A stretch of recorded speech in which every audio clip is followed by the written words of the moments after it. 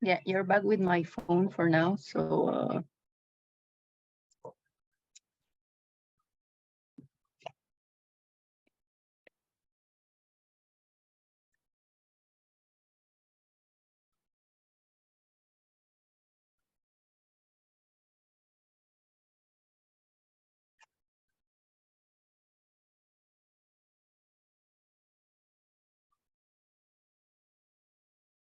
Okay, only when we're ready, we'll turn these lights on.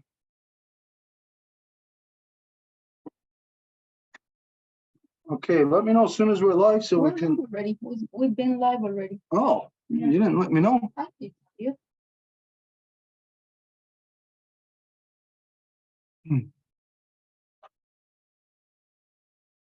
you. Okay, if there's anybody joining us on the Zoom, there's a few of you know already. If there's anybody joining us on Facebook Live or just wondering, like what's going on, we're waiting right now. The council today was originally supposed to be at 1, but then there's issues to be expected on the ground in Winnipeg at the meetings they're having, so it was pushed to 3:30, 4 o'clock.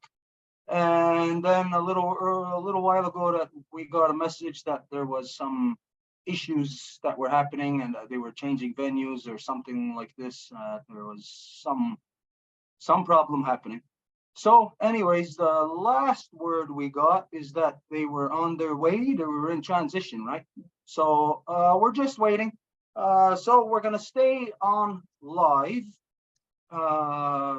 just in case they come and, just so that we stay here, that nobody's going to come and then see or think that, well, we're not here, it's done or something, and they're going to leave. So we're just going to stay here. And if anybody has anything for now, in the meantime, like if there's any information or anything, let's share it. We're just waiting anyways, so.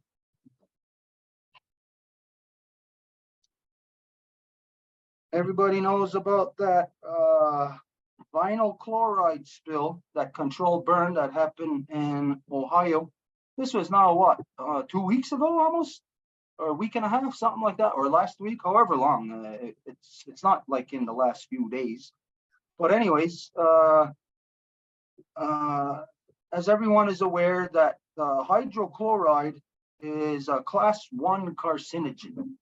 If anybody knows what that means, I didn't know what that meant either, until I read it and in the article, and then I looked it up. What's class 1 carcinogen?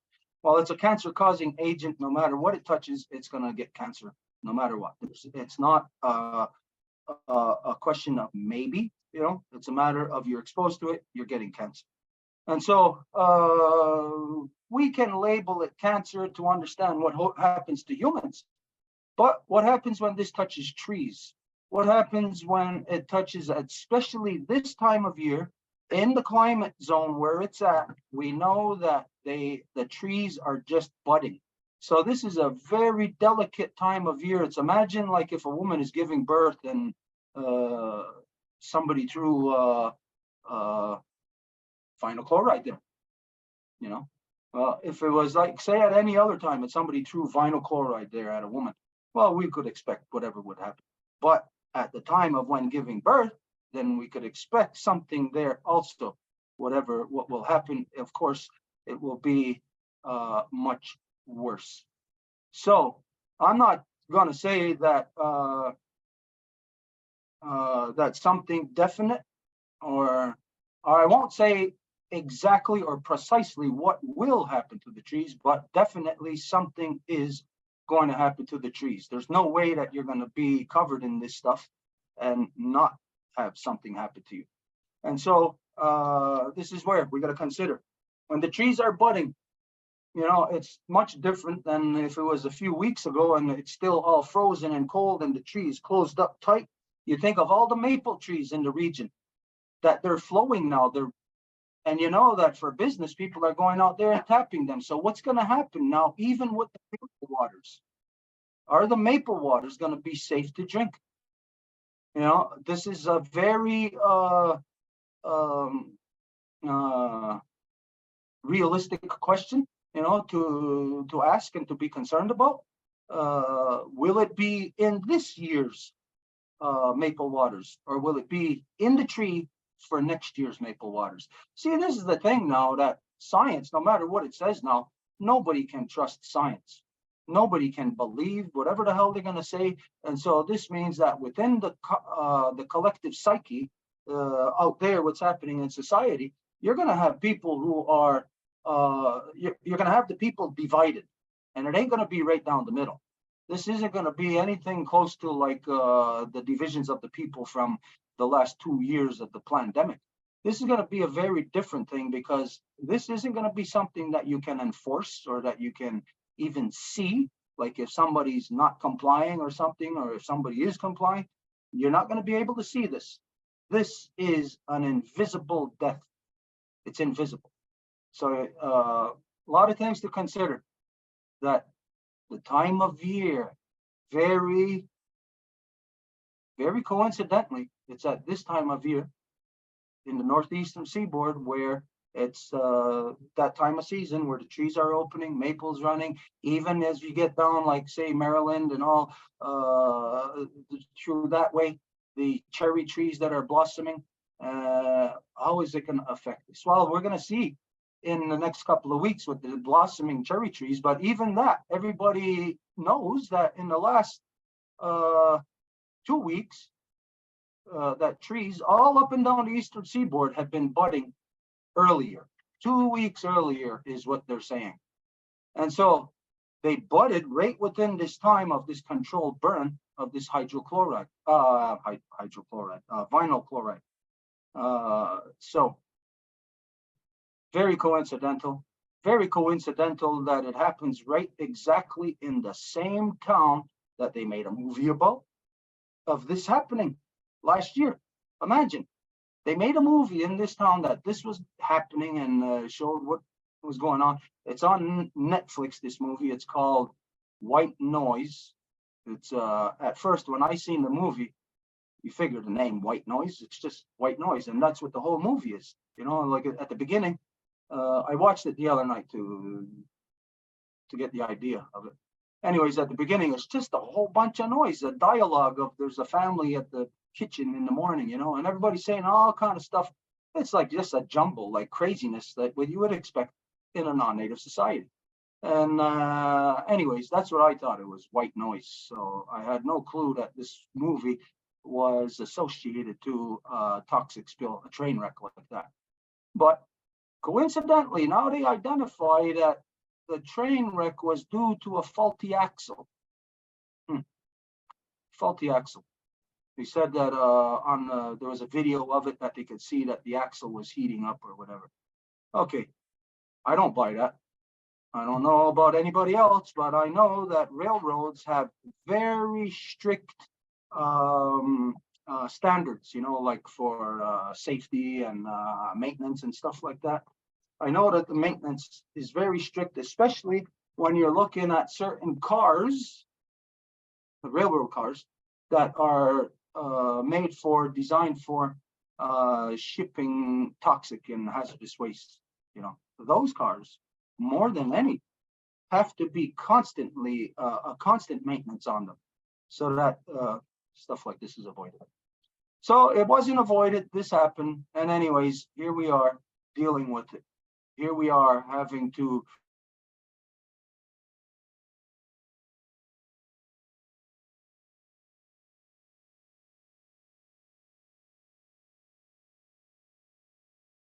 through their teeth. You cannot have a releasing of a class 1 carcinogen into the atmosphere and not have any kind of blowback. You know, it's impossible. Anybody to think, just because scientists are saying it's safe, anybody to believe that, you'd have to be retarded. And so here's what we have. We have a bunch of insane people who are leading the retarded. This is what's going on in the world. And so what's going to happen under that perfect storm where you have insane people leading retarded people? Well, absolute insanity is what's going to happen. And so this is what we're seeing. We're starting to see just the glimpse. It's like you got a telescope now and we're looking out there on the ocean and we can see a little bump on the horizon. Here comes the pirate ship. Get ready. The pirate ship is coming and it's going to hit hard. It's going to hit everybody on the East Coast very hard. So anyways, this is the concern right now. Up until like say, up until today, actually, in the news, it's been kind of like they've been playing it down, and to the point of where it's not even there, you know, in some medias. Like you would wonder, hey, it's like a planet just blew up and it's not in the news. How the hell could that be? You know, how could it be that there isn't a constant monitoring of media, you know, monitoring the site, constantly having somebody out there themselves from the public to be testing and stuff like that? How come it's not like that? Well, this is what we should be seeing when you hear that a cancer-causing agent is released into the Earth's atmosphere. Of course, you should see everybody rushing around there the same way, like when there's an oil spill. They should even have some kind of like that barrier, you know, they put on the water, that floating barrier. Not that there's one that you could actually put in the air to block this in, but when you think of that's how far they go for an oil spill, but yet for this, there isn't the same level of urgency, you know, like the same level of everybody pay attention, keep your eyes, keep your attention focused on this. It's insanity right now. It's utter stupidity. And anyways, for everyone who has to deal with it, myself this morning, I seen a post of somebody saying something about it, and I just commented that everyone on the East Coast should, if you can, take a 2-week vacation. Get out of there for 2 weeks, if you can. No, not to cause mass panic, but would it be me causing mass panic if I said get out of there? Maybe if I just said, hey, get out of Concord, North Carolina. Why? That might cause mass panic. But if you say get out of the place where there's been a toxic cancer-causing carcinogen released into the atmosphere, then it's not me causing the mass panic. It's that event that causes the mass panic, as it should have caused the mass panic. Instead, what the people are doing is they have retreated into docileness. It's like they're like as if it's irrelevant what happened. And when we consider in the world right now, you know, all the crazy stuff, like what's going on, wars everywhere and everything else with environment, everything, it kind of is irrelevant right now. You know, but at this point, we could watch a whole part of a continent fall off and people wouldn't even be, wouldn't even make a dent in their day. You know, this is like we've been numbed out of our humanity now to not even know how to respond to anything. So like in the past, as a species, if something happened to us, if we seen, let's say, a light coming out of the sky, the whole species would respond somehow, some way. Nowadays, there's a dozen lights falling out of the sky and everybody just turns around and goes to work and does whatever. So where we are, everything seems to be pointing towards that. When you know that humanity is in a state of denial, it's only because of that something big is happening to humanity. Something very big is happening to humanity right now. All of us can feel it all the way down the line, right to the tiniest, littlest thing that you do. You may not be able to detect it or figure out what does this thing mean. Just this one little whatever negative, you might not even register on your radar in the day, you know. But that one tiny little negative thing would not be there unless it's triggered by something else, and everything.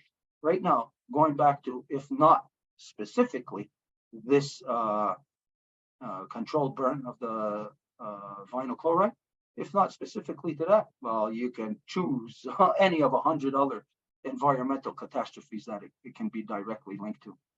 So we are bombarded our senses of being alert, you know, that part of your brain of be on your guard, be alert, be ready for anything, be ready for emergency, you know, and being able to know how to deal with it. And realistically, it's like as if that part of our brain has been burned out. Like it's been like precision brain surgery. What all these different things done to our Mother Earth, they do it to the Earth over there, over there, over there, never right where you are, unless you are a native person. Then it happens right where you are. But to everybody else, it's all over the place. It's not you, so you can't see it, and you don't think that a drought in the West is affecting you here in the East. You don't think that a toxic spill that happened in Texas a couple of weeks ago, or I don't know if it was a month, something like that. You don't think that that affects you. We don't think that seeing the geese return yesterday affects us. It's early. It's too early for the geese. It's at least 2 weeks early for the geese to return. But this is happening. And right now, our maples are running. Now, what do? I think, I don't know.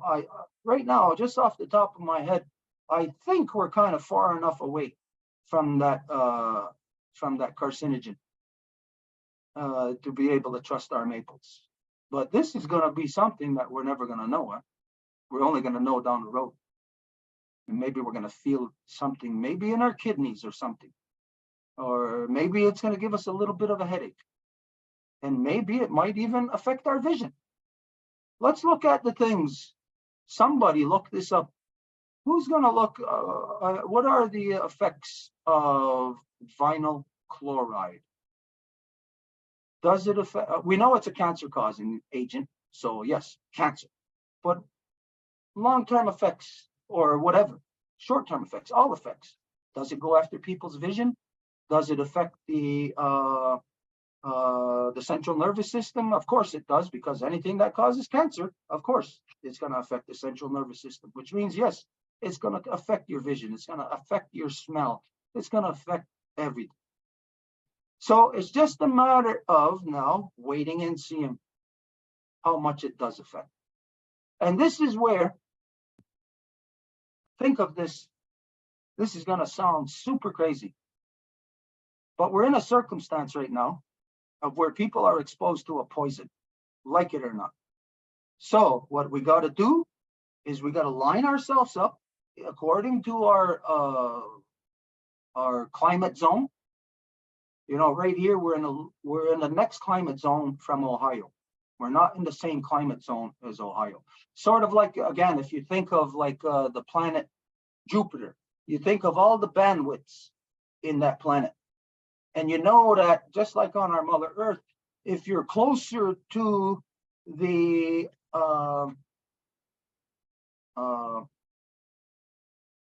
equator, not the equator, the poles, you know, there, your days are shorter at a certain time of year.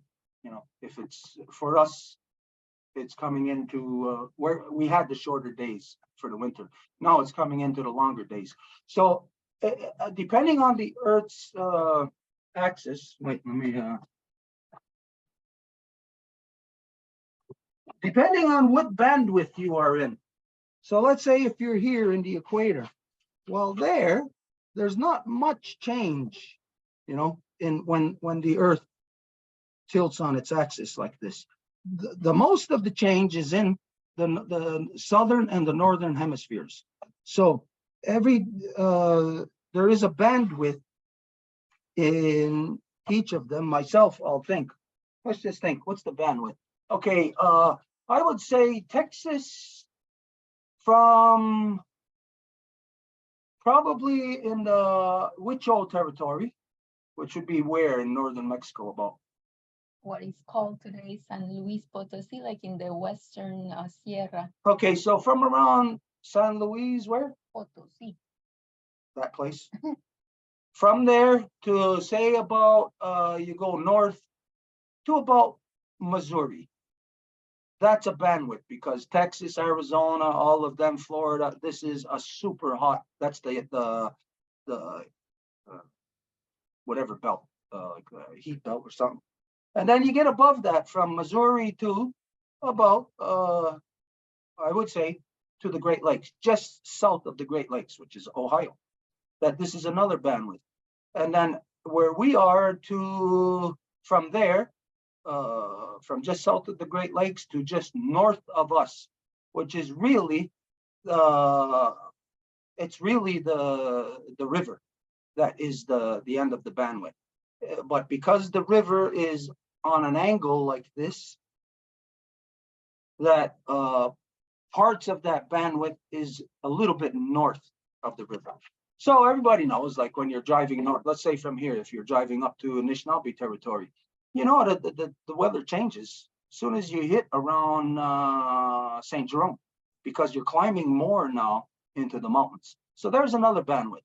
And so from there, and I can't really speak much more about that, the Anishinaabe can, of where from, say, around St. Jerome to how far north is the next bandwidth until you know, you can tell that the weather changes. For me, I think it's around, I would say around Val d'Or, maybe a little bit further. And then we're into the Canadian Shield, which means another bandwidth where it's basically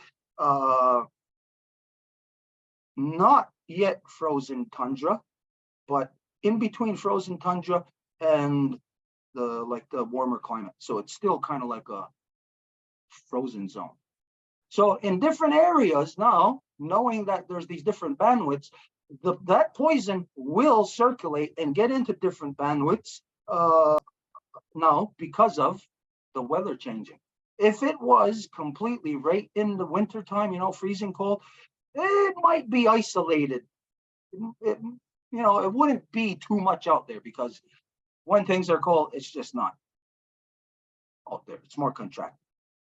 But the fact that we are in this time, and it's springtime in Ohio, and the buds on the trees are opening.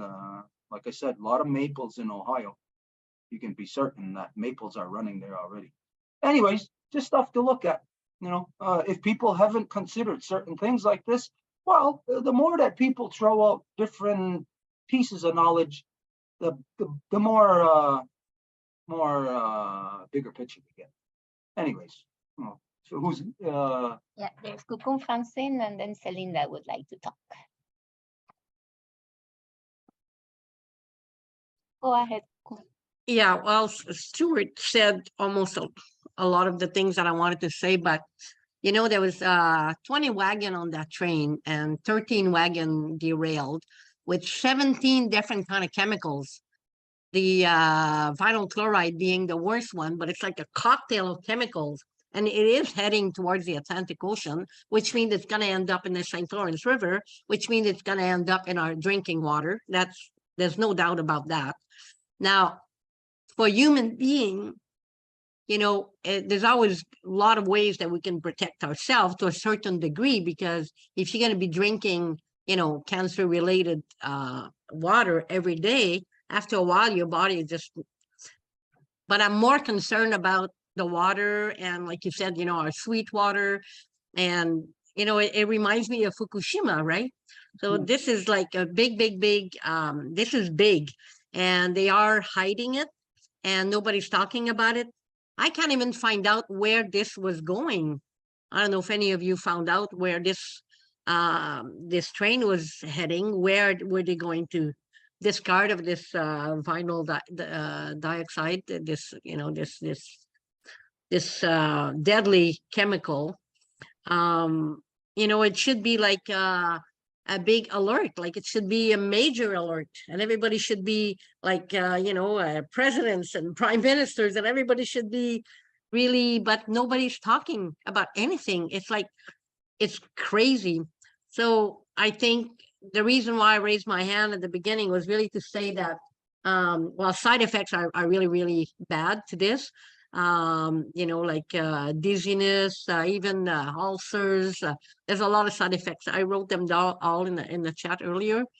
But I think that we have to not revive because we're still doing it, but us women, you know, we are responsible for that water, and we need to do this water ceremony every day, every morning, every night, do our water ceremony and tell the water how much we love her and send her so much love for everything that she's going to be enduring right now, because this is, I cannot understand how come nobody, well, I mean, beside us, but why the authority are not right on this, and the media, and well, we know why, but you know, it really makes me sick when I think about it, of, you know, so this happened on February 3rd, so it's 17 days ago, and it's just starting to hit, you know, if we're not going to be able to see it the same way as we saw Fukushima, because Fukushima was, you know, well advertised, and, you know, you could still go today on that website and see everyday little explosions, because there's still explosion happening every day in Fukushima, and all that radiation that's already, you know, in the south, and now, you know, this heading. So, and we all know, if we look at the globe, we all know that the water is all connected everywhere on the planet.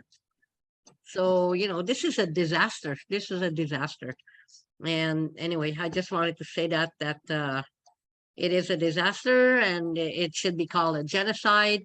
And yeah, and it's happening right now. And this is, you know, it's one thing after another. And we need to be even, you know, bigger protector of our mother and our waters at these times. So that's what I wanted to say. Thank you. Yeah.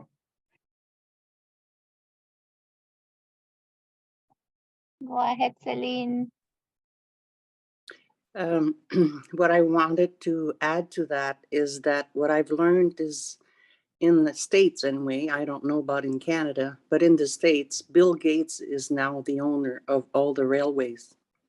And what came to me is that because everybody right now is stopping of taking those injections, of course he's going to make something happen to you know, like for people to think that's why they're getting sick or that's why they're dying, so that it doesn't lays no doubt that it is because of the injection. Now there's another one that just happened as well. I think, I'm not sure if it's Chicago or Texas, so that's another derailment that has happened, the same type of explosion. So he's going at different places. I don't know why. I heard that something else would happen in Montreal, so I don't know why. I didn't quite get the relation to it, but what the one that is happening in Ohio is doing is that there's millions of people down that river that will be affected by it. And yes, the winds brings it up, but the water goes in the other direction, as what I've understood. So there is a lot to be alarmed. And yes, they are hiding this. They're just sending FEMA during next week. FEMA will finally go, and there's a reason for that. But it's always to just political. They just want to do that because if someone doesn't push, they won't do anything, because they want to have as much damage to be done before they do anything. And even the right now, people are saying, you know, in Ohio, putting the Ukraine flag just to say, you know, you're spending all kinds of money over there. Why don't you send it our way? Because we're U.S. citizen, you know. So it is very alarming to see what is being happening. And like you said, Stuart, there's a lot to be alarmed. A lot of things will be happening one after the other. We've got yet a lot of things to face coming before us. Oh. That's not even mentioning all the dead fish and dead chicken already. like a lot of dead species, and we're not even gonna know half of it, but there are, it's already been, as we already know that it's already been in the news that thousands of fish and chickens from Ohio, that are dead already. So almost instantly. So just to Okay. tell you. Enberg. Ohio, that's the Buckeye State, I believe. Yeah, I think it's the Buckeye State. A lot of poor people in the Buckeye State. So you just think of, well, poor people, they can't evacuate, they can't leave, and money is tight, and that place is a dark zone now. I bet you, even say like food or whatever going in there, I bet you the prices are going to go up, because you know that the white man always takes advantage of emergencies and gouges prices, gouges the society. So when the people are down, if they're in normal times, if they're selling a stick of gum to the people for 25 cents, when the people are down, they'll sell that stick of gum for $1.25. So you can see what's going to happen there. This means that all the poor people are going to be eating poison food. They're not going to starve. They're going to eat all that poison stuff. And when you consider that recently, in the last couple of years, there's been a lot of belt tightening, people losing jobs, like throughout that whole region, Buckeye State, Ohio, it's not really too populous. It's really only the city areas, like Columbus, Cincinnati, Cleveland, a lot of people in those city areas. But the countryside, it's wide open countryside. A lot of hunters, a lot of people go hunting, especially like after the last couple of years, with money getting tight. So people are going to be eating that poison stuff.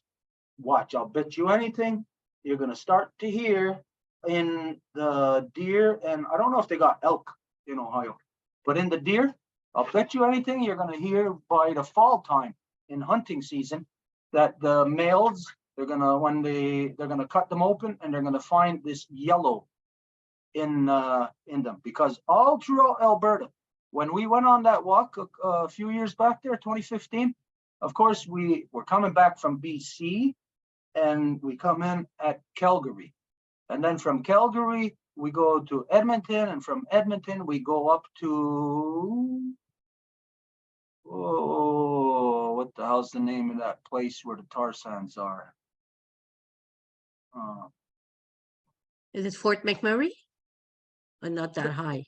Is it? Wherever the tar sands are, anyway. I think it is Fort. I don't know. I can't say for certain the name. But anyways, the tar sands are more to the north.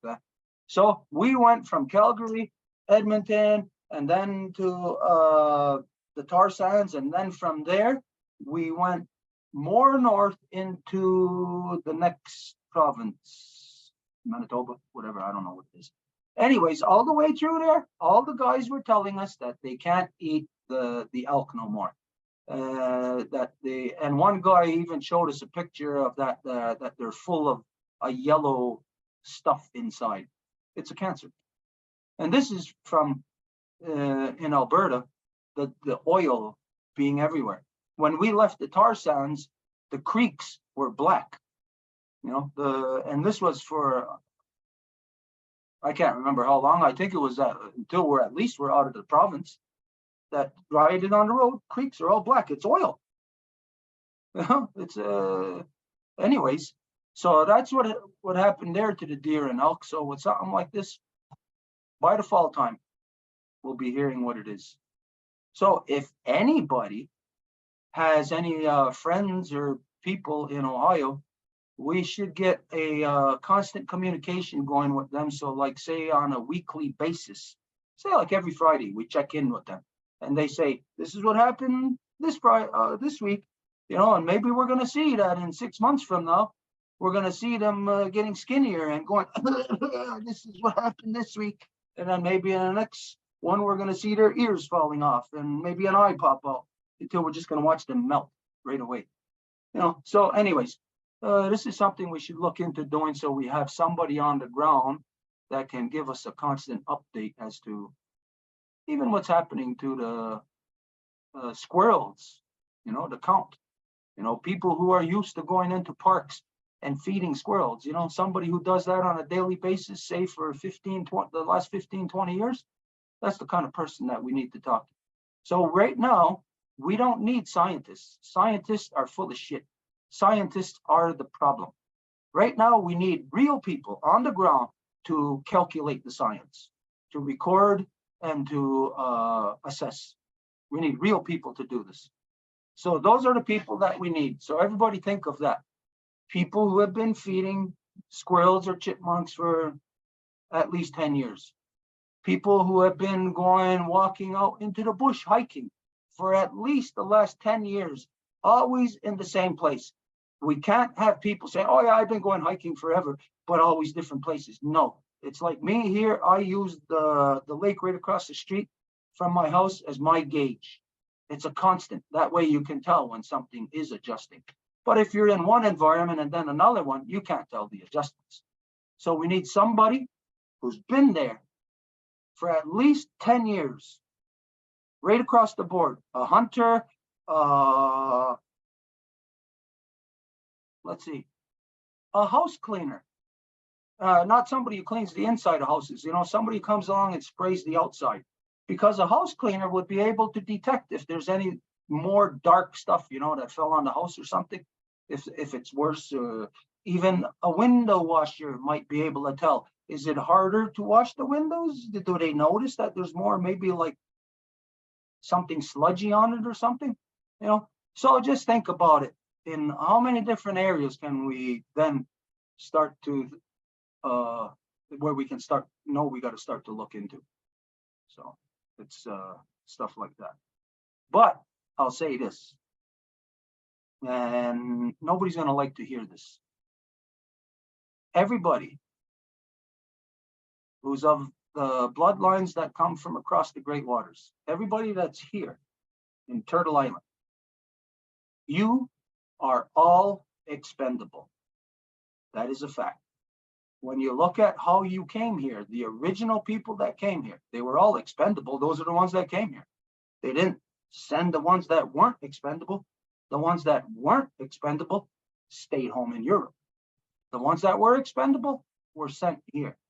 And so this, when you consider, and we brought this up in the past, how could such a tiny island nation of people, Britain, where their numbers over the centuries have basically stayed the same. I mean, a slow, gradual growth. When you consider just their numbers, not any immigrants or anything like this, you know, now you got half of India living in Britain.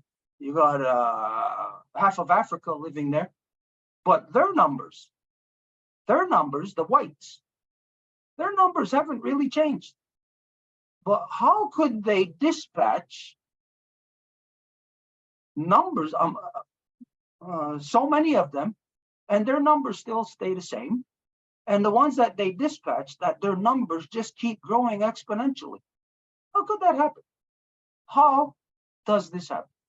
If we were to look at this under any other, like say under a scientific light, like a growth of a natural growth of something, it doesn't happen like that. Nothing happens like that. So this is how you got to look on a larger level here as to what has been going on, not in your lifetime. You got to look not over 500 years. You got to look over thousands of years. Over thousands of years, what has first happened in Europe? Where is the central point of the concentration of the insanity? It's in Britain. And how long did it take for it to overpower Britain?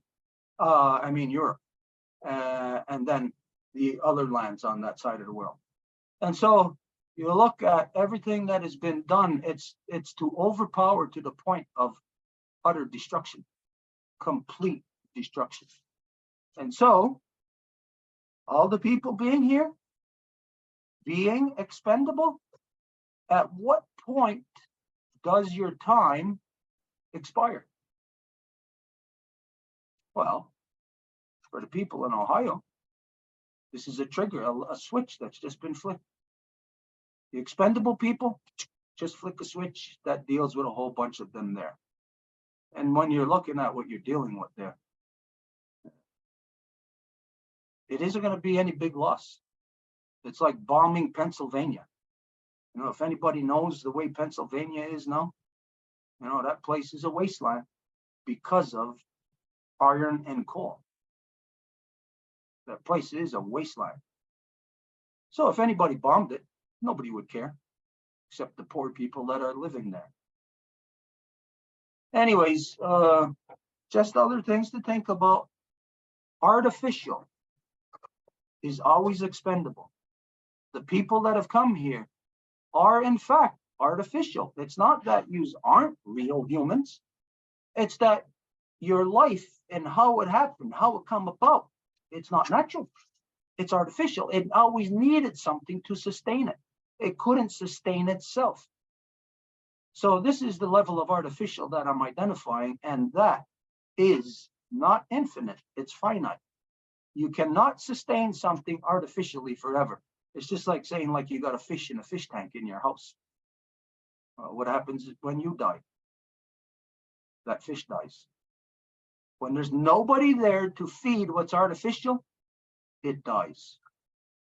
What feeds the artificial people here in Turtle Island? Money. That's what feeds them. Is money being tightened? Yeah, we can see that. The last 2 years, everybody became poor. But it's not just a matter of about becoming poor, it's about money. When you think of what is money, if you think of a coin or a dollar, is that being tightened? Yes, it is. You know that everything is slowly but surely being relegated into all economic exchanges are being relegated into digital currencies. So that money means that your let's say your low level artificial person, they can't use that. They can't use the digital currencies. Most of them can't even get bank accounts. And now when you know that your average person, in the past, you used to, if I had a check and I wanted to give it to Francine to cash in her account, you know that used to be able to do that in the past. At the very most, they might keep it for a week, yeah, but they would cash it.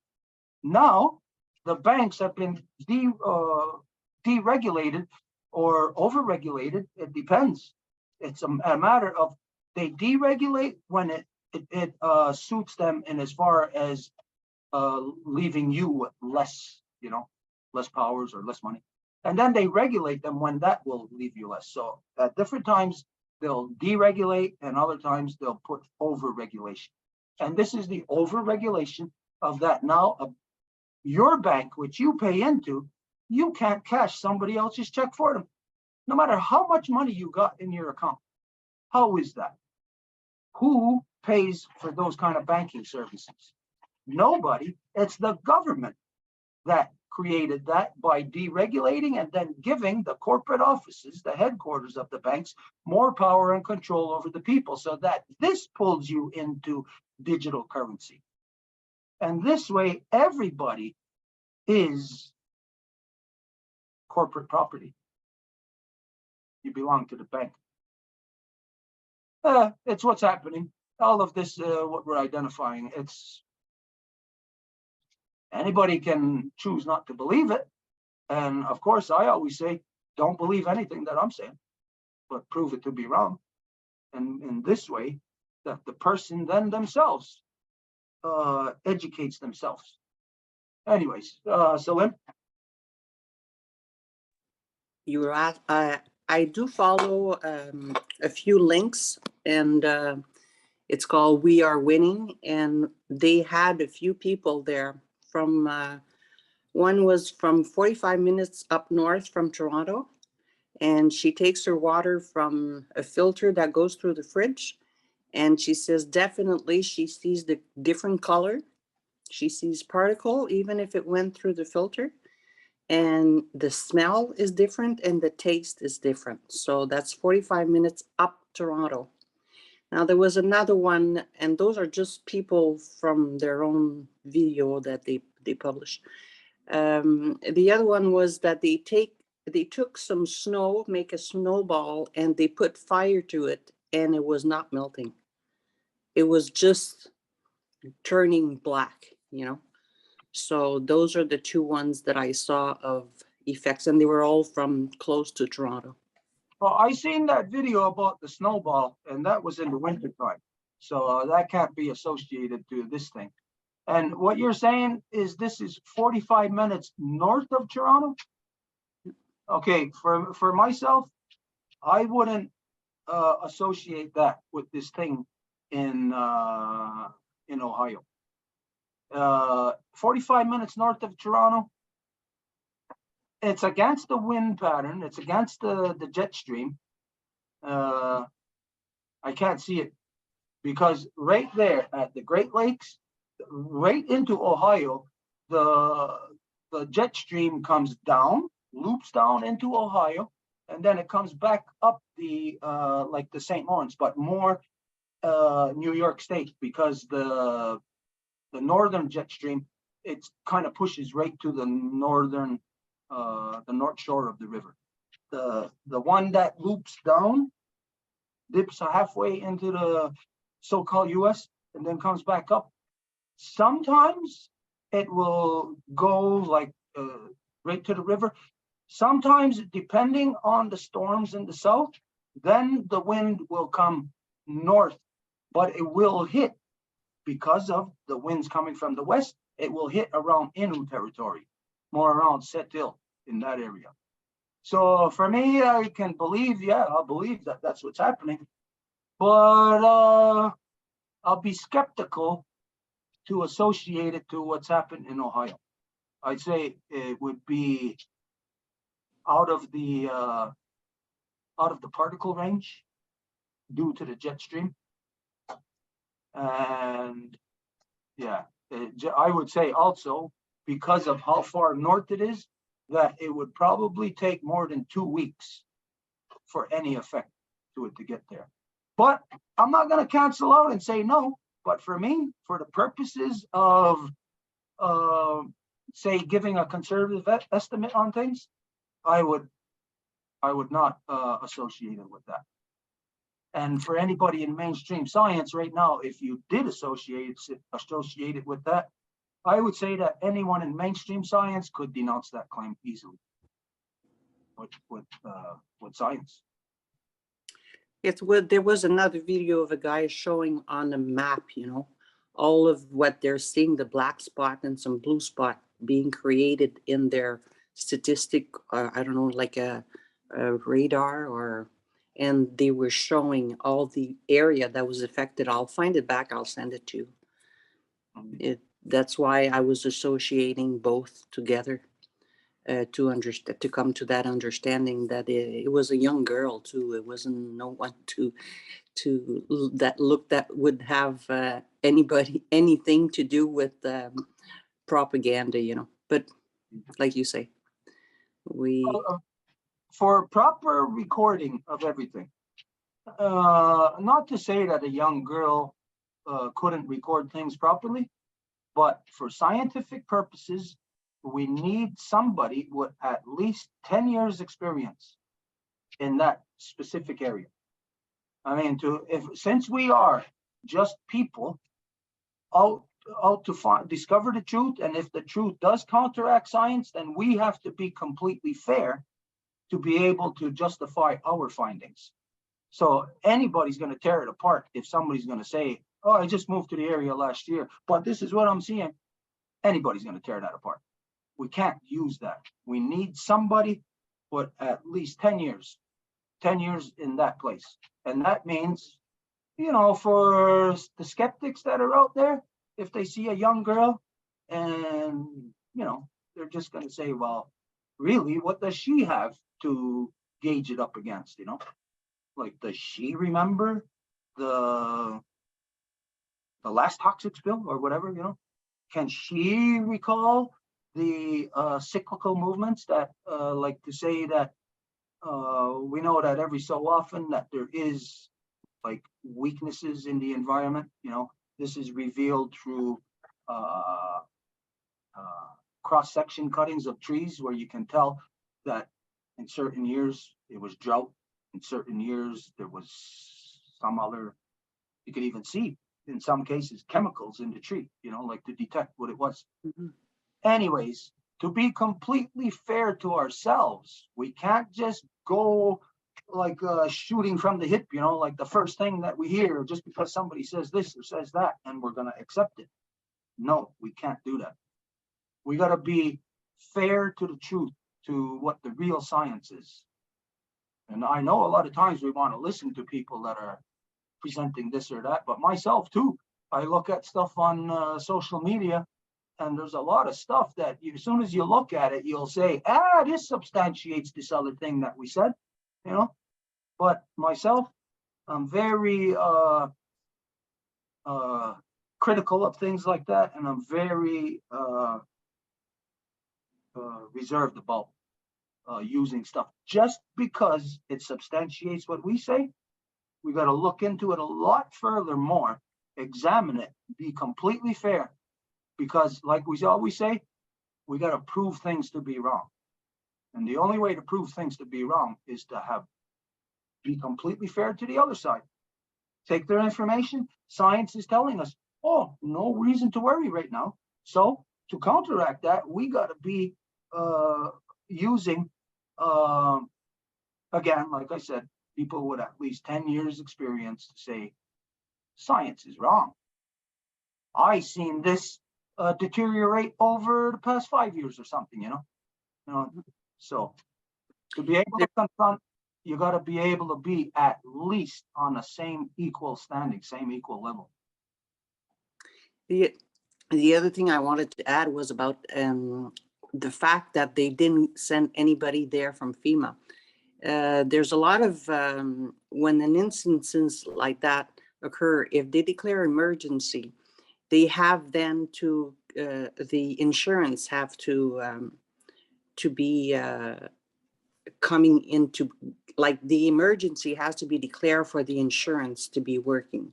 So a lot of reasons sometimes that they won't send or say the emergency is to cover the insurance, because then the insurance will have to cover pay for a lot of aid and stuff, So that's another element to take in consideration. Insurance has a lot of power in our society, and when they have a lot of money to prevent from having to pay, when they could, they will.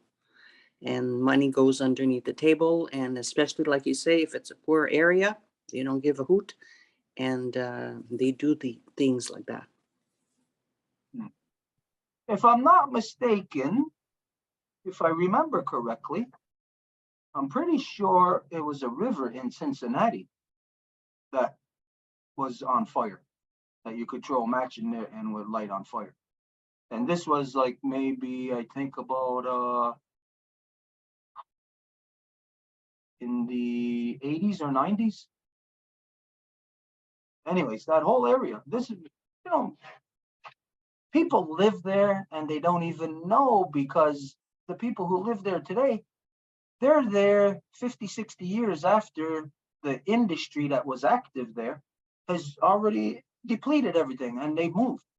And now these people are living there without knowing that they're living on toxic landfill. They're living in toxicity. And this is really the entire eastern seaboard. Pennsylvania, that place is a black spot. Ohio, same thing.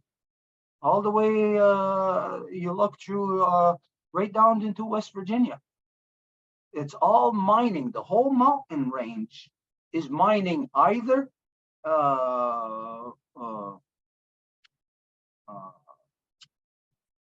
coal or iron ore, or whatever else. I know that. In upstate New York, salt mines, huge, gigantic salt mines in Onondaga territory, like salt mines that are so big you wouldn't believe. It's like a city inside a mountain, how big they are. So all the way, the whole mountain range, the Adirondacks, the Appalachians, the Smoky Mountains, it's all one mountain range, right down into, it disappears into Florida, it goes into the ocean. So all of that is all mined. You got to think, how long before it's used up? And when it's used up, that's when, again, the expendable people have reached their limit. That's when the switch gets flicked on them. And people start to disappear, but you don't see it right away. You just see all of a sudden, maybe in 20 years, people may be in their 40s dying of cancer. The people of today, the ones who are born today, just like a ring on a tree. This year, in the tree, you're going to see that ring. If you cut it down 100 years from now, you'll look at that ring in this tree at this year, you'll see the poison in it. And so the people who are being born right now at this time, I won't say it is, but most likely, very likely, that all of them are going to have cancer. If you're born into that, how long before the cancer is actually activated in you? So for 40 years now, we're going to have to do a study from here forward 40 years. We're going to have to watch 100 people who are born today or within the last 2 weeks. Have to watch. A study has to be done on 100 people in Ohio and in other states. So this has to be a massive study, other surrounding states, to see actually, and even to the west, to see, to really get a notion of where the particles dissipate. So the only way to know it is not to listen to scientists. It's for us to take responsibility for humanity and to start monitoring humanity. But we need to be cooperating on that. So this is why, this is really the reason why all the work that we've been doing in making the bridges to bridge our nations, to bridge the peoples together, so that we can stand together.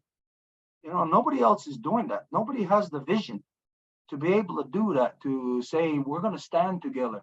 Not just Native people, but non-Native people too. That anybody who wants to live, anyone who wants to survive, we're going to have to stand together. These are the reasons. So when we do stand together, it's us, the ones who are just normal people, who are going to have to start acting like, natural scientists. A lot of things got to be studied on this. I would have something to say. It's just to continue because Kukun Francine posted the effects of vinyl chloride on the health. And then I made also a quick search. And the first thing that they say that it will prompt the development of cancer is the liver. Then they will talk about lung and several other types of, kidney, spleen, nervous system, blood. But all of them, the ones that I saw, speak about the liver. And it prompted me to remember a dream that I had actually shared on the Turo Wampum working group, I don't know how many weeks ago, that I had dreamt about this turtle that was completely stripped out from her, usually turtles have their back solid, So it was like if somebody had been sitting on it. So for me, it's like the association of how much we have been digging out of her. But I was taking her like that, and I was like, oh my goodness, like I was like completely what? But her eyes were yellow. So we even spoke in the Turo Wampum working group as to how yellow, it indicates always liver disease and everything. So I went now to do a little bit of research about like what can we do to prevent liver disease, or once you have liver disease, what can you do? And of course, it all nails down to antioxidants, But then it just makes me think of the fact of how the hemp unity agenda is so important, and this is like the time now. Like we should be maybe contacting even people, environmental people in Ohio or something, like to see what can we do, like maybe to send them seeds, to plant seeds or something, because this is really an emergency, and it's going to be everywhere most likely. On another note, today I was seeing that because I checked the Francophone news, the Mexican news, So the president of Mexico now is saying, okay, we have a lot of lithium in our territory, so we need to protect it, so we can only us exploit it. But then they are negotiating a Tesla plant to have, okay, you have the lithium, you have the batteries, to have the whole circuit going. But themselves, they're saying we need to ensure that we have access to water to be able to have this a factory of Tesla. So they are literally saying we're going to kill the waters. And that's what's happening with this toxicity and with the extreme use of, to create electric cars, to create batteries out of lithium, to extract all of those minerals. It's all water, water, water. So we are just toxifying the waters, making that our liver is not going to be able to be getting rid of this toxicity, and that everything is going to go yellow. And that's the yellow that you were talking about in the animals that made me remember of the dream. So yeah, just to say that in the solution level, because I mean, of course, we can be completely like, oh, what are we going to do with all of these? It's like too big for ourselves, but it's like hemp unity is there and we have been working with it. So there may be just ways to click on the how, we're going to make this go faster and create like a snowball effect, because this is really what is needed to clean the toxicity, all kinds of toxicity. Yeah, so I just wanted to share that. Maybe they're calling. The strategy. Oh. Maybe it's not them. Okay, we thought they were contacting us. What time is it now? Does anybody know? 5:35. We're already hour and a half. Okay, well, what we'll do is we'll wait till 6 o'clock. That's more than could be expected of us.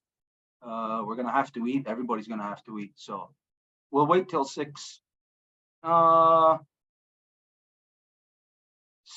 then, we gotta start informing people as to what to do as preventive maintenance for themselves. What is good? What medicines do you know for for the liver?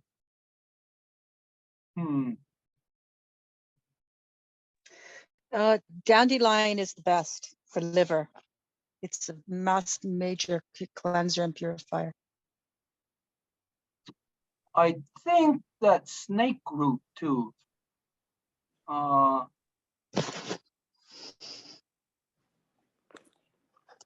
Or When maybe I had my 4 episode in this summer when we went to Marie Claude, I used rosemary, and I had fermented ginger and turmeric roots together for inflammation.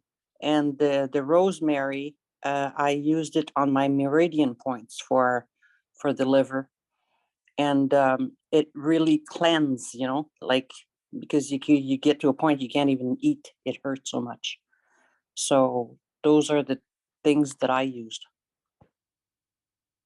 Myself, I know Ananordo is multi-purpose. It'll deal with anything. It's the chicken soup of medicines.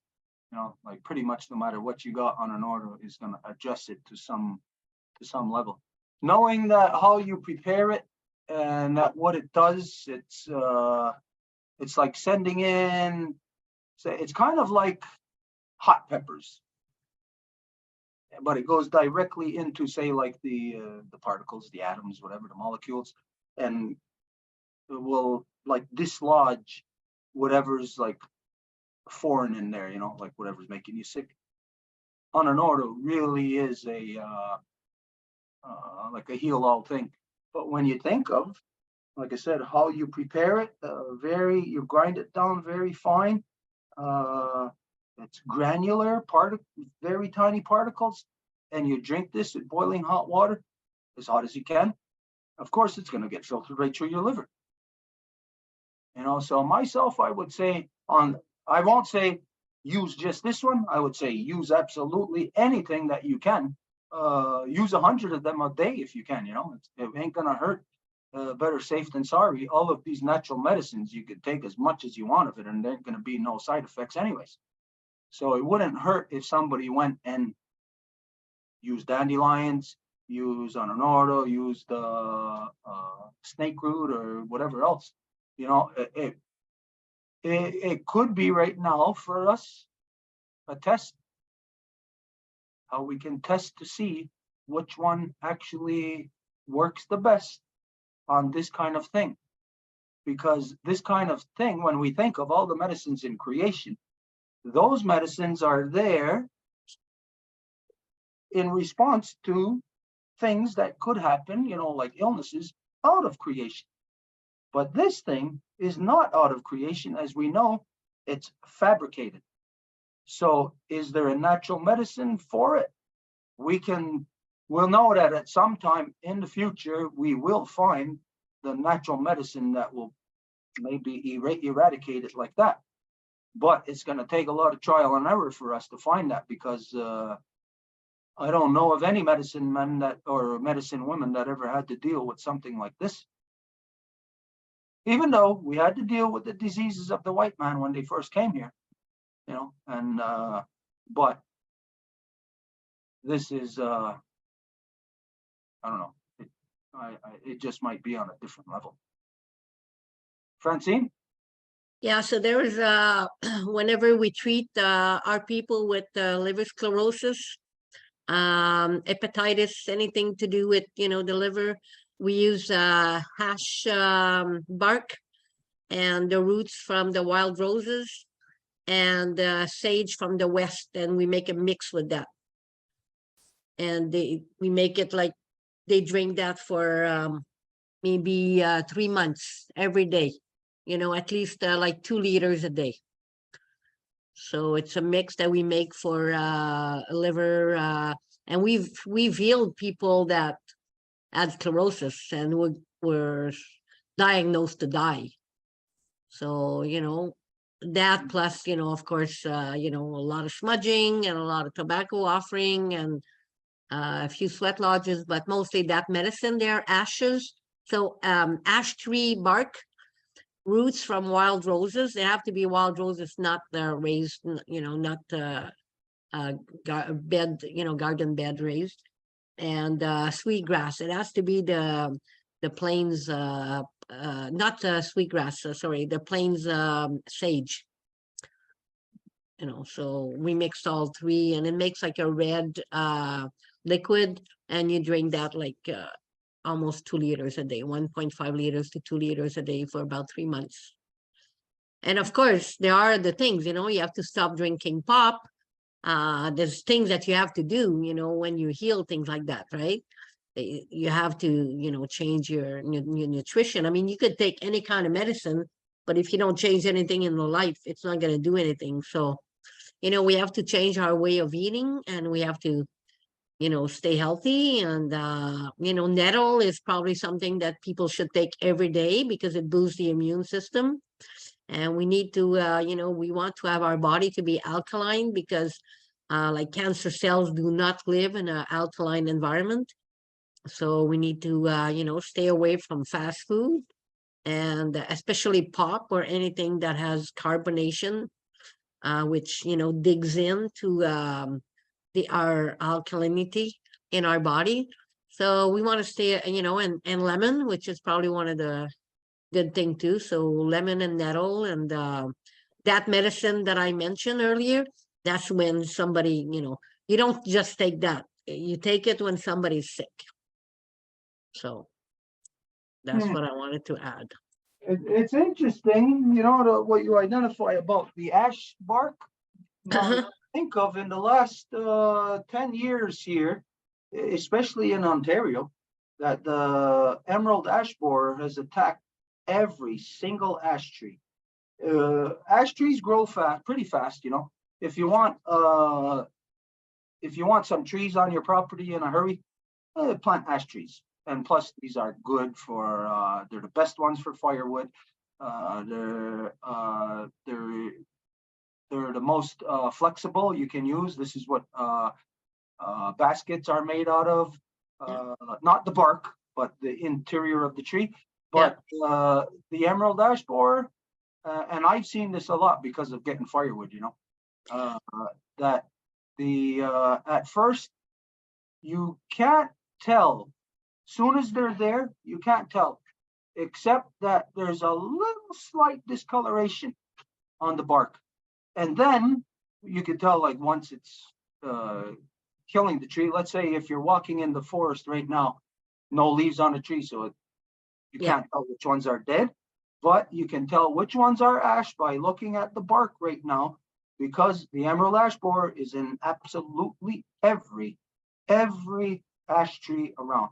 They will, right now, the only ash trees that are safe from them are the saplings, because the emerald ash borer only goes into I can't say specific, but this, I'm taking a guess right now, just estimating on what I've seen. They won't go into a tree unless they're about this big. Yep. About that diameter. But if they're, say, saplings, just coming up, there's really no space for them to be there, So these young ones are safe. And there was an idea that I had, what I didn't do, and I kicked myself in the ass for not doing it. But I got a big giant ash tree out in the back that died. And when I seen it was starting, this was, I don't know, 3-4 years ago. I even said, but this is the time of, what was happening with my father. And this was not easy for anything. But I said that I wanted to drill a hole, maybe 4 or 5 holes, about 5-6 inches deep into the tree. And I wanted to stuff it with garlic.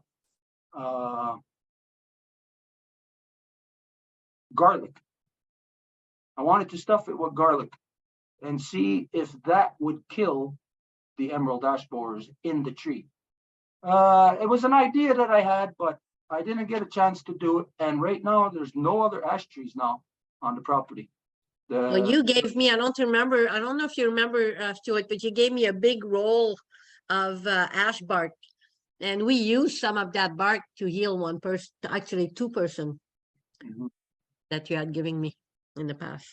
Anyways, it'd be interesting, like for, when you got a lot of people involved in a study, and if we're all involved in a medicinal study or, medicinal because of what you said, how you use the ash bark in it, then we could begin to read if the ash bark has lost its medicinal properties due to the emerald ash borer, and we'll even be able to look at if there's enough of us as to you could tell that the tree is dying, like we could establish how long into it that we can still use it. We could figure this out, but it's going to take probably decades. Yeah, because anything native medicine is not known to the white man, so it's not really documented. Like this mix that I just told you, this come from a very powerful medicine man out west that gave us that recipe when he came, and but it's not something you're gonna find online there. But yeah, I agree. We could start doing some research because that ash tree is very important, and it does many other things too. That bark, it's used for many medicine in a mix. And I also read that they just in Quebec City, around the Quebec region, that's coming with a full strength now. So that might be a place where these kind of studies could be done too. What, the emerald ash borer? Yeah. Hey, do you know where that little white plug is, the charger for this? I have left it on top of the. Oh, okay, wait, there's somebody else there. Sorry, we didn't see who else has their hand up. I can't tell who that is. That Kelly? Yeah. Okay, so a couple of things. What root did you say that was, Stuart? Snake root? Snake, like a slithering snake. Okay, because I just looked up and it was saying that there's a white snake root, but that seems to be poisonous. So I'll read up on it more. The other one was one thing that I really learned from when I was sick with all the flu viruses for years, that everybody's got their own biology. I tried so much different alternative echinacea, you name it, oregano, nothing helped me at all until I actually learned how to gather the fungi, which is antiviral. So, and then I was someone, you know, in my family, the only one who ever got sick from flu viruses, and no one else did. And then of course, Carrie and my sister went and got flu shots, and then they get sick all the time now. And that's from just the influenza ones. And so I wanted just to share that about what I've learned with my own system.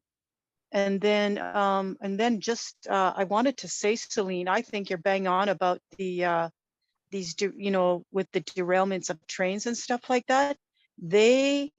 I can't, someone has just told me right now, I can't remember the story of, again, recording of, you know, everybody who's getting sick, and they, oh, maybe that was yesterday, and they don't want to, the people there, they wouldn't acknowledge them being just, or treat them for their, you know, what they are really sick from. And this would fit right into the dark pattern, which is, you know, they want to make everyone be sick from something else. Yeah, I think you have to really look at that, because, and just thank you for getting that information. I think that's just really it that I have to say. Oh no, but also Kukum, I've got this major infection. It keeps being, or like a cold, but I'm just wondering if I've got an infection in my eye, and what you may know, or even Celine or anybody, what is good for cleansing the eye besides salt? Chamomile. It's called, in English, it's the wild blueberry, but it's not a blueberry. I could send you the Latin name. It's called Centauré in French. And you make a water with that. You soak the flowers and you soak your eyes. But, you know, right now you're just self-diagnosed, right? So it's hard to really say exactly what's causing it. It could be many other things. So, you know, as a naturopath, I'm always very cautious about, but Centauri is very mild. Anybody can use it, but that's probably one of the best thing. You can buy the floral water of that already. It's so, Centauri? yeah, Centauri. It's I'll find the English name for you. It's a wild blueberry plant, which has nothing to do with blueberry. It's Centaurian in Latin. I'll send that to you by email if you want, but it's pretty easy to buy the floral water for that. And that's probably one of the best thing for eyes. Now, I don't know if you really have a problem with your eyes, because it could seem like it's from your eyes, but it could be from something else, right? So It's a continuum of I could feel like when I came back from Montreal, I mean Ganawagi, that something was trying to get me. And then eventually it did. It started as a big knot in the back of behind my left lung. And I thought, oh, I just put a knot. And then I was sick for a week, or no, I had the pain in my head in that knot. And the next thing I felt it sort of go to transfer to my right side of my lung near my spine. And the next day I had a cold, I had the flu, and that lasted for over a week or something. And then I feel like it's still connected to that, you know? But then I just yesterday, the other day, I just felt like my right eye just keeps being swollen compared to my left. So, you know, it's hard to say. Centauri is good for anything to do with eyes, so you could try that. But it doesn't mean that the problem will be solved. It's probably coming from something else, you know? Yeah.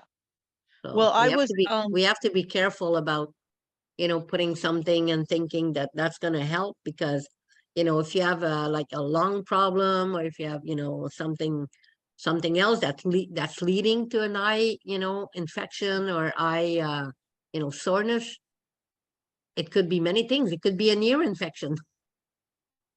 Well, I you have know, to say, so oh, sorry. yeah, that's okay. I've hardly been sick at all since I've taken the fungi from the forest. But I spent massive years being sick and learning patterns of viruses, and I found this one. It's And what I found when I was always sick is that I couldn't get sick unless I had a new symptom that I'd never had before. And it's interesting because this symptom came up. It's like, this is how the virus find a place where to lock in the back of my lung. And then all those regular type of flu symptoms that you can have, then they all came into play. So, I've really learned internally how viruses work. I think probably you have to look at your immune system for sure. Well, since I learned how to gather the fungi. I got sick in Haute Villa, but then again, I didn't have my medicine to make a tea from and drink right away. But the only time I've gotten sick is when I would say that I caught the virus in Ganawagi, like whoever knows, it could have been at the mall or whatever.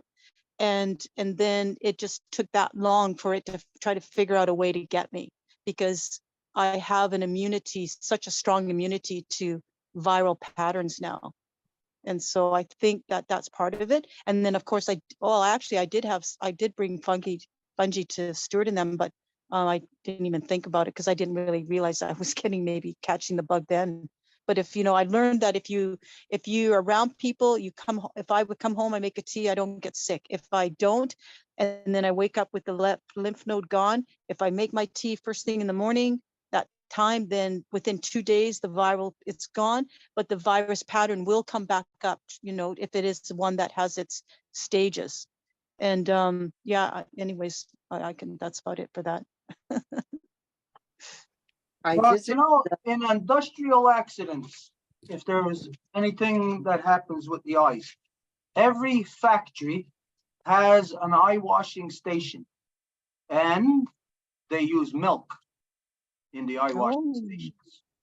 Now, also, ironworkers, when we're welding, sometimes people get flashes. This is when the arc of the welding, the light, if you look directly at that, you're going to burn your cornea.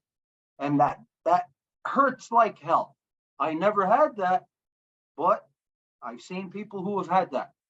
And from what I've seen, you sure as hell don't want to have that. But anyways, what they use is tea bags. Like prepare your tea bag like normal, take squeeze all the water out of it or whatever, all the liquid, and then just put it on your eyes and lay there and try to like open your eyes a bit, don't keep your eyes closed. Let it what it does is it pulls, it sucks out. So if it is a physical thing, let's say there's a physical irritation in the eye, first thing everybody thinks of is, well, wash it out with water. That's not what they do. When there is industrial accidents, they wash your eyes out with milk. So if it feels like a physical thing, try that. Maybe you might end up having to take some other medicine, like what Francine says. Maybe it's something else there. It could be here, like in under the eye, or even into the eye. You'd think it's your eyeball, but it's really your sinuses. So it could be a sinus issue there. But anyways, just keep that in mind. If there's ever anybody who's got something in their eye, especially if it is steel shavings, steel filings, if it is that, or even other stuff, whatever, sand, whatever, use milk to wash your eyeballs out if you have access to it. And then if it is a burn or something like that, like I described, then try the tea leaves, tea bags. Yeah, my mom would use the tea bag or the milk with the center of a slice of white bread, because the combination of the white bread and the milk will pull out if there's anything in your eye. Mhm. Yeah, that's an old medicine. Yeah, and the tea bag, of course, it's good, but. Okay, I'm gonna share a screen here. I wanted to share something, Stuart, if you don't mind, Okay, hang on. about what she just asked. Just give us a second. Hang on. We gotta address something because we're in case anybody is coming to check or wondering what the heck are we doing here. Okay, right now today, this is what we're here for. This has been ongoing since Friday, Saturday, Sunday, and then today would be the last day. It's a meeting that is going on in Winnipeg, a gathering of people, and if any of you were with us in the last few days, you see that, anyways, it's really been a great interaction, mind expanding, so much information, so much feeling too. Like there's like, almost like when you think of that, you know that in your brain, you have these cannabinoid receptors. And so, you know that, of course, in your brain, that receptor is a receptor only to cannabis. So there's since there's that receptor there, there's that line or connection to cannabis, wherever it is. And so it's almost like this is what happened in the last few days, like that people receptor from the middle of the country, like it's been just not there. But this, in the last few days, it's like it's built this back, like a knowledge of, almost like finding a long lost relative or something like this, you know? So it's been beautiful. The interaction has been, again, so mind expanding. And so the feeling is that of hope, that there is hope, that there is something that we can do, you know, like on anything, you know, any issue. But anyways, this is what it's been. It's been a perfect, beautiful interaction. However, today, we were supposed to be gathered here today at 1 o'clock, but we got a message from them that it was to be postponed till 1 to 4, and then 4:30. And well, the last thing that we heard was that there seems to be some kind of issue happening there on the ground, because they called and left a message or they left a message with Ed saying, what was it? Yeah, that there was somebody that was sending them people to kind of like bug them or intimidate them. So that's why they had to change of place. But the last message that we received is that the clan mother had just finished to do the opening. So they were going through a sharing circle and there were about 15 people. So that was the time that it would take for them to come. But now they are in a safe spot. Oh, okay. All right. So if you're here with us and you're waiting for this, because right now we don't want to bore people with our conversation, you know, because this is what we're doing right now. We're just killing time. So we're talking about whatever pertinent stuff that is on people's minds here. So, okay, just to share that with everybody to know that we are on hold for this thing right now. But what time is it? We can't stay here forever. 6 o'clock. 6 o'clock. Oh, and 6 minutes ago, another message saying we are turning on the Zoom so just now. Can you see us? We just won't put the sound yet. Is there somebody there? I don't know. I didn't. Okay, because soon. I see someone called Angel, but no sound indeed, no microphone. Oh, okay. So that must be them. Yeah, Angel. What am I doing here? Yeah. I can see the image and it looked like them, yeah. Okay, if there is anybody then with us from Winnipeg, if we can connect, because we've been waiting here and we didn't eat, so we can't stay here too much longer. We were ready since 4 o'clock, and so we can maybe go for about another hour max, but we're getting to the hungry point.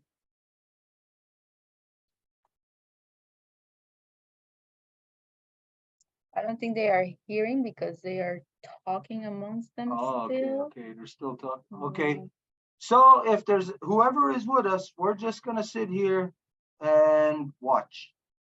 But we can't hear them. Let me ask. But the sound might be lousy anyway. Yeah, because they are back to the first place, and because of the big Yeah. ceiling, the echo was horrible last It's like time. being in a gymnasium. Yeah.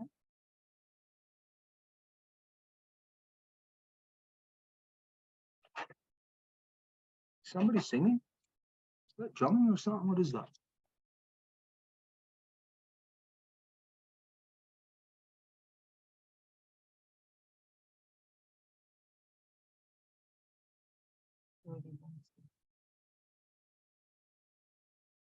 Is that JD? That's what I think. Mhm, It's Tracy right there, huh? mhm.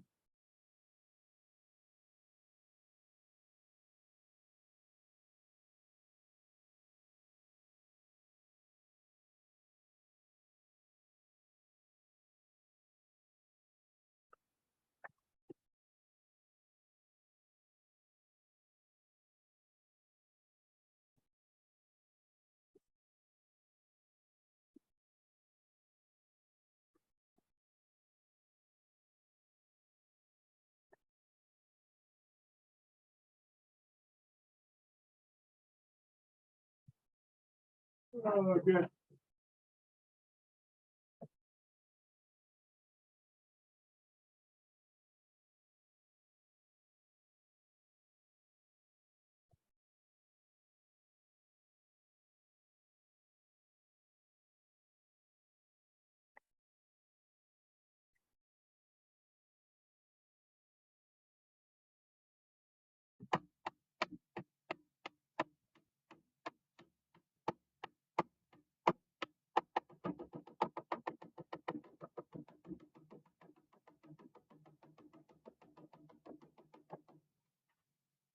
Okay, they can't hear us over there, right?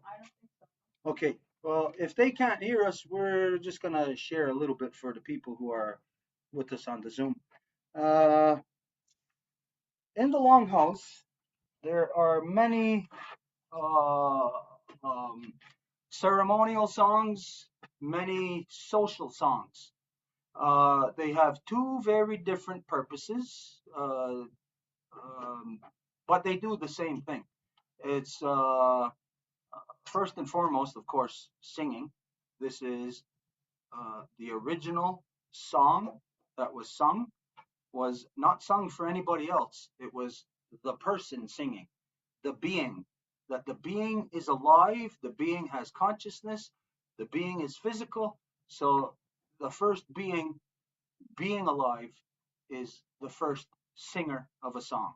And again, it's not to sing it for someone else or to whatever reason.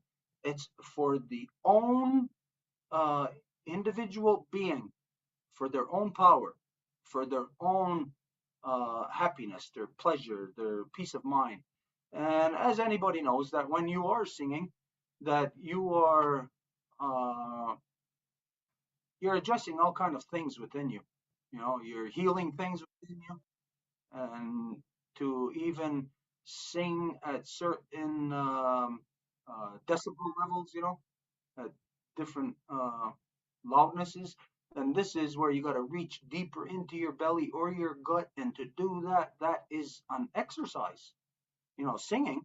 Uh, Anybody who's been in the ceremonies with us, you know that when I sing the Astoa Goa, I sweat like a pig, like a monster, and I smell like a monster from another planet or something, because it takes out all the toxins out of you, and literally, not just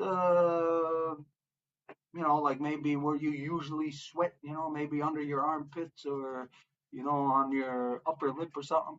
But when you sing, when I sing, the majority of my sweat comes out of my head into my hair, you know, and after, only after I sing the Astoa Goa, I smell, I stink, because I can say that different songs will make you reach to different areas, bringing out different toxins out of your body. And so to sing is a healing thing. And so this is the reason why the first song that was ever sung was sung for the first being's own self, to, as a, again, as a healing, as a celebration, as a, like, wow, look at, I'm alive, I have physicalness, I have consciousness, I have a voice, knowing that when you think of the first living thing, the first consciousness, wherever it was in the waterverse, whatever it was, you know that before that there was nothing. So you know that this spirit had to manifest out of nothing, and it had to create physical matter out of nothing. So just imagine being the first being able to sing, or just being the first being, you know that you are coming out of nothing and it has been a struggle, just like a baby being born. And so a lot of different songs, like I said, songs, a lot of different meanings, purposes, ceremonial songs, social songs, a lot of different purposes. But there is some that are a bridge, that are the two in one. They are ceremonial and they are social. Anyways, there's one song that you have heard about. It's called the Challenge Dance. The Challenge Dance is something that is ceremonial and social in one. It means it's fun and it's medicine. You know, try taking some medicine that's fun to take. Like, most medicines that your mother would give you, you go, ah, I don't want to take this. It's like yuck. And so you just think of that the Challenge Dance is a medicinal song, and it is a social song.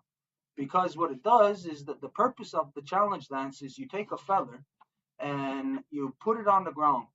Now, of course, feathers have a little bit of a curvature to it, so you put the curvature up. All right, so, but it's laying flat on the ground. And so the Challenge Dance, Kayowane, Kayowane, hey, Kayowane, Kayowane, Kayowane, hey, Kayowane. So the lead singer or the singer is singing this song, and the dancer has to comply with the singer. So the dancer comes onto the floor and dances around the feather, and they're preparing their mind. And you think of this the same way that a dog is looking for a place to sit. A dog will come up to you and be facing you, but the dog will go like this in circles, like maybe 2 or 3 times, and sit right where he was in the first instance, right in front. So what is that? Well, today people call it feng shui.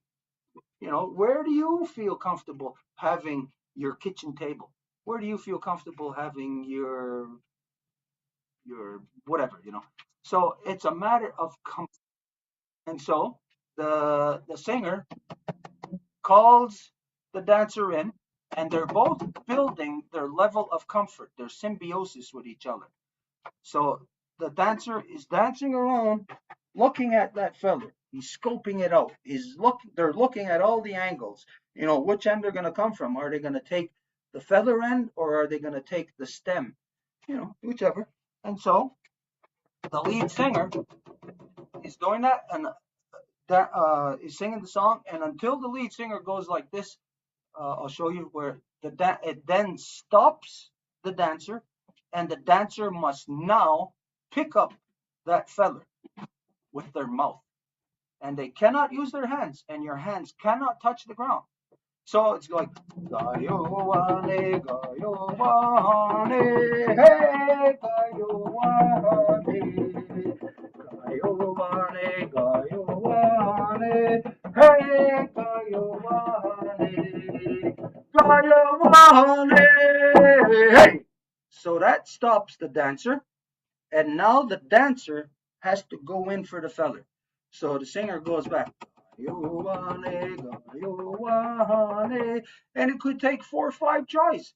Or the person could just go like that in an instance and pick that feather up. But there is only 2 ways that you can do it.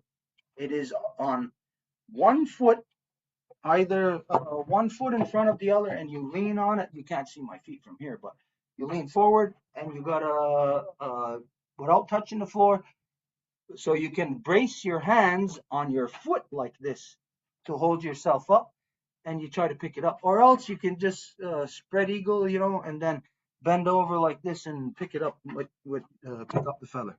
Now myself, you would think that some people can't do that.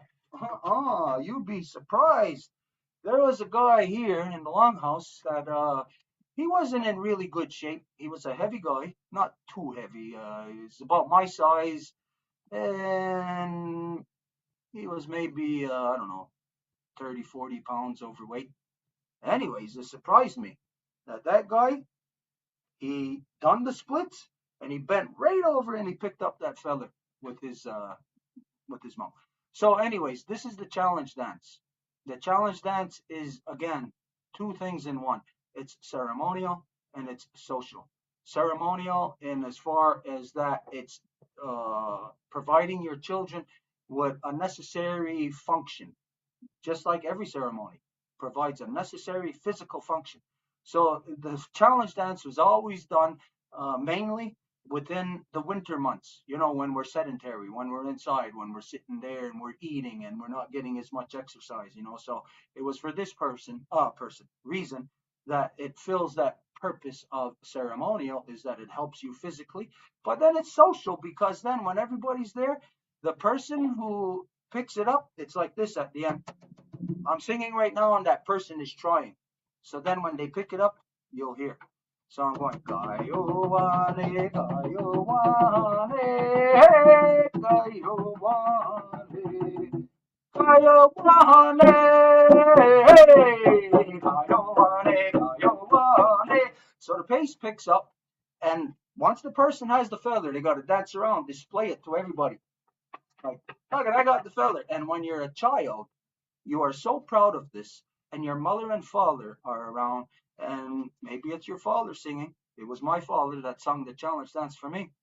And I was so proud I had that feather. And then the fun part for me was that my father is now saying, and in this time, I'm going around deciding who I'm going to give that feather to. So a lot of people are getting scared. A lot of people actually jump up and leave the building at that time. Some people will sit back and, like, if you're a bunch of kids on the bench, one will try to hide behind the other, Anyways, it makes for a lot of fun. It brings the people together socially, a lot of laughing. And so I remember when I was a kid, I got the feather. And I went over to this guy that was a friend of my father, and I liked this guy. He was kind of heavy set. Nyas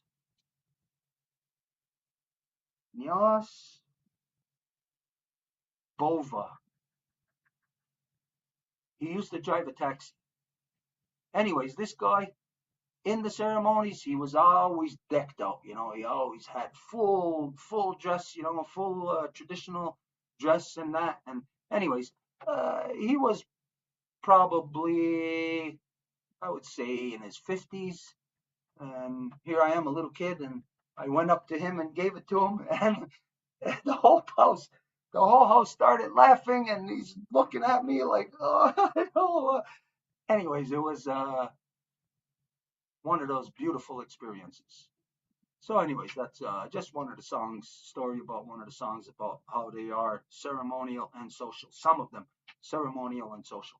Some of them are purely just social songs, and that is also ceremonial, but there is a difference, as some of you know, like in the songs that are joint ceremony, and then songs that are where you're just loose and you don't have to be focused, where you could just be sitting there talking to your friend about whatever, and somebody gives you a feather all of a sudden to dance.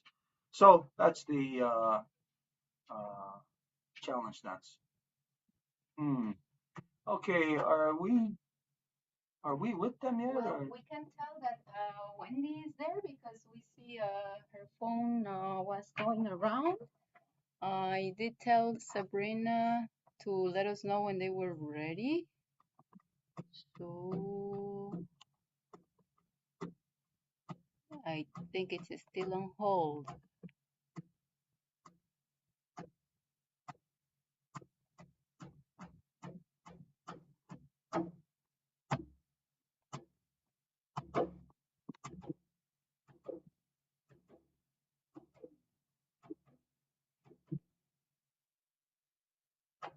I am starving. We can't stay here too much longer.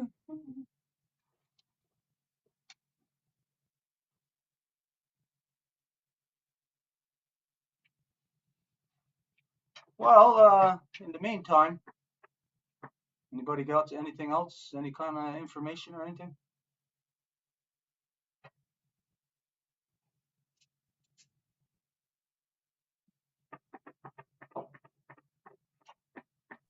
Bum, ba-dum, ba-dum. Boom. Wanted me to share with Kelly what she was asking about. Go ahead.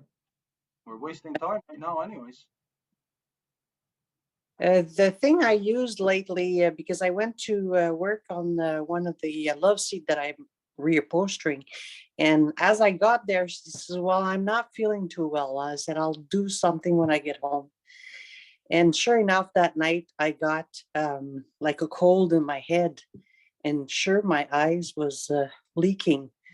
So what I use is I used birch bark. That was, I learned that when I went to Ojibukamo. The family I lived in at for 5 weeks, they had that in their freezer, and I asked them for, and that's what they use for their cold. So from boiling it, I just boil it, got it to let it go cold or drink it hot, but I let it go cold and did myself a smoothie with it, with again ginger and turmeric, just to take the inflammation out, because I felt my head had inflammation. And I used in homeopathic remedy is arnica. Arnica is known for a plant for any inflammation. So as a granular, I used it to melt it under my tongue to let it, and that always worked when I have a headache, to get rid of it, instead of using Tylenol and Advils. And mint, mint oil. I just rub my forehead, and it anything with menthol or eucalyptus in it. I rub the forehead and my temple and my throat and my back, my neck, and just the smell, the evaporation that is letting go. It really soothing me, and it helps me fall asleep. And within 24 hours, and everything was gone. So that does, and like Stuart was saying, milk. Maybe it's just like Francine said, it's maybe just from a cold. Your sinuses are being affected, so you could rub that mint on your sinus as well, And but the milk, I've helped a young child that one of his friends just slapped a whole pile of a little shovel of sand in his eyes, and that was the only way I could help him. So I poured and poured milk so much, and with a little Kleenex, just tap some of the sand that was left before the parents come and get them and bring them to the hospital, because he would have lost his eyes. There was so much in there. So milk is always very, very handy when it's anything you want to dislodge in your eye. And especially too, when it's any burning effect, like you feel itchy or burning in your eyes, the milk has some fat in it, and and if it's cold, of course, it will cool the feeling of that burn. So yeah, that really works well. So birch bark, I wanted to let you know that. Bye-bye. Thank you. I'm gonna go, there's lots of birch out here, so I'm gonna go and gotta figure out which one it is, but I know there's lots of birch out here. That's really interesting. When you get them, if you get a lot, you just take a little slice of them and you roll them up and you put them in your freezer to keep them for other times, And then do you have to dry it out first before you make a tea, or you just make the tea right away? Oh, no, you use what you need for right away, but I'm just saying, if you grab a bit more so that you don't have to go all the time, you could in a little slice and attach them with a thread, and I just freeze them in a bag. Because I'm going to be sending some more. I was able to gather a piece of fungi the other day, because there's a certain way that you gather it. Like you can't gather the first one you see. You have to, then you have to wait till you can see more. And then of course, if I can't take it off easily, I don't, because I just feel the forest is saying, because that's the forest antibiotic. But what I didn't realize, I wasted so much. I didn't but with the fungi, you have to dry it out completely before you start using it as a tea. And then, but I didn't realize you can just keep drying it and reusing it and dry. So I've actually wasted, I didn't even realize, but I'm going to be sending more, because when Marie Claude was sick, I don't know where it got placed in at the longhouse, but it's somewhere there. And I'm telling you, it's powerful medicine. What Go I ahead. said to Marie Claude when she got sick is because her was her lungs. And the recipe my grandmother used to use is 4 very steep tablespoon of flour with 1 raw or flat tablespoon of dry mustard. Then you just use the hot water from the tap. You don't boil water because it would be too hot. And you make like a paste, and you put that on a cloth and put it on your chest and Yeah. back. But you must not use oil before, because it will feel like burning. And you must put a timer. Like, don't just say, oh, I'll remember. No, you put a timer for 15 minutes. Otherwise, you'll burn your skin. And what I had her do, so she wanted to go to the store and get some medicine. And I said, well, you need to recuperate a bit first. So I had her just to do something quick. She didn't have too much in the house. I said, cut an onion in 2 and put it underneath the arch of your foot, and use a socks to hold it, and just go to bed, so that the onion is really, really good. We should have one on our night table sometimes. Just it purifies, and it, like, you don't have to cut it. You just leave it there with the peel and everything. But the one for you cut it in 2, and it sucks the I don't know, the phlegm or whatever inflammation, but you feel better, especially with the mustard pouch. I also help people that had enzyme that are pumps and stuff to breathe. Eczema. Yeah, well, so that way they could feel that breath is going deeper in their chest when you use that. I did one when I worked to a daycare, not a daycare, an old age private place. I do that every night in front and then back, and you really saw a big difference. Yeah. Well, I wonder if she used the garlic in the ear, because my friend, I was so congested once. It was like a full bag of snot in my head. And my French Canadian girlfriend, she knew she take the heart out of the garlic clove, and then you wrap the heart in Kleenex and you put it in your ear. Oh my God, the next morning it was like a factory. It was like, it just cleared out my sinuses. So I forgot all about asking her if she did do that and work. But onion would make me think the same thing, certain things, because they draw out, just like chickpea. My cousin had a totally abscessed upper leg, thigh, and by her groin. I had chickweed. I made a tea, strong tea, and so she can make a poultice. And she came back the next day, and the like her whole upper leg was swollen, right? And it came back to like you remember like those hard rock gumballs or whatever we get. It was about the size like that. It was amazing. And also for people, which I didn't even think with, I'm just remembering now, gold. If you get a sty, you take your gold ring off or whatever gold, and you just rub the gold on top of the sty thing, and it draws it all out as well. So I guess that's a way to look at too, the medicine. What is like the fungi is going in and attacking, it damages the tips of the virus legs, right? Arms. And that's what happens. So it damages it. And so therefore the virus, it's like the spaceship shuttle going to the space station. It can't lock in. And so so it can't lock into the receptor, and the receptor won't turn and lock it in. And so, you know, that's, I guess, obviously the different ways you look at the medicines. What are we wanting to do? To draw something out, to go in and to kill a living virus, you know? And then I guess with bacteria, again, with bacteria, right, is the same, you know, looking at how they work, and then it takes a different kind of medicine, or obviously combinations of different Yeah. medicines and the That's what- applications. Neighbor came over and she said, Cillian, I went to the hospital Saturday. You can't do anything for me. She had a very big infection. She says, I could see it's all white inside because she's got little holes in her ears. She's had that all her life. And she went and soaked her ears in water by mistake. So I used castor oil and just a little ear sponge, you know, and put it in cotton ball, you know, and put it in the stove just to make it hot.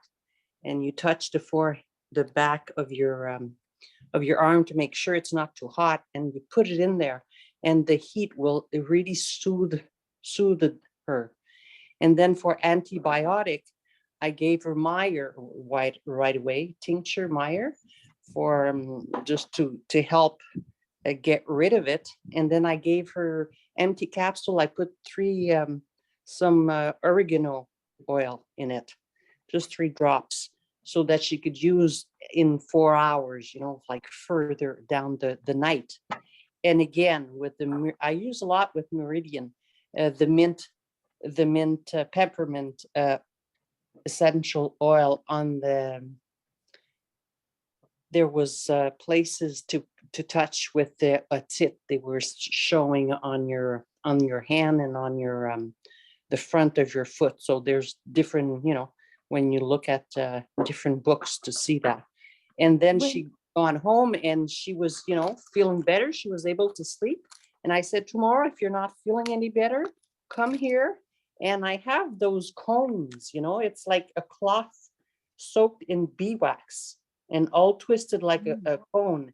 And what you do is you put it in your ear, and of course you cover your hair with a wet towel and put the fire at the end, and it will suck everything, the inflammation, the pulse, everything will come out of your ear. And a lot of people in construction need to have that done regularly. It's gross, but it works. No, I'm sorry. I'm laughing not at you. It's just that Stuart's he's got the Great Law of Peace, 5 Nations wampum, and he's like putting it like it's going across the screen, almost, you know, like a bit of a comic relief, and now he's pulling it back up.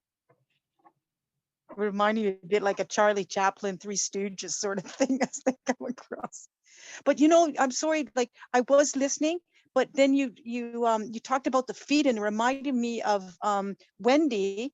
And you know, like so much happened when we were all together that I didn't remember. How was her feet after? Like, you know, when you went and gave her some love and medicine? Oh, can't hear you. Sorry, Sanina, I can't hear you. Clay underneath. Oh, that's right. Feet, so that will pull the pulse that she had a lot of pulse under the feet. So I didn't use the onion because that might have burned, you know. Yeah. You're better to remove. So she used that a few nights, and that helped her. Yeah, did it really help her? I'll have to ask her too if how her feet are like. Oh, here's Stuart bringing something across. It's like an alien. Sorry. Hello, alien ant lizard being turtle. Yeah, the turtle Turtle. rattle. Oh. At some point with like I've been working on my Bear and Bumblebee story, and I'm so glad I didn't see it for so long because I am a better writer now. But there's so much. My Bear and the Turtle and Wolf are all through my kids' book, and so much that I've learned now is really helping me to write a better story, how to weave in like all the different parts of me that are, you know, like the plains knowledge, my Hopi knowledge that is so important to me, the Great Law of Peace. It's given me so much clarity on how I'm going to weave all these knowledges, because it's like this series is basically a series of for children of how to get out of hell and recognize the nightmare builders and the dream and know who your dream time keepers are.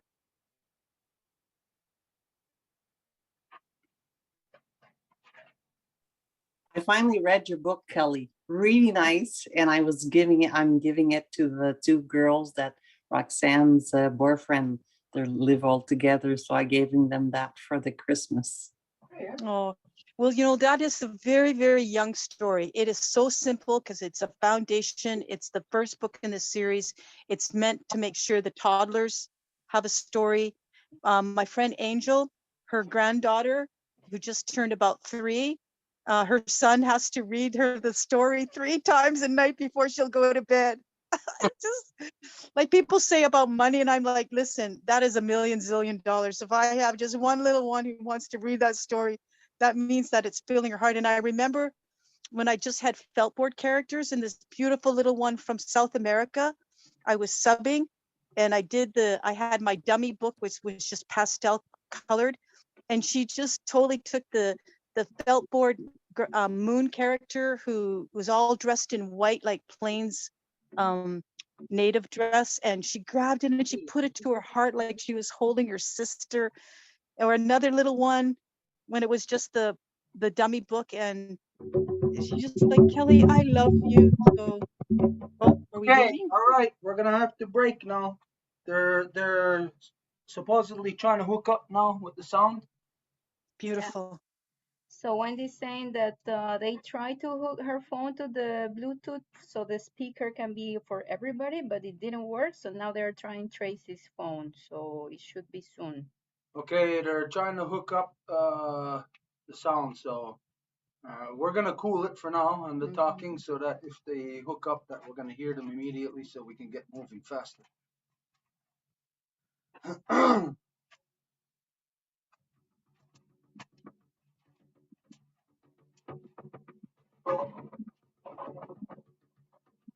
You way hi-yo, way hi-yo, way hi-ya, way hi-yo, way hi-ya, hi-ya, hi-ya, way hi-yo, way ho, way hi-ya.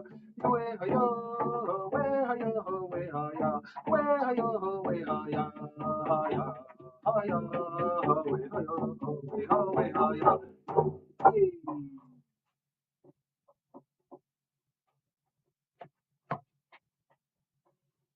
Okay, maybe. Oh,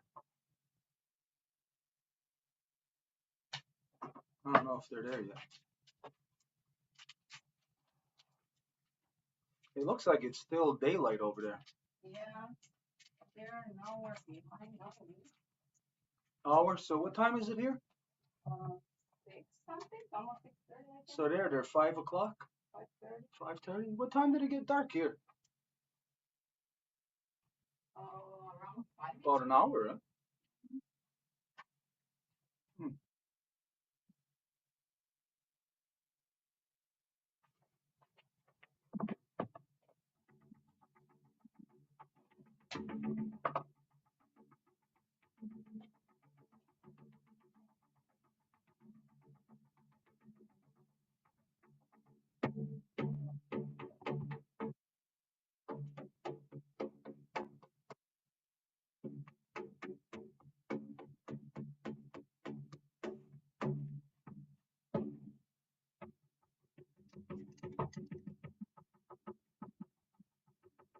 You way hi-yo, way hi-yo, way hi-ya, way hi-yo, way hi-ya, hi-ya, hi-ya, way hi-yo, way ho, way hi-ya. You way hi-yo, way hi-yo, way hi-ya, way hi-yo, way hi-ya, hi-ya, hi-ya, way hi-yo, way ho, way hi-ya.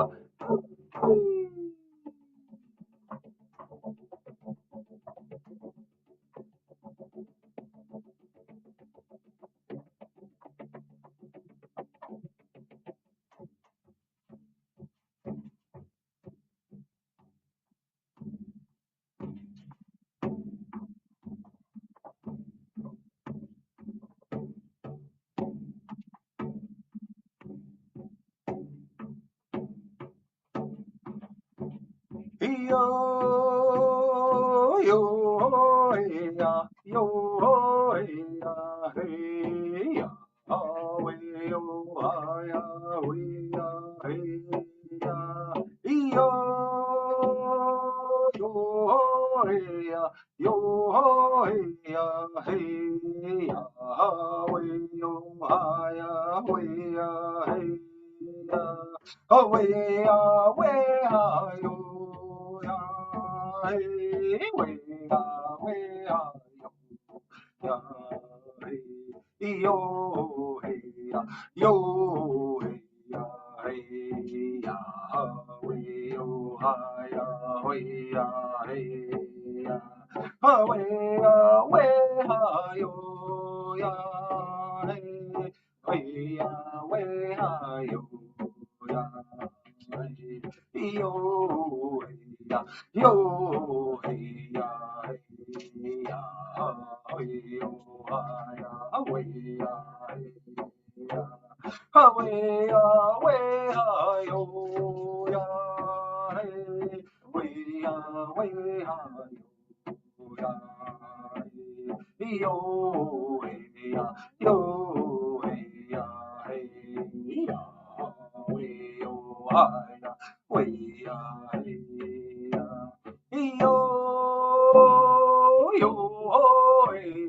yo yo hey hey we yo hi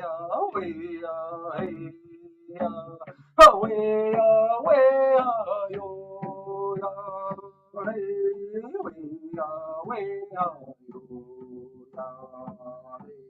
we yo we yo yo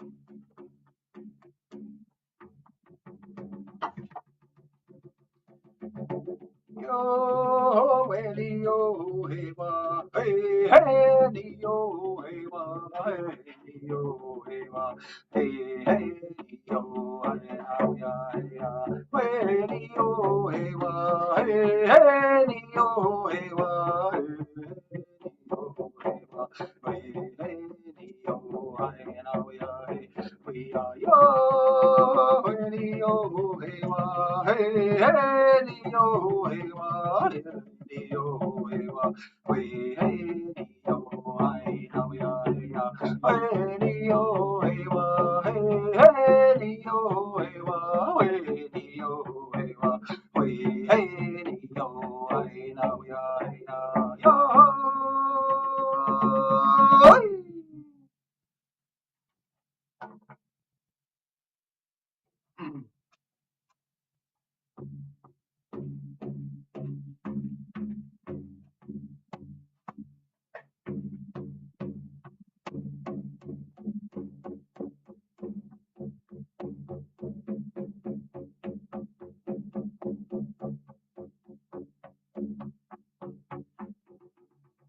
We yo yo na na we yo yo na hey yo na we ho yo na we yo ha we hey ha we yo hi na we we yo yo na na we yo na we ho yo na we yo ha we hey ha we yo hi na we yo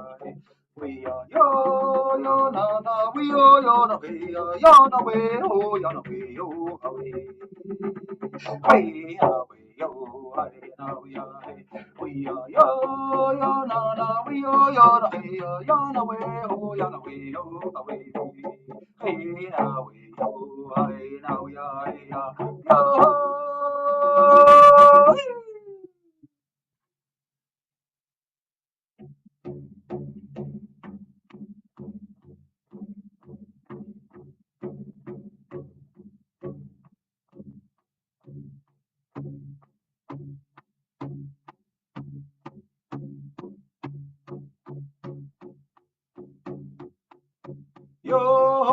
hey, yo, hey, yo hey yo hey yo hey yo hey ya yo hey yo hey ya hey yo hi ya now ya hey we are yo hey yo hey yo hey yo hey yo hey yo hey ya yo hey yo hey ya hey yo hi ya now ya we are yo hey yo hey yo hey yo hey yo hey ya yo hey yo hey ya hey yo hi now ya ya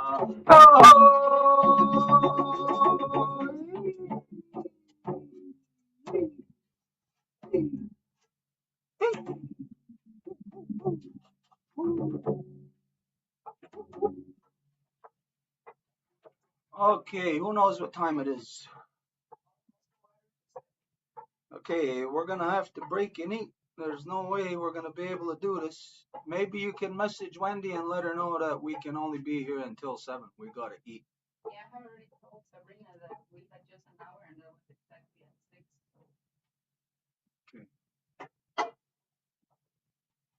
So if anything, we're probably just gonna get on to say hello and goodbye to them.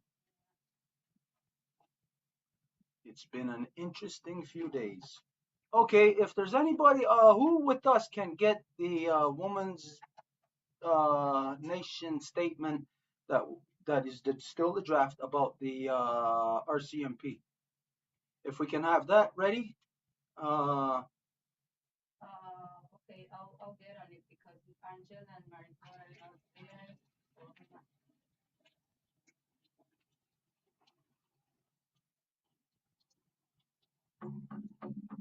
We don't hear you well. Did you say you would do it, Edith? Oh, I thought you were not there. I'm not. I'm 2 feet from my computer. Can you do it? So the RCMP letter? Yeah, just to have it ready. We're not ready to share it just yet, but when we Okay. get into it, you'll hear me. I'll say, okay, we need the letter. Okay. I just thought I'd share. I did a bunch of the edits for the punctuation, and I sent Marie Claude. So there is actually a cleaner version to use. Yeah, we already have it now, Kelly. Okay.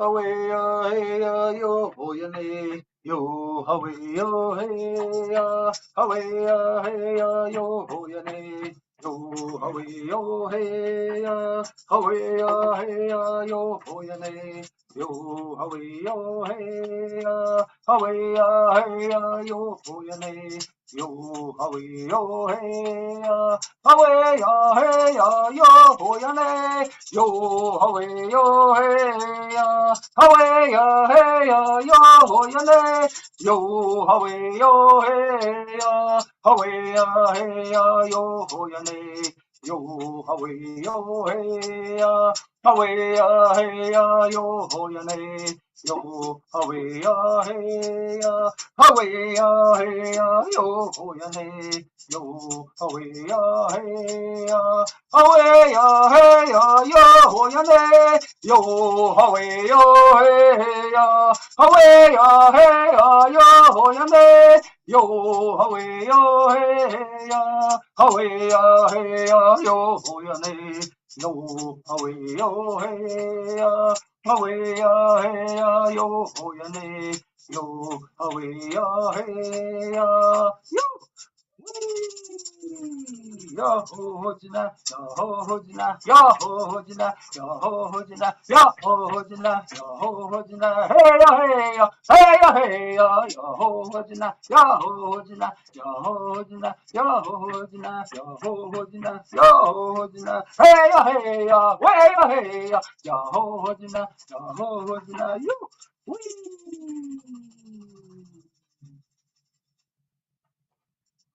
Way yaho, oh, way yaho, oh, way yaho, ho, way, hey, ho, way, ho, way, ho, way, ho, way, ho, wee.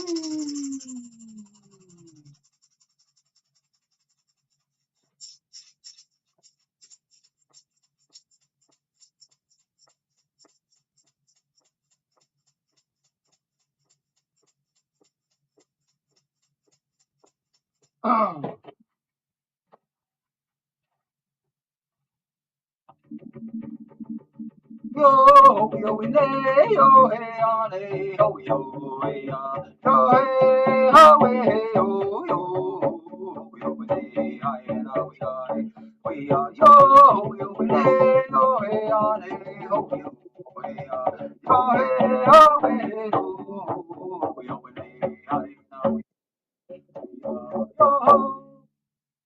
That's Tracy, so let's hope that.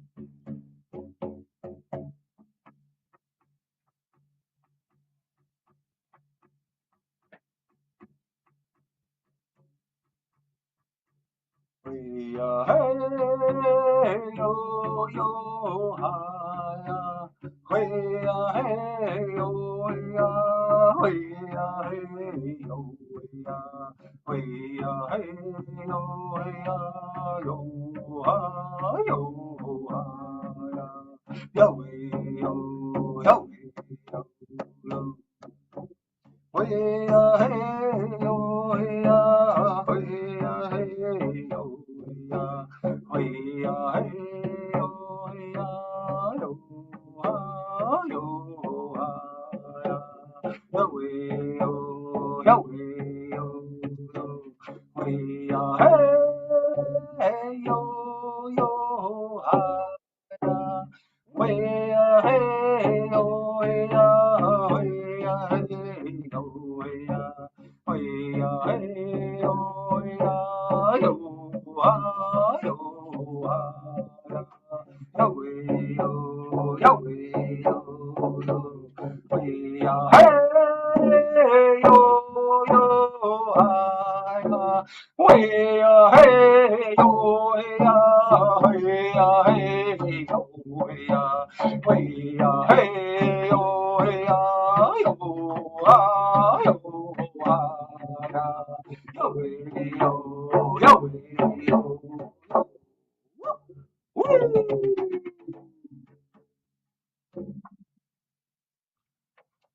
Oh boy.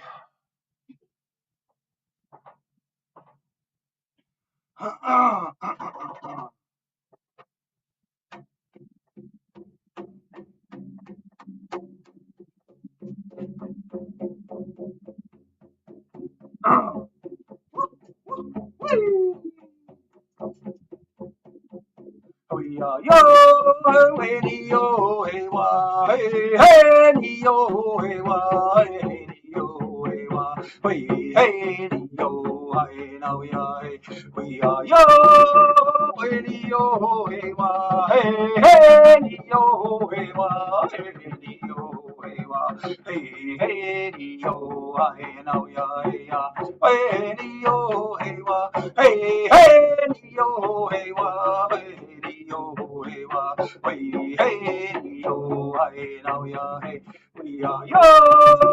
hey, yo, hey, wa, hey, yo, hey, wa, hey, yo, hey, wa, hey, yo, hey, now we are hey, yo, hey, wa, hey, yo, hey, wa, hey, yo.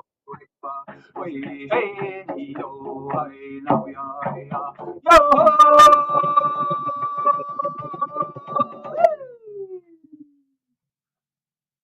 So they said that the sound is set up and they are just finishing this sharing circle and that you'll be on the big speaker.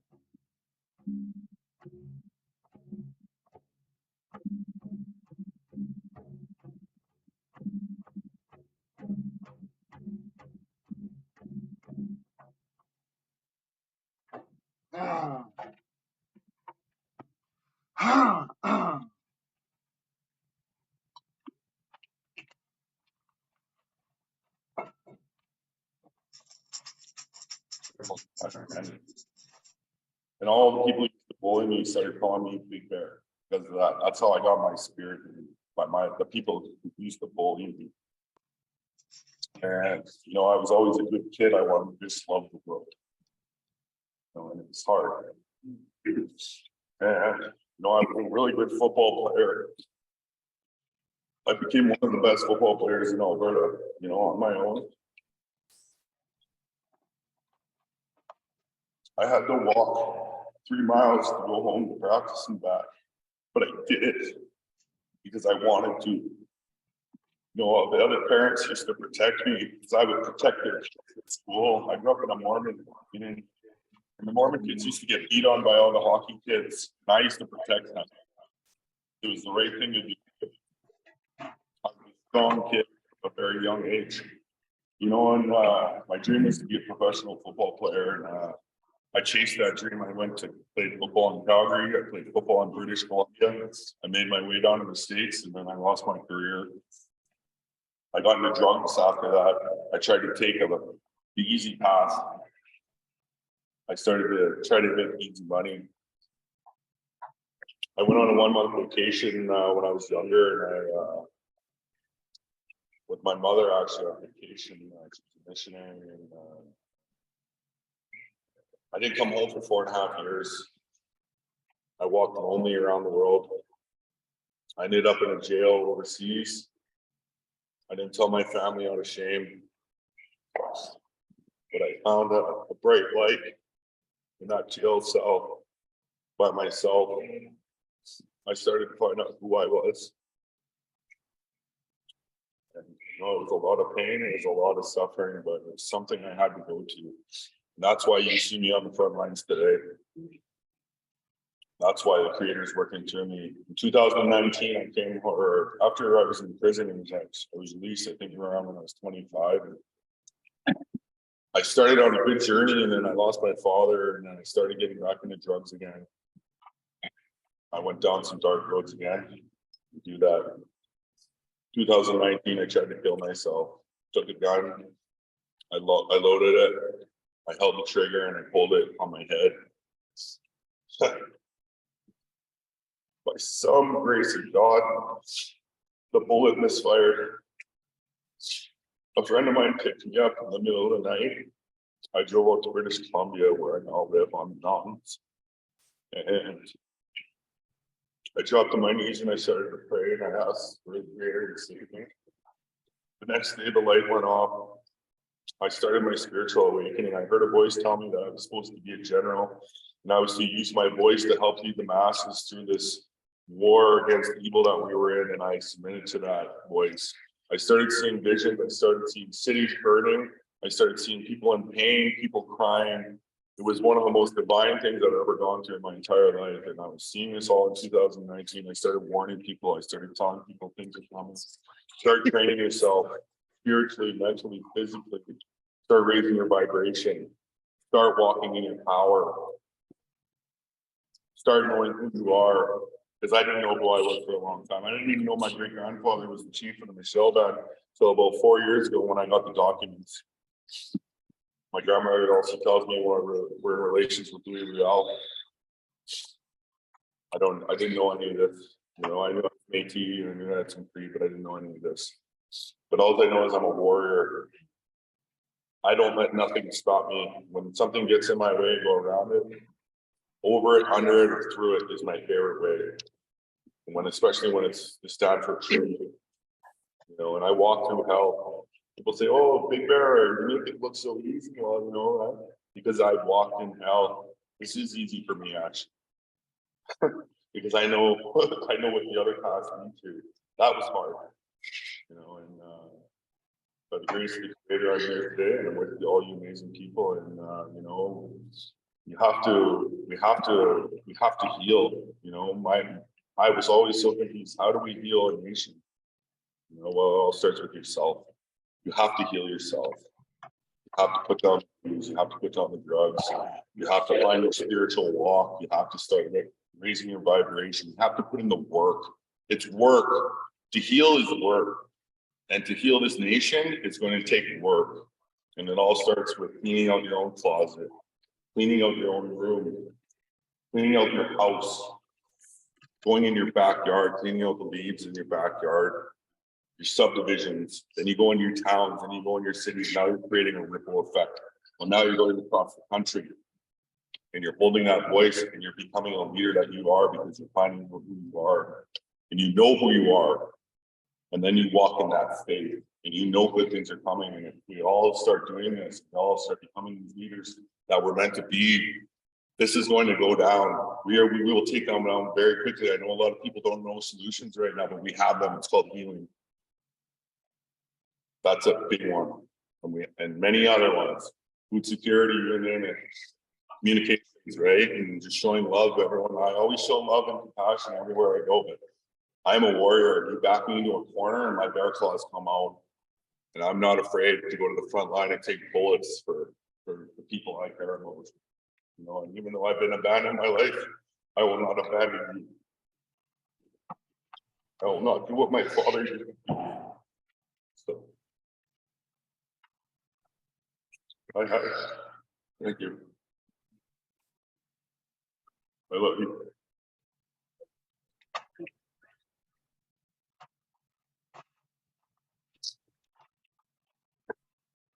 And just so you know, the Longhouse is connected with us now, so they're hearing us. My government name is Ted Joseph Donald Myers. My spirit name is May. My grandmother was Blackfoot from Alberta. I'm from Ontario.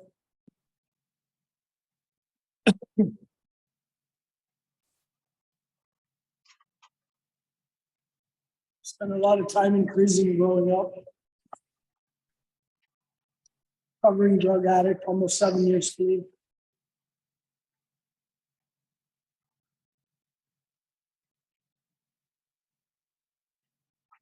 Started working with an elder around 2006, try and understand where I come from and what my purpose in life is. Today, I still don't know what my purpose in life is, but I know, like my friend here said, stand on the front line until this is over.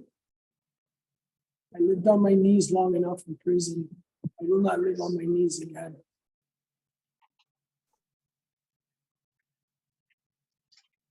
Which?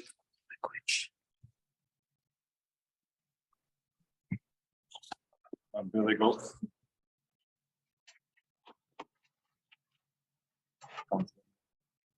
I come from Praise Union Brotherhood.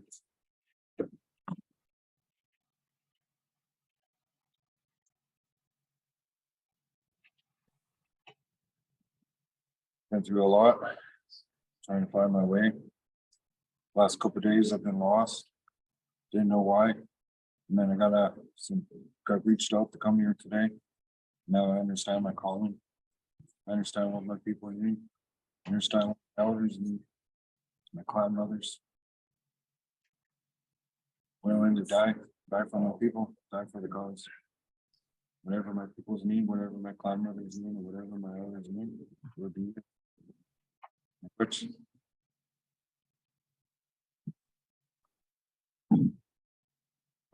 Travis McGeegan went to Ottawa. Kind of knew on there that we're just going up against deaf ears and empty calls. But we went anyway, not knowing any better. I believe Stuart's watching right now. He made it the clearest for me after Ottawa. One of the Zooms that we fight puppets. We knew he was puppets, but to hear it be said through him was probably life changing. So I've listened to him, visited you twice. Thank you for inviting me to the Longhouse. And I began to understand that non-native and native, one side can't win this without the other. And we should have never turned our backs or been so blind throughout most of our lives. Just ignoring what goes on, say on the reserve, living in our own comfortable little bubbles. That's basically what we've done for our whole lives, but we've also been lied to our whole lives. Now the truth comes out. So as I traveled across, I started meeting natives wherever we would go. Albert getting arrested in Calgary. I'm smoking a grandfather pipe with a holy man from the Blackfoot tribe. And everywhere it just kept happening. So the unification process for me started from JD, Stuart, and I thank you both for the knowledge that he passed down and the acceptance you've given. And you, JD, the trust that have been given to me from you. So I give it both back to you fully. And I've also dedicated myself to the front of this. I don't think there's much else that you said that's much different than anybody else's. I guess we'll just keep it passed on. Thank you again, Stuart, JD, and everybody else. I have to do mention though, it was JD, Stuart, 3 months later, Adrian, I get a TikTok sent to me. One of Adrian's TikToks resonated with me. So there's a lot more people out there like us than we probably thought, which is good. That's it.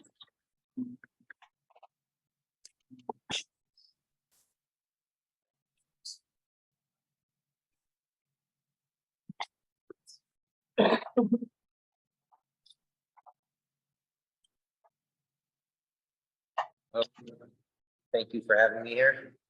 My given name is Greg Pittman. Go by White Fox.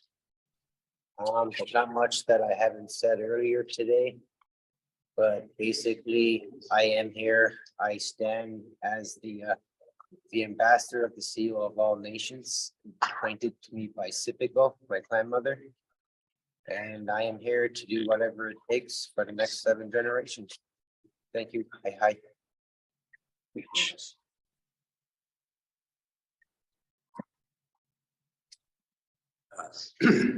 My name is Thomas Christian Zog, and in 2008, I gave my life to God. I grew up as a Mormon, and in 2010 is when God began preparing me to take over the reins of leadership of the LDS Church. Having that calling caused much contention in my family.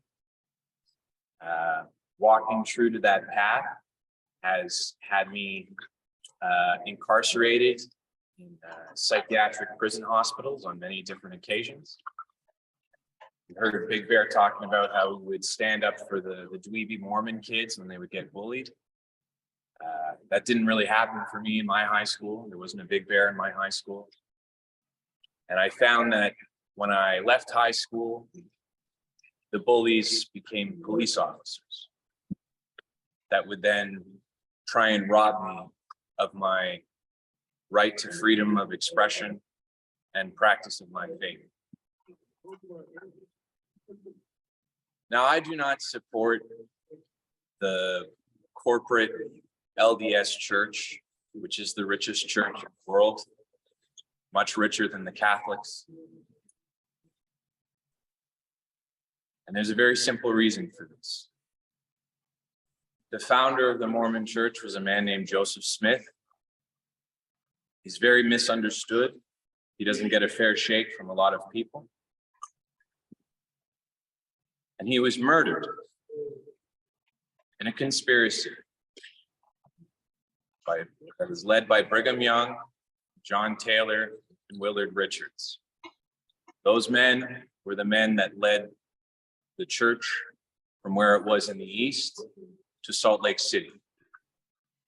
At the time of his death, he was running for president of the United States, and his platform included the abolition of slavery and shared governance with the Native Americans from the Mississippi to the Pacific. being their territory. What Joseph Smith created in the Mormon Church was a marriage between Christianity, Native American folklore, and Freemasonry. The difference between Mormon Freemasonry and the Freemasonic order is that Mormon Freemasonry, in Joseph's way, was centered on Yeshua, the Great Spirit. The perversion is from people that try to center Creator's power on a God that doesn't exist.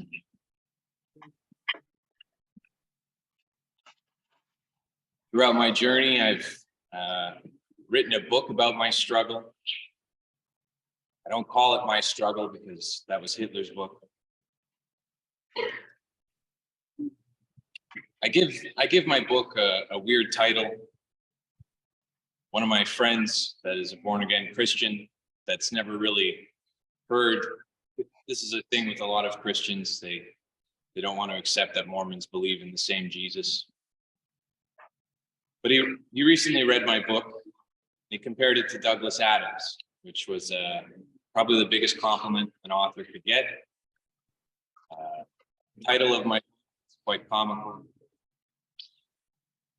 A walk through the Mormon paradox into the New Age quantum shift of the interconnected consciousness permeating throughout the parallel universes, galaxies, and vast reaches of the cosmos.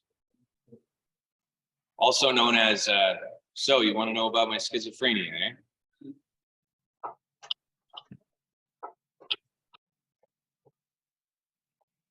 This path that I've been walking has revealed to me necessary changes that need to come in how we constitute our governing structure and our legal fiction here on Turtle Island.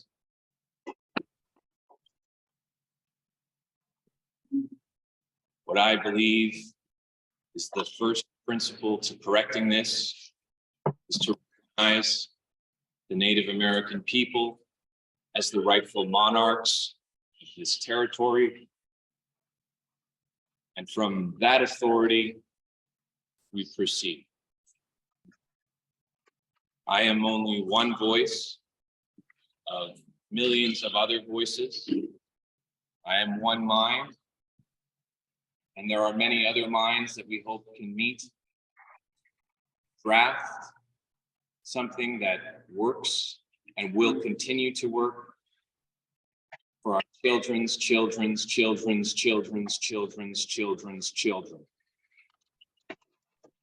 I know that as long as we work in these circles, sharing with honesty and sincerity and reverence and respect and truth, that we shall do this.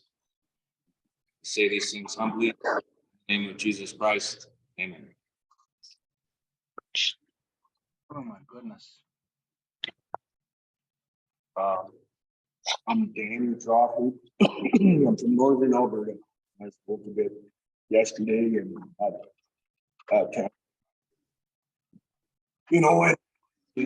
I spoke about some of the destructive things that I didn't really touch on this evening. And I realize now that, like many of us here, our bloodlines, evil tried to just, extinguish it. I didn't understand from the time I was born why it seemed like I was always. Let's start eating. The destructiveness that happened in my family, from the school principal molesting my older brothers, and how it rippled through my family to make me, as a child, done that as long as I can. I still can't remember because I blocked it over. I think it was for my own good. From that, as a child, I also children.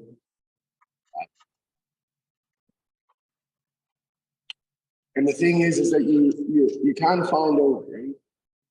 And how people have talked about that they had to heal, that they had to look back at what they came from. You know, and all that hurt and just hate myself since I was a little fella. I just really didn't understand. I really just didn't wrestle. And I started reaching out for those things. You know, like I was like stealing from my mother when I was like 6. And my little brothers and sisters. Things, and it was just normal to me, you know, like all this stuff going on. And I just, it was like, hey, to this day, I can't sleep a whole bunch. Like, I don't sleep well at night. You know, my work right now doesn't really complement that anyways, because I'm on call 20. But it was like I was under terror all the time. And, you know, you get into your teen years, and when I said that I grew up in Treaty 8 territory and a place that, you know, grew up in Canoe, so my dad moved us up there because, you know, that's where he was able to go and make the best money, and he was able to buy land because he wanted to provide that for his family. And I was a real gentle child, just like my son is now. My son is so much like, it just blows me away. But it was like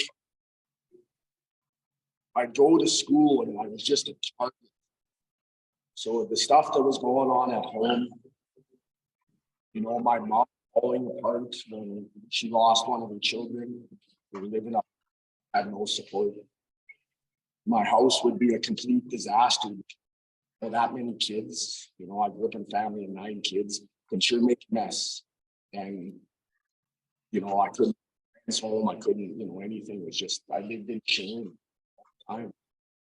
And my, you know, the white people grew up around, and again, I wasn't from that area.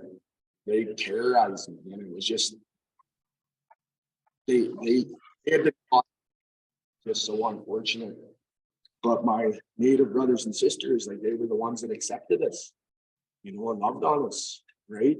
And so many, you know, I've fallen. I look at this all and where we're at, and you know, why was I put in those situations? Right? Why was I, you know, able to make these connections? And like my best buddy growing up, he's hereditary chief in Treaty 8, he's Canuso, and he used to be living at my place because my mom would babysit him and his sisters. And he had a father who, you know, got on his path of healing. His mother didn't. His mother was a white woman and she wouldn't heal. And his father stopped drinking and, you know, raised his boy and his sisters. They all came back to him. And I get to, you know, it was kind of funny. It's kind of funny when your Native buddies tell you that they can't hang around you anymore because all, you know, you're getting in trouble all the time, right? And a lot of white guys like laugh at me, right? Because it was like, no, it's the Indians, they're always whatever. But in my case, right, I was the one that started to be a bad influence on them. And, you know, it put me further and further into my addictions. And before my 19th birthday, and you know, I was just a thief, a liar, I was a piece of garbage, man. You didn't want me around, and everybody wrote me off, including my family, every bit of them. Before my 19th birthday, just before my 19th birthday, I was gonna kill myself.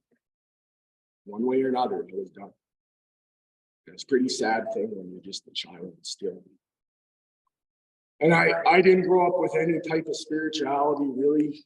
You know, a couple times, you know, I you know, went to church. My grandmother, who was the greatest light in my life, I only got to see her a couple weeks a year in the summer times. And she was a lady of such strength and faith. And just, you go to where my family, was there in Alberta where my roots are there, 125 years. To this day, and she's been dead a long time, there's still people that just, you know, are still amazed by her. But I remember I was in my mother's kitchen, I was in my parents' home. And my mom and dad, they were traveling somewhere. They were taking the rest of the kids. Me and my one sister, my adopted native sister. We were left there, but we were always fighting. My mom said, here's the keys to this car. And my mom had just gotten this car. It wasn't brand new or whatever, but it was new to her. And you got to understand, I used to steal my parents' vehicles. Like, they never knew about it till later, but I was just not to be trusted with anything. And, I remember they left. I ended up driving my sister into town, and the instructions were just drop her off and come back. I want a bunch of kilometers on my car. Something pretty true, you know, something whatever. And there was a buddy of mine that I grew up, and we went on, we got high. Now, I didn't go and hang out, wreck the vehicle. I just simply did exactly what she told me not to do. And I came home, and she'd been phoning. And I'd been wrestling, man. Like, I'd been just like, what am I gonna do? Like, whatever. Anyways, my mom had been phoning, and I answered the phone, and it was the same thing my mom had been saying to me for years. When are you ever gonna change? Whenever are you gonna do? Like, what are you gonna, you know? And the thing is that I had so many giftings. I was a really talented athlete. So I had no belief or discipline. You know, I had an incredible mind, though I thought I was a dummy and hated myself. And there I got off the phone, and I was just bawling. And I was telling my mom, like, Mom, I'm trying. She didn't know, you know, she didn't know the hurt that, you know, when she had fallen apart, how hard that was. She didn't know what we had been going through because it was normal. Though my parents didn't know it. My dad was gone working all the time. And I got off the phone, and I was like, you know, God, if you're real, I need your help now. But honest to goodness, and to this day, it's still the most, you know, incredible. And I've had many spiritual experiences since, many. You know, right then and there, he filled me up full of hope like I'd never had before. And he lifted addiction off of me. I haven't done hard drugs since 1997. I'm almost 45 years old. I know I look like a kid, but you know, now from there, like, I had no mind. I had to learn everything. I didn't know how to do anything.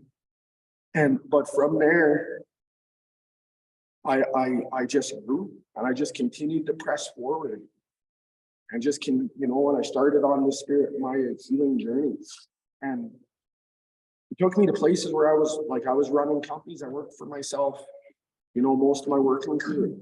I became a championship fighter. I was going to fight professionally.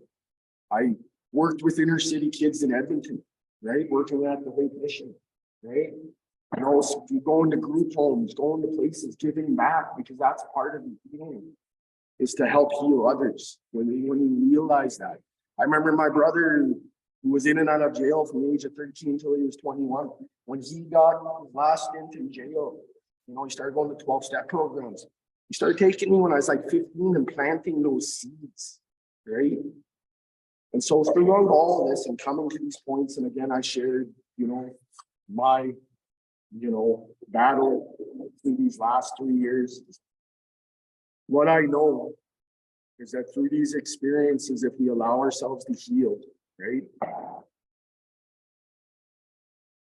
that will be forged into weapons for good. And right now, we're facing evil like we have never really realized. It's always been there, but it was so hidden from us for so long. And if, you know, again, we got a path, we got a choice. We can continue on, try, you know, as human beings do, because we don't know ourselves, and try and fill that right? Fill that big God-shaped hole inside of us, right? You know, if you can stay on that path, or you can take the higher road, which means we let go and just trust, right? The hardships and the things that we've gone through are for a purpose. When we determine that innocence is to be protected at all costs, like sexual abuse, like what it does to little baby, like what it does to kids, it actually changes their brain. It actually, the chemicals in your brain that are released because of that, it just so messes with you, and that has to be protected. And the perversions and the things that are going on towards our children right now, right? We have to take a stand. And I'm thankful that I'm surrounded by warriors. I'm thankful that I'm surrounded by people that are willing to heal in their lives. And even those that have just started on their healing journey, now that they recognize that they need to stand with their other human beings, with their other spiritual beings, and just be that light and be that strength. And I'm so thankful to be here. This is prophecy spoken over my own life, my own journey, and where it took me. I never believed these things. Again, I hated myself most of my life. And I'm just thankful, and thankful to be here with people that are willing to stand. Which? My slave name is Owen Swiderski. I prefer the name Great Rebellion because I'm here for the Great Rebellion. I believe strongly in prayer. I guess I'm gonna start with the convoy. I was a part of that. I'm very proud to be a part of it. I felt during that time in the winter months, people were praying like they never prayed before. They were so scared of what was coming, the destruction of our freedoms that we thought we had. And I felt that is what made it a success. It was the biggest protest in our history, and it did make it around the world. And I truly believe that the success of that was based on our collective prayer. I believe God decided to answer that prayer, and there was nothing stopping him. I knew that when we left Calgary and I started past an overpass full of people, past another one, by the third overpass that we passed, I prayed and God said it's already done. I was like, and the answer the prayer. It's already done, just enjoy yourself. And I'm like, well, what do you want me to do? Whatever you like. Get in front, sit in the back, play whatever position you want. What's done is done. It's done. And it was. July 9th, 2021. I came to Winnipeg here as a truck driver. I hauled crushed cars to the steel junkyard downtown.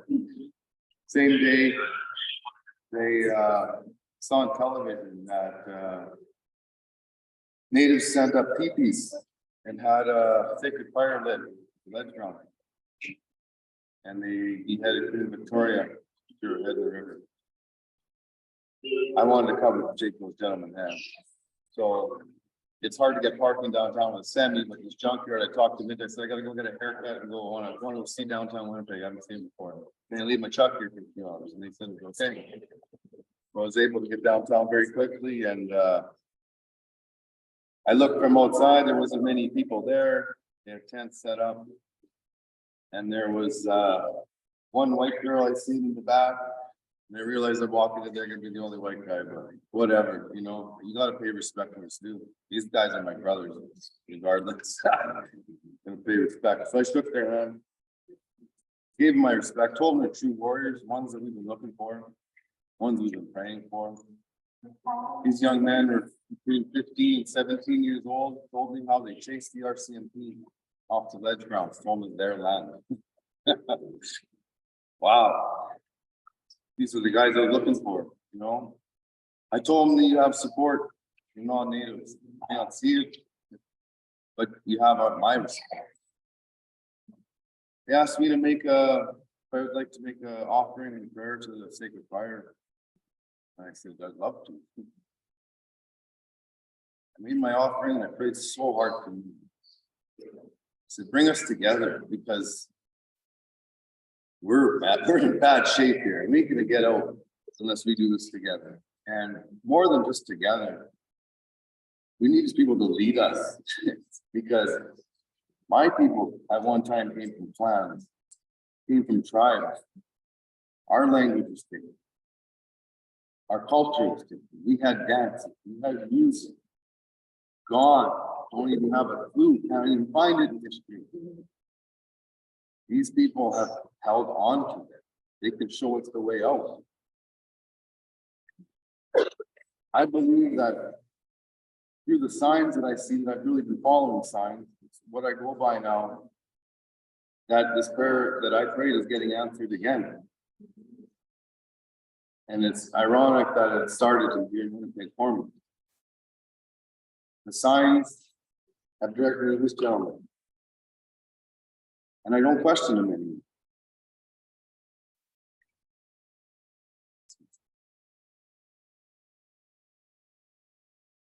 We are God's hand. When God decides to answer this prayer that we've been praying collectively, for warriors to stand up and bring back our freedom, we get to answer. And it's humbling when you see it. When you see those around you willing to not destroy, but to give their own life for what's right. Because we want to be acknowledged by your children, great grandchildren, 7 generations down the road. What were those people doing at that time? Why, when they had the resources to stop this, didn't they stop this? A lot of people are worried that it's the end of time and that soon there'll be a second coming. And a lot of people think, I'm going to ask that guy when he gets here why he allowed this to happen. And I'm sitting here preparing myself to answer that question when he asked me why did I allow this to happen. Because the Spirit of God is within me. I am his image on earth. We all are. We are in his hand. We need to stop it. We can't stop it unless we do it together. Unfortunately, I've lost a lot of my way. And I just want to end by saying, you know what? I have the most honor and respect for these natives that have been able to hold on to their language, hold on to their culture, their teachings, and the sacred wisdom. Thank God. Where would we be without it? Completely lost. Megawitch, thank you for having me. Peace. My name is Adrian. My Cree name is Chief Thunderchild Boy. Came from the Cree Nation. When we say Musha, my grandfather used to say, Nimusum. It's the name, when it means like his name. That's how we properly used to come. My grandmother is Dukum. So my grandfather is Norbert Robinson and Nakamisi. And my grandma is Alice Robinson and Seal Whitehead from Saskatchewan. I came with a task here, and they told me that come over here when my leaders have to get tracked off. It's kind of obvious. Everybody knows our leaders happen to be mostly men, and they sold out. I didn't want to come here. It wasn't. I didn't need to come here. I have other things. I got grandchildren to raise. But I realized that there was a big calling over here and that there was the right time to come here. That was 5.5, 6 years ago, and we talked about this and everything like that, how to change a lot of things. You can't change time. Time is the only thing that you guys don't have. It's the most valuable resource. And everybody seems to have answers. But I tell you one thing about the life that we have. You guys don't got choices. Nobody really actually has a choice. Because I'll tell you one thing, it's like I told him and everybody else. You have a right and left. But no matter what, Alpha and Omega knows exactly what's going to happen. You decide you want to go to Tim Hortons, your tire pops. You're not going to Tim Hortons. It was your plan, but it's not going to happen. Anyways, that's why I'm here. I had to sit here and listen to some beautiful women. My elders told me the first thing I was supposed to do over here when I come into this journey is look at the woman in the household. And then I talked to the elder. I had 6 rocks that I had to give away. That's what they told me. I had to see what the last rock was that came to me. I didn't tell anybody these things because I was not supposed to. And from that point on, we kind of look at what had to happen. We have the wolf, and then we have the bear, big bear. We hear somebody, right? And then we have these women. The problem is, it's not the government, it's our hearts. The government will use tricks on us, and that's black magic. The problem is, we're not listening to our women. That's why they're hurt on the side of the roads. Why they're always hurting missing women, everything. That's the problem. Did you guys realize most of the sexual abuse is because of broken homes? Women lost how to be mothers. Not that they haven't, but over the abuse of men, we lost how to be mothers. And what happens? They had to teach themselves. Men are in the jail. They're lost. They're lone wolves. We ask where our warriors. They're sleeping. The warriors I know right now, ironically speaking, happen to be the truckers. Our men. I was angry when I was coming over here. I kind of knew what I was going to do. I knew what I was going to do, but I had to kind of search. It's like they said, 3 days, figure it out. As I'm going, these things that my elders were telling me, you do your protocol, but at the same time too, you learn from these people. Because whether you believe it or not, Winnipeg is the most gambish community. That's what they said. Go to the belly of the beast. I didn't know the belly of the beast was here.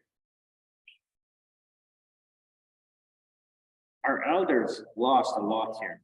A lot of them can't speak their tongue. In my Cree Nation, all of them follow customs. I don't know if you guys realize, but I was walking around this all the time. It's not because it's something, it's because we have, in my Cree language, Cree, Stapio, if you said anything, they hit you, even as a kid. They tell them, listen, that's what they tell you. And if you say anything or anything, you always have to walk around the circle this way. Just like he said, women are on one side and on this side. We had to go to the popular, we had to go find the tree. We had to chop it down. Not that nobody's superior or not in this nation, there's nothing to do with superiority. It's just the custom that we lead. She went to a different nation, Lakota, go see things. All of us are trying to find our culture. But one thing that we forgot is that women, and that was what I learned here over these times here, because I got taught by men. You know, I got taught by men how to be the stars, hunting, fishing, everything, because I didn't have a mother, you know, so that's the thing. Later on, my grandmother. So I look at these women and I knew my answer, because when I come onto this journey, I'm supposed to learn my answer as to what the message had to be with the truckers and the people in politics. That flag is dangerous. We already know how dangerous it is.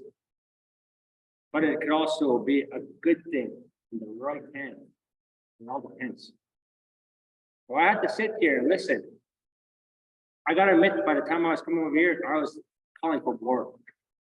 I already knew that. So that's the thing, when I came over here, I listened to him. You know, I listened to her dream. I had to learn these things as they come on, because like they said, as you're going along, you'll know the answers. But if I put that thing out there, it has to be done or something that depends. If I go from east to west or west to east, they told me 5.5 years ago. That's what they told me. And that's what I said. And I shared, and I figured out what I was supposed to do. At the same time, too, it's a house of council that everybody has to kind of come together. I fought my people for 3 years, just like they told me I would. Because I was fighting victimization. We are not victims. We are warriors. We are not victims. We are warriors. We can't listen to the white man's magic anymore. Every time they say, for you, for you, for you. Then we cry, sitting down. Then when we say that to a white person, for you, you know what they say? Look at your people. They have pride. We don't. We lost that and their magic. Now I look at my people. My Native women are the real warriors. Most of my men are sitting down. You ask them to do something, the men will say, I don't know. But the women are the ones that are fighting in the front lines. Land protectors, some of them are there, but they're directed by women. The women are the power. The women are the council. The women are the ones that actually gave us life. And men forgot how to be protectors. And the only protectors I see when I came over here are these guys for our rights. There's some Native men out there that understand the old ways. There is some Native men out there that understand the old ways. But ironically, it's the women that are here. It's the women. Look at all these bundles. And it just happens to be a white man that has his own bundle, a white man that has his own drum. Then we have our elder here. But our Native men are broken. That's why I came here. That fire is strong. But it has the power to destroy. These guys, some of them fought me, and I pointed it out.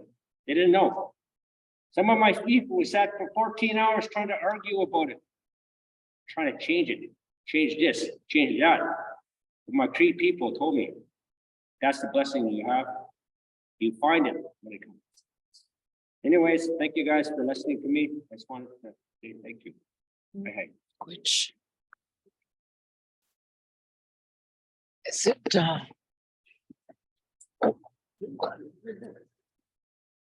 Are we done yet? Because they gotta talk. Okay. I can say one thing because of what I've heard today, and this came to me when I was 24. No, 33. In order to heal, one must first know that they have been violated. And when that is understood, the healing process can begin. And that's what's happening.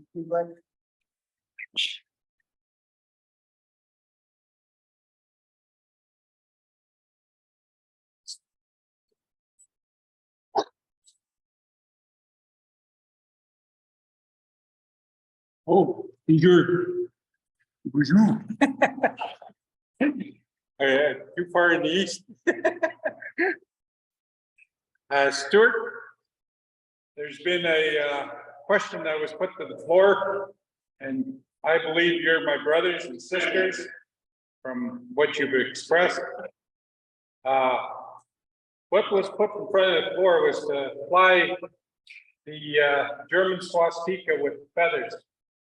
And we went into council the other night and I promised this young man that spoke before me that we get to that tonight. And the women here have chosen their direction. Now, what we need to do in good counsel with yourselves and with our sisters out that way is to ask you and them what their thoughts are as that flag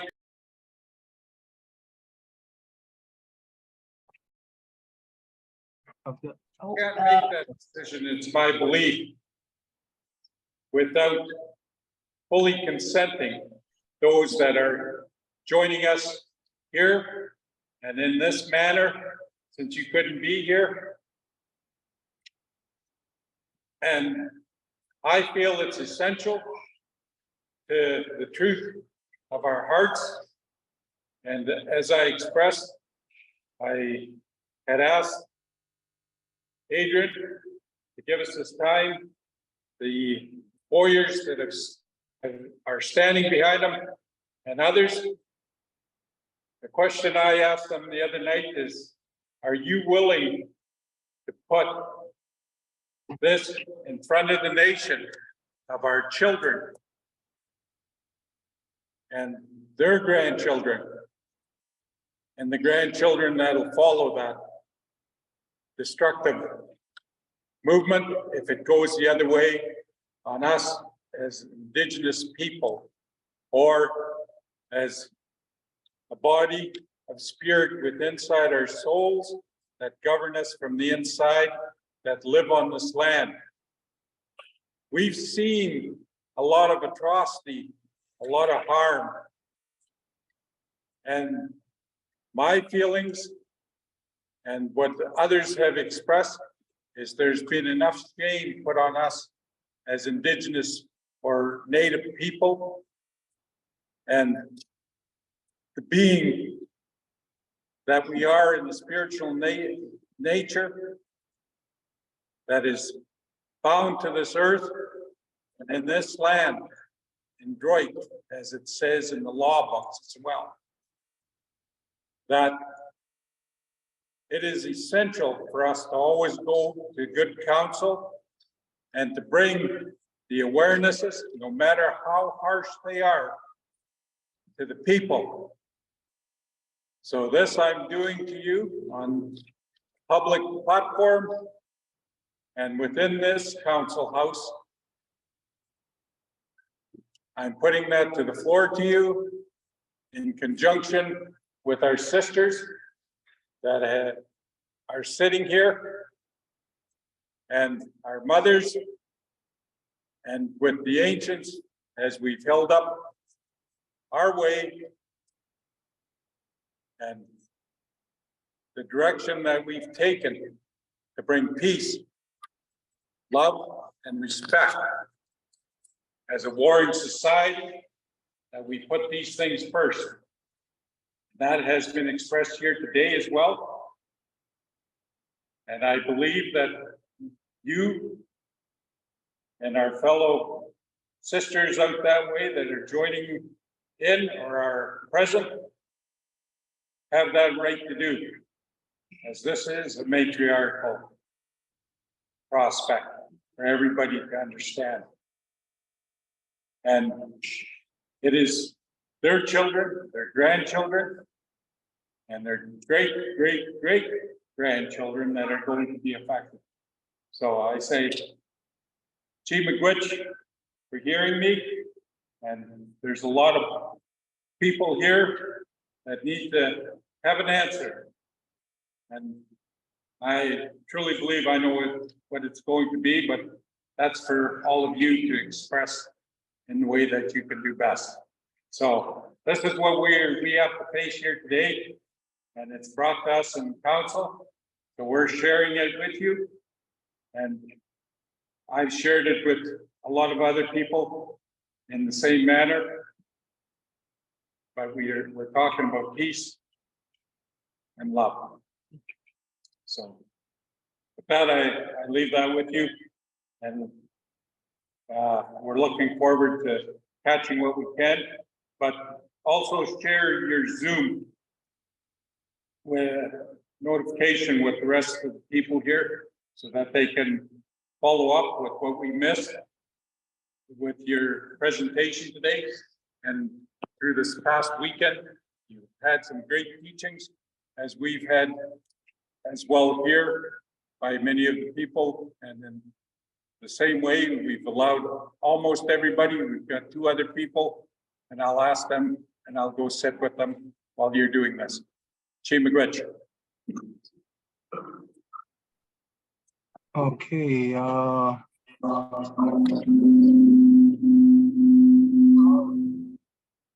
it was kind of muffled, the beginning. I need to. I'm muted, Wendy, so it does not. Okay, I'll mute. Okay, go ahead. It's good? Yeah. Okay, okay, it was a bit muffled at the beginning. It was kind of hard to hear what you were saying. But did I hear something about 5 feathers, or was it lost in the muffle? I don't know, because it was not clear enough to understand. Is that on mute? I unmuted it. Was that? No.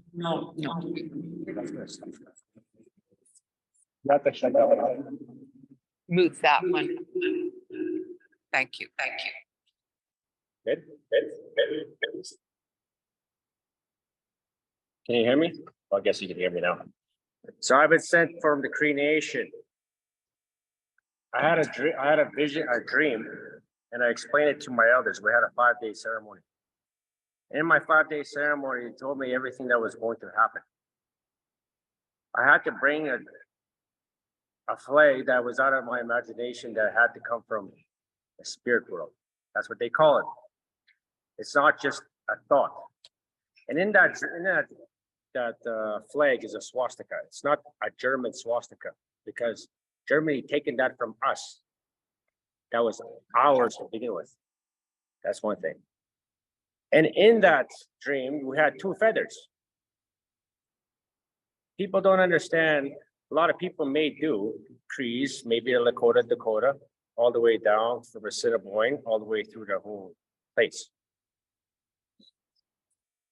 The Big Dipper, you look at it in the sky from the North Star, 12 o'clock at night, you put it on the ground every single night. Spring, summer, fall, winter, 90 degrees, it makes a swastika on the ground. That was our Thunderbird spirit. As I was going through these things and everything like that, there's interesting that I would find answers on my journey.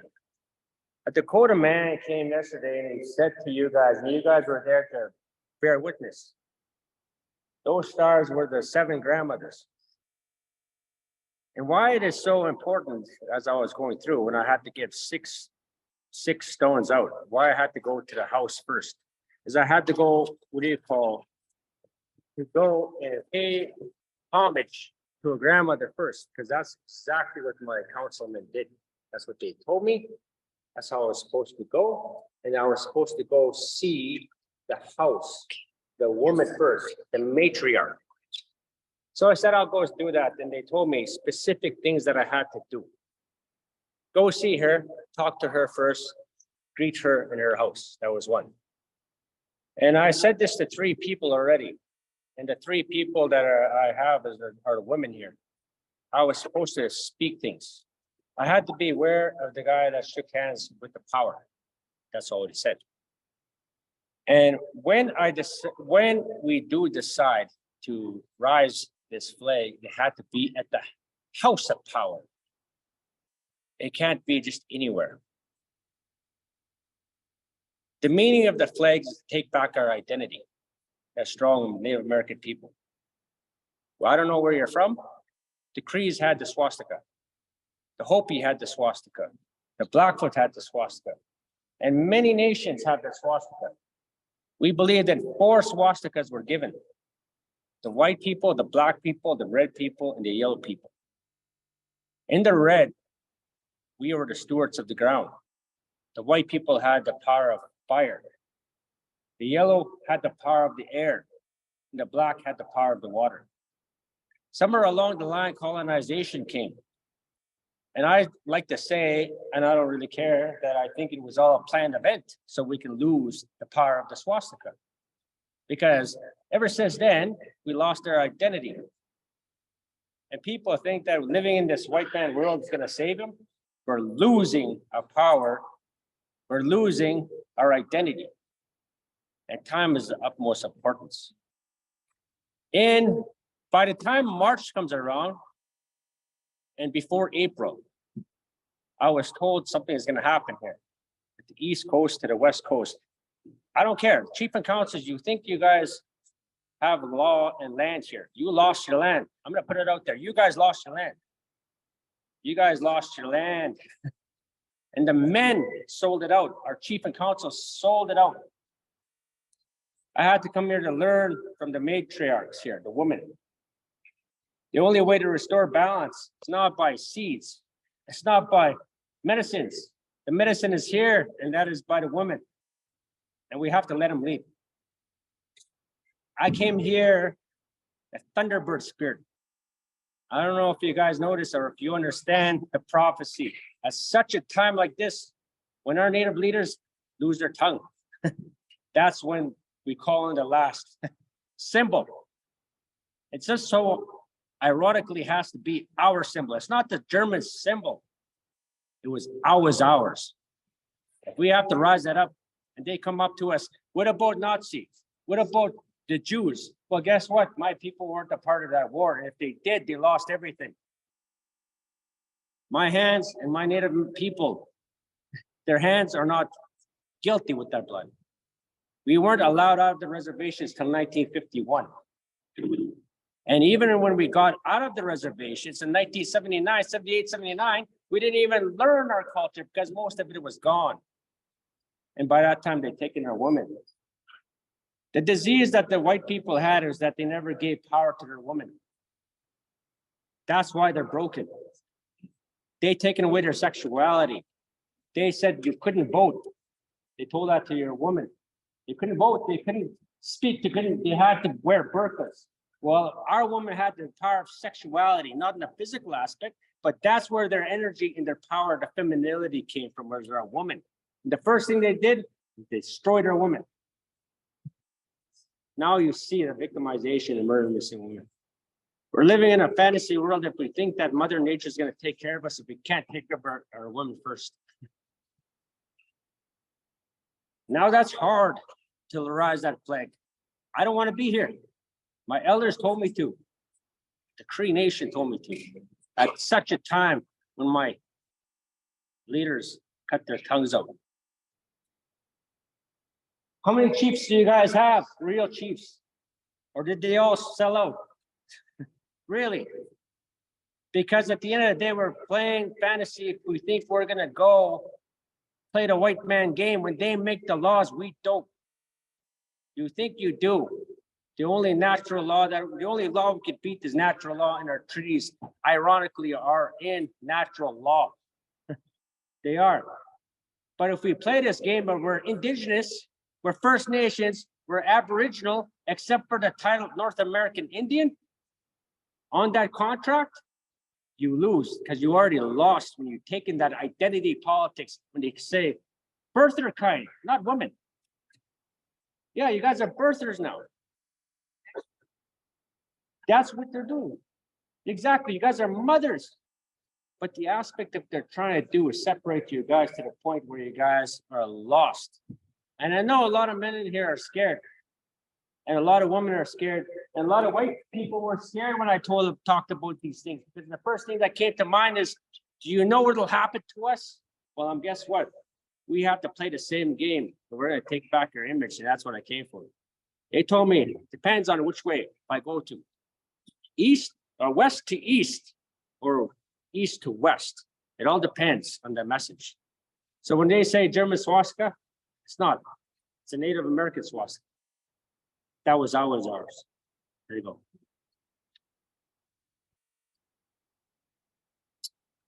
Yeah. Oh, okay. Hona gadi wahi ka jokwa. So what I don't see you, Snyarty. Gazit dans Rio, you just go how noji on Dutch going to star or not, Ronnie. Retinu Rado, Aguego Zevano Sesrono. Okay, so I introduced myself. Some of you already know, but I identify that my name is Gazit Rio. This is the name that my mother has given me. It means pretty bird. And when she was alive in the world, she carried the sacred title of Wolf Clan Mother. My mother's name was Gahawanuji, meaning she carries the grapes. Okay, I'll try to piece this together the best that I can, because from what JD said and then what you just said, there was a lot of muffle because of the how big that place is in there. There's a lot of echo. So, but anyways, okay, about the what you identify as the 7 grandmothers. Yes, everyone on Earth knows of them. The original peoples here of Turtle Island all know the story of them. But for us, we refer to them as the 7 dancers. Now, if this is your dream that they are 7 grandmothers, this is quite simply because where we are in the great cycle of things. We are right now in the great renewal. It's the 25,000 year cycle of where we were before. Just like a clock, if it starts at midnight, it's going to come around to midnight again. So we were here before, and we experienced this before. And what it is it's evolution. And when we think of evolution, we think of our structure of DNA, the double helix, that we know the rotation of it. Which direction is the rotation of our DNA? The rotation of our DNA is counterclockwise. Now, I know that for a long time now, that all the peoples of the West have been doing things clockwise. So if you want to talk about the swastika, the 7 dancers, some people want to call it the Big Dipper, whatever. When you talk about this, then you're talking about the direction that it turns. We're looking at it when we're watching it turn, and everybody knows, like you said, people want to call it a swastika, whatever. Doesn't really matter. But it turns counterclockwise. So then we got to ask ourselves, why are the people of the West who identify that symbol, why are they dancing clockwise? Why does that happen? Because if you're looking into the sky, and I'm pretty sure we all know that when we pass, that's where you're supposed to go. You're supposed to follow those 7 dancers. And so if you're going clockwise, but they are going counterclockwise, you're not gonna meet up with them. The clockwise actually is going against evolution. Okay, so just on that level, I'm going to say a bunch of things here that, from what I heard here tonight so far, I'm going to say things that are going to offend people. So get ready. But I'll say to you, I'm not going to tell any untruths, and I'm not going to say anything to hurt your feelings. I'm going to speak truths, and those are the things that are going to hurt people's feelings. Okay, so in this dream of the 7 grandmothers, you're seeing them as grandmothers because that's where they were 25,000 years ago. They were 7 children who were dancing. But now that we're here again at a revolution that comes around again every 25,000 years, even non-native science is now affirming this. But this is something that we have as our continuous knowledge from our lines from the beginning of time. And this is where we got to remember that we did not come out of, or we did not grow where we are today. We grew out of our Mother Earth. And where we grew out of our Mother Earth is with the land, where the land grew from. And our land did not grow right from here. If you picture where you're standing right now, take away the land, where are you? In the middle of the ocean? You're basically on the planet in between the 2 axis points. you would basically be almost like, say, about maybe 45% in between the equator and the northern hemisphere. Okay, so that tells you that if you take the land away, you did not grow from there. We all grew from the same place where the land came from. And our land, all land on earth, came out of the South Pole. All land grew from there. This is our journey of the corn. There is something that happened to us, the original peoples here, that spawned the white man. The white man does not come from across the other side of the waters. The white man comes from here. All of them on the other side of the waters come from here. The Bering Strait theory, of course, it's nonsense the way that they tell it, but it is true. It's true that people crossed the Bering Strait and then populated the continents. But we did not come from that side. It's they that came from this side because they were cast out of the garden. They do tell their story. It's in their religious books, but they tell it in such a way that their children will never understand, and so that their children will always be misled. So the seven dancers, again, the reason why you're seeing them as grandmothers is because that was 25,000 years ago. We're at the new cycle, the new rebirth. It's the new children now. So they're not going to be grandparents. They're going to be children. It's the new turn of the DNA. Now, this is, of course, on the galactic level. This is not something just that people here on Earth, non-native people, they're not going to understand this. There's got to be so much more foundational knowledge in order to comprehend this. And I'll identify that in some of the discourse tonight that I heard, that there is the exemplification that they done everything that they did to their children so that they will never remember how to be human.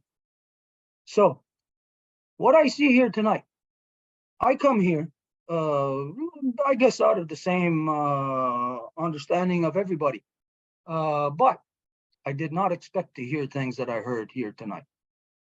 Not at all. I have nothing to do with religion. I do not appreciate being violated by people who are speaking white man's religion, white man's nonsense. I have already made our stand in our house to identify to people to keep your white man's nonsense out of here. It's got no business anywhere in Turtle Island. For people to think still to this day within the corrupted mindset of religion tells you that the people are not ready. They are not ready. You may think that just because people come and say, we want peace, we want to work together, that they're ready. That does not mean they're ready. You know when they're ready? When they respect the people who are the owners of this house. And the owners of this house say, you take your white man's religion and you shove it where the sun doesn't shine. Because this is what killed all of our children. This is what kidnapped our children. And to see some of our people so ridiculous to have their head up the white man's rear end and his religion just identifies what you did in fact say, how much our people have lost their way. We got to remember something here. Who had first contact with the white man? Was it you people? In the middle of the country or in the West? No, it wasn't. Do not forget that it was us. Do not forget that we have knowledge of this white man. That a lot of people, everyone right across the country is choosing to forget. Why? Because the white man says that they want to unite or they want to come together or this or that. What does that mean when they say that? It's words. I will listen to the white man when the white man stops being the white man. I'm not talking about the color of his skin. I'm talking about his thinking, where his thinking is white. And people will be offended by this, but I will resort to science. Anyone who is offended by this go into science and look into your own non-native science and look into where the experiments within the colors of the light spectrum and find out for yourself. I could tell you that white is when you shine the the color of white light on metallic object, that shards of that metallic object are leaving. So what white does is it agitates. And when you think of the human body, when is the skin white? The skin is white when the human is dead, or when the skin is being shed, meaning the skin is dead. The color white has a very specific role in the color spectrum. And we have to accept that reality because it is natural science of our mother. And so I will say to all the white people who are there, how do you think we feel when we hear you speaking of God and talking about your God and speaking about Jesus and all of this stuff and praying, when you know that this is the very thing that kidnapped, raped, terrorized, murdered, and molested and killed our children? Do you think that that's okay for you to speak this way in front of natives? And when it's supposed to be for a coming together? No, this is wrong. This is not mutual respect. And it is not mutual respect from within identity when we have some of our own people who are lost within the white man's witchcraft of religion. The white man's religion is the male self-glorification process of creating God, making up God in man's image.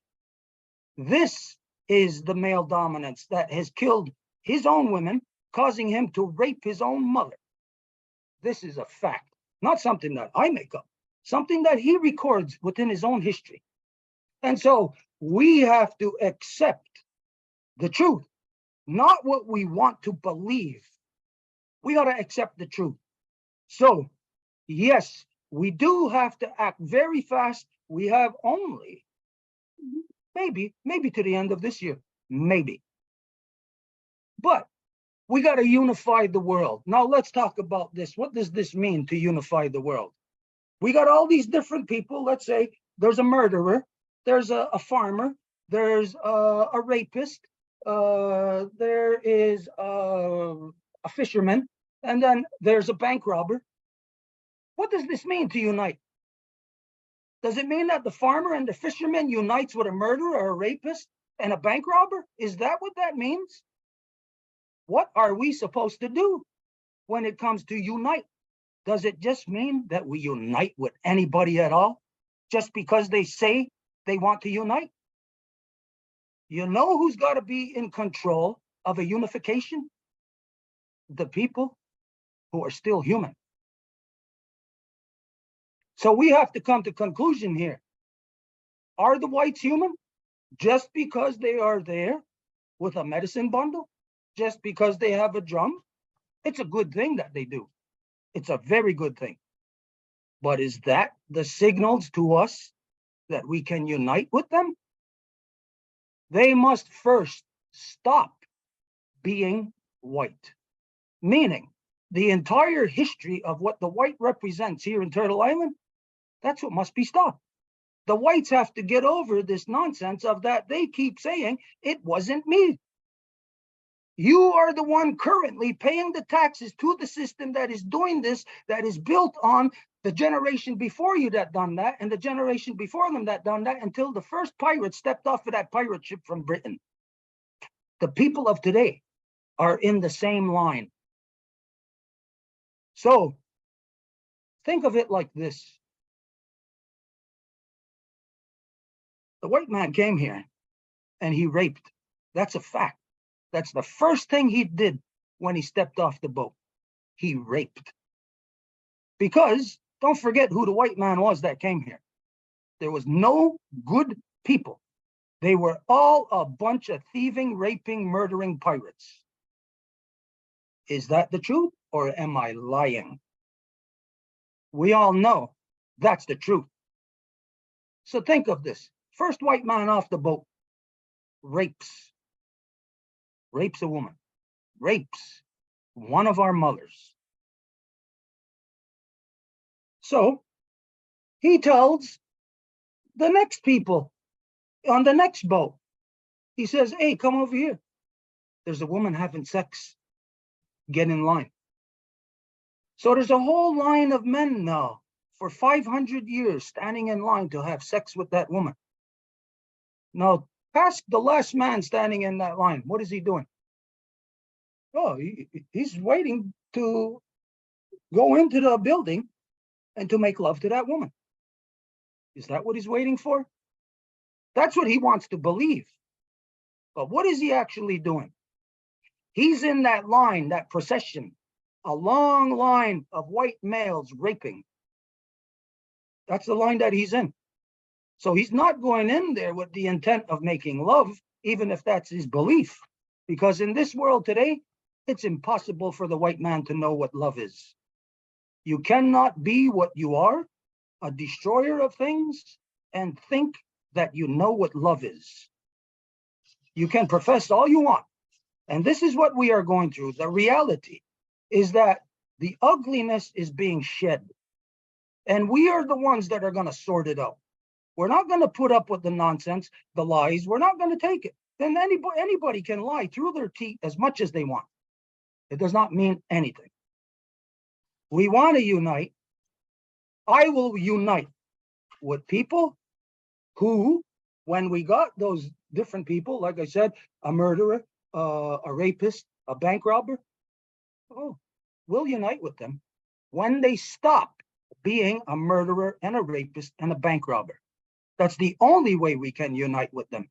And so this is where we put our foot down, and we cannot allow a fantasy to continue. The white man is already here. And they've already been pushing their way for 500 years. And the only reason that we allow it is because we love them. Because they are our sisters and brothers. They don't remember a goddamn thing because of their God. It keeps them stuck in where their God created a special place for them, a limbo, a purgatory. That's where they are stuck. We are not stuck there. And so the reality of what we are uniting for is to heal our Mother Earth. What does this mean? After 25,000 years, does this mean that all the corruption, we say, okay, everybody, all corruption, everybody come over here and we're going to put this into this new life? And so the new life is going to have corruption, rapists, murderers? No, that ain't going to happen. Not as long as I'm alive. It's not going to happen as long as I'm alive. I will speak the truth wherever there is lies being told. And so we are not going to accept what people expect us to accept. No. There is a long path before the whites, the non-natives, are going to be able to sit next to us. Because I'll say, just to you, can you go on the battlefield with someone you can't trust standing next to you? Who's going to have their hand on the knife in your back? If we just allow anybody there, that's what's going to happen. And then you know what's going to be pushing on? Not us, not the truth, the lie, the rapist, the murderer. That's what's going to be pushing on. We're going to be given this new identity into a baby, like the way that the non-native people raise their children, to grow up to be just like them, to be murderers just like them, to join the war machine just like them, waging war on our Mother Earth. Now, I say this right to the faces of all non-native, all white people. And I say to them, I challenge you directly to your humanity. If you can rise to your humanity, then maybe you can take your place amongst the people. Maybe. But here we are, and we got to accept this. We are in the 11th hour. We're in the last moment. And all of a sudden, This is where the non-native people come running because they know everybody can sense it. All of creation, animals, everything can sense. Something bad is coming down the pipe at us. And so they come running. Is it their way? Is it the truth? Or is it because they're feeling the pinch from all of their own bad that they have brought into this world? We got to stay vigilant. So I'm kind of guessing here that what was said. Did I hear 5 fellers? Do I hear flag talk about a flag or something? Okay, so is this flag something that you are talking about creating to represent the whatever the movement is now? Well, because I really couldn't grasp that. Can you explain it? Because I really don't know what I'm addressing. Okay. We have a swastika, our Native American swastika with 2 feathers on it. Has the 4 colors. And the thing is, like, you know, we already knew this with the Crees. We already knew this a while ago. We already knew the aspect of how significant it was. The Hopis already knew that as well, too.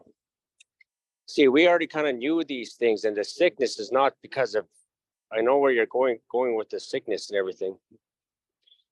The Indian Act is what's destroying us over here. That's the thing. Whether people want to believe it or not, it's the Indian Act. Right now, we have 64 to 68% of all murdered missing women in this Canada here died at the hands of our own people.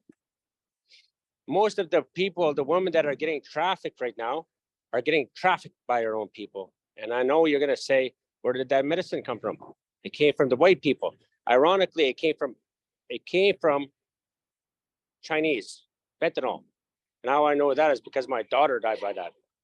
I walked into so many trap houses in Edmonton, and I seen so many people of our own people put our own women on the streets. And we're going to say that's what we got taught. But I beg to differ when I say this. It's a system that destroyed their own people. Their own people got destroyed by this system. And that you could tell because they lost their culture. And that came from the kings and queens and the monarchs of a satanic religion. And that's about power. So when you say, yeah, they're all lost, and I'll tell you why. It's because it's what they were taught. We are the last culture in America. Australia fell. We are the last draw. And what's going to happen right away here, and I say only a couple of months because I know after March, this nation is going to fall. When you come to the aspect of the largest land grab in Canadian history is right here. When we lose our treaty rights when it comes to UNDRIP, United Nations, because we have never signed no treaty with United Nations. We never did. It was with the British monarch. And now they're selling that out.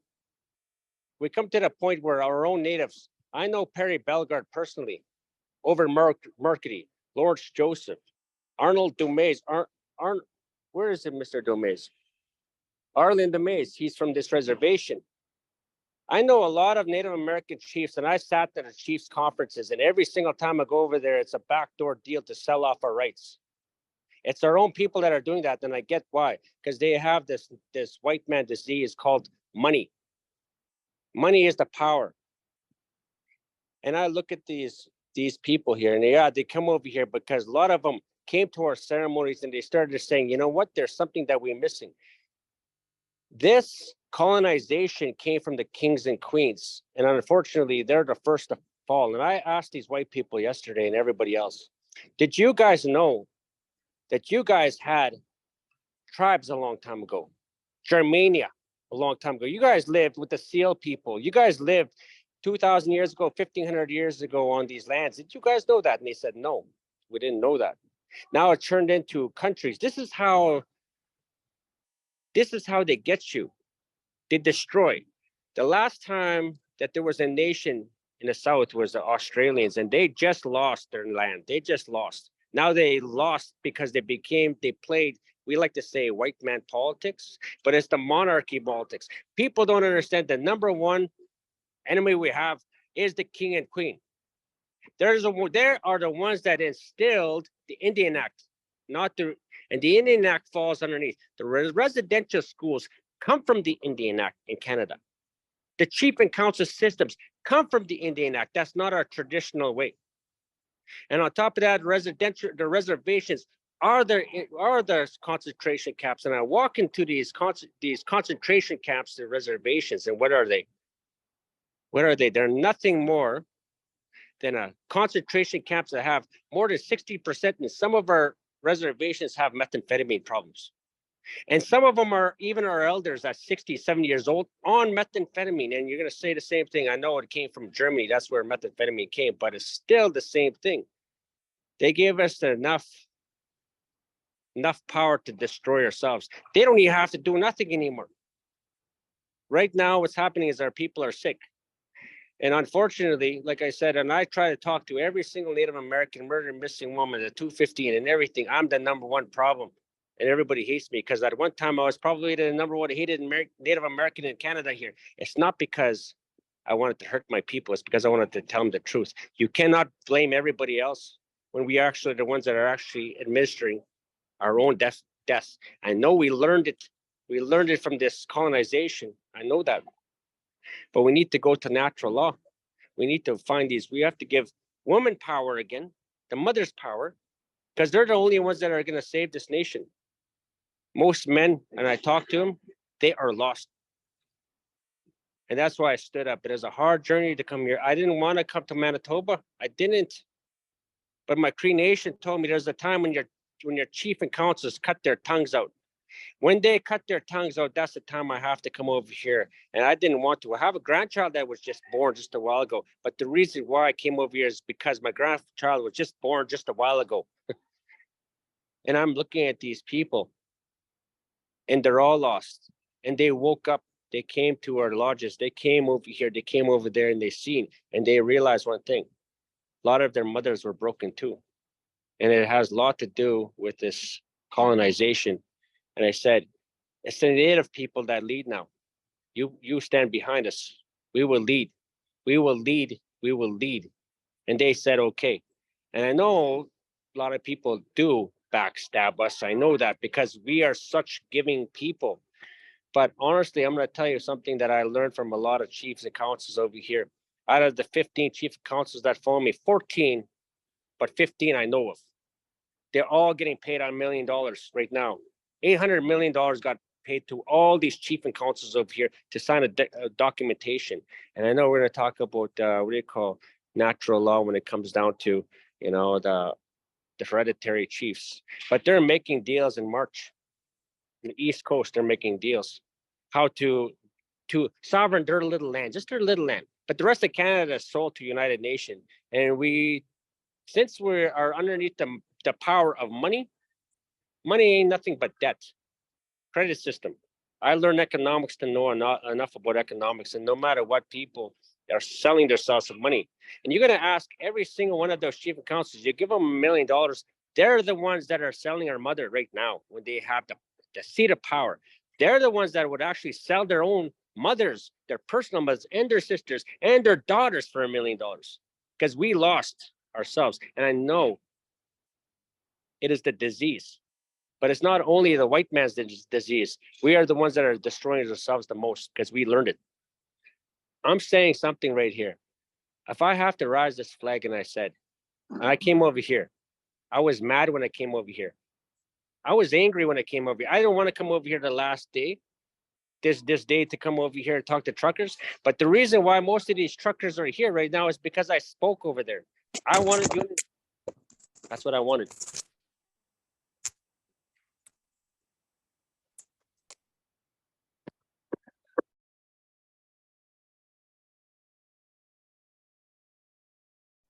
Okay, just to address some of the things that you said there, we got to think on a level as to what you said about the land being lost, the people losing their territory. How? Where is the land going to go? Are the people going to be shipped off of it? they're not losing their land in that way. They're losing their land in another way, which is through all these kiss asses within the Assembly of Foolish Natives who are making the deal to right now tax their people. This is this year. The fiscal year starts next month. Where? In, what is it? February, March, April, 2 months. The fiscal year. The first taxation of all Native people and their lands, property, everything, that's this year. Here in Ganawagi, there's a lesbian mayor that is ushering this in. These are all the ass-kissing sellouts that are destroying our people. And we got to identify these things properly and correctly so that our children know that if they're walking next to one of them, that they know they're next to a monster. That they don't think that, ooh, look, this is a person. It's not a person. I got no goddamn use whatsoever for Terry Bellegarde or not a single one of them, because these are the people that have sold our people out. How did they do it? How? Through the white man system. Like you said, that's not ours. Anybody would have to be a complete idiot to participate in voting. This is the white man's way of division, how they divide their families. This comes from their religion of dividing you and quartering you. That's their religion. So that they never, that you, the victim, is never able to defend itself properly. So right now, the Assembly of Foolish Natives right across the country, who were created by Brian Mulroney, only so that he can negotiate the self-government process with one person, not with 100 different communities or 100 different nations. He wanted to do it with one ass-kissing sellout, which was George Erasmus. And every single last one of them since then have all been exactly like George Erasmus. Who are they? Lawyers. What do lawyers do? What is it? How can you claim that a lawyer is a native? You cannot associate a lawyer with being a native, even if they're 100% native blood, because for that idiot to become a lawyer, they have to bend over and kiss their king's ass. They got to pledge their allegiance to their crown. And so what kind of native, imagine that. Oh, this is why the only thing you could refer to them as is the Assembly of Foolish Natives, because all the people who vote in there put in somebody who's a lawyer, who's a Canadian, because a native, to be a lawyer in Canada, you got to swear your allegiance to the bar, meaning you give up. That's the same thing as in the 50s, what happened to all the natives out west of enfranchisement. They choose enfranchisement, to give up,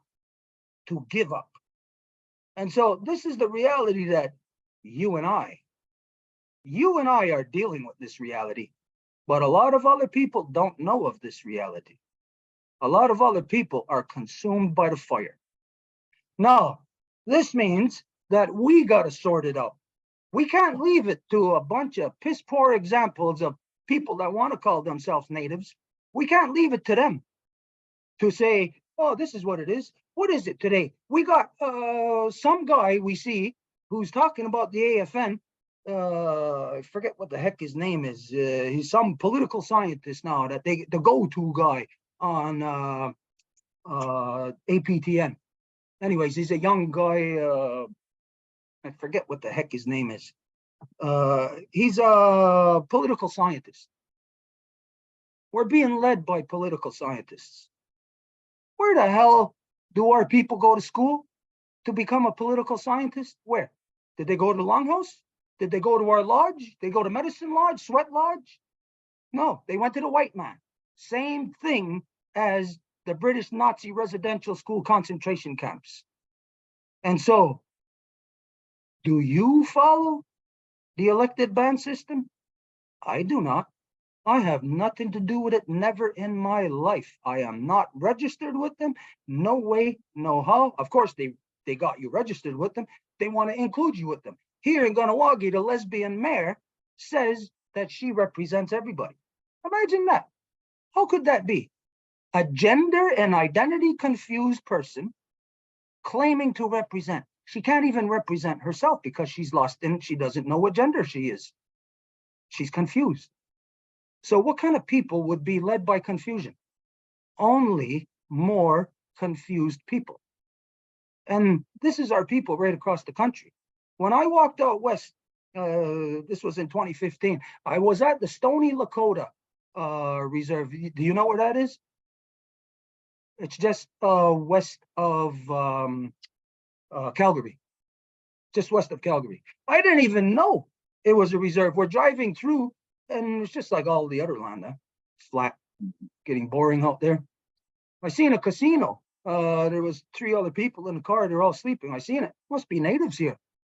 So we went there. Make a long story short, we end up in some elder's house. He's got 2 younger guys, maybe in their 20s, who are basically like his apprentice. He's like a medicine man, and he's got another older guy there with him. And we're telling him, we're talking about what we're doing, going across the country. It was the walk to bring our mothers back to power. Anyways, he says, oh, you want me to do the ceremony for you? Send us on our way, our path. Oh, sure, go ahead. Halfway through our ceremony, this fool, speaking in his language, who told me before that he was dragged through the British Nazi residential school concentration camps. This guy, in doing a ceremony for me, in his oration, I couldn't understand his language, but I hear Jesus Christ. So I wait, let him finish.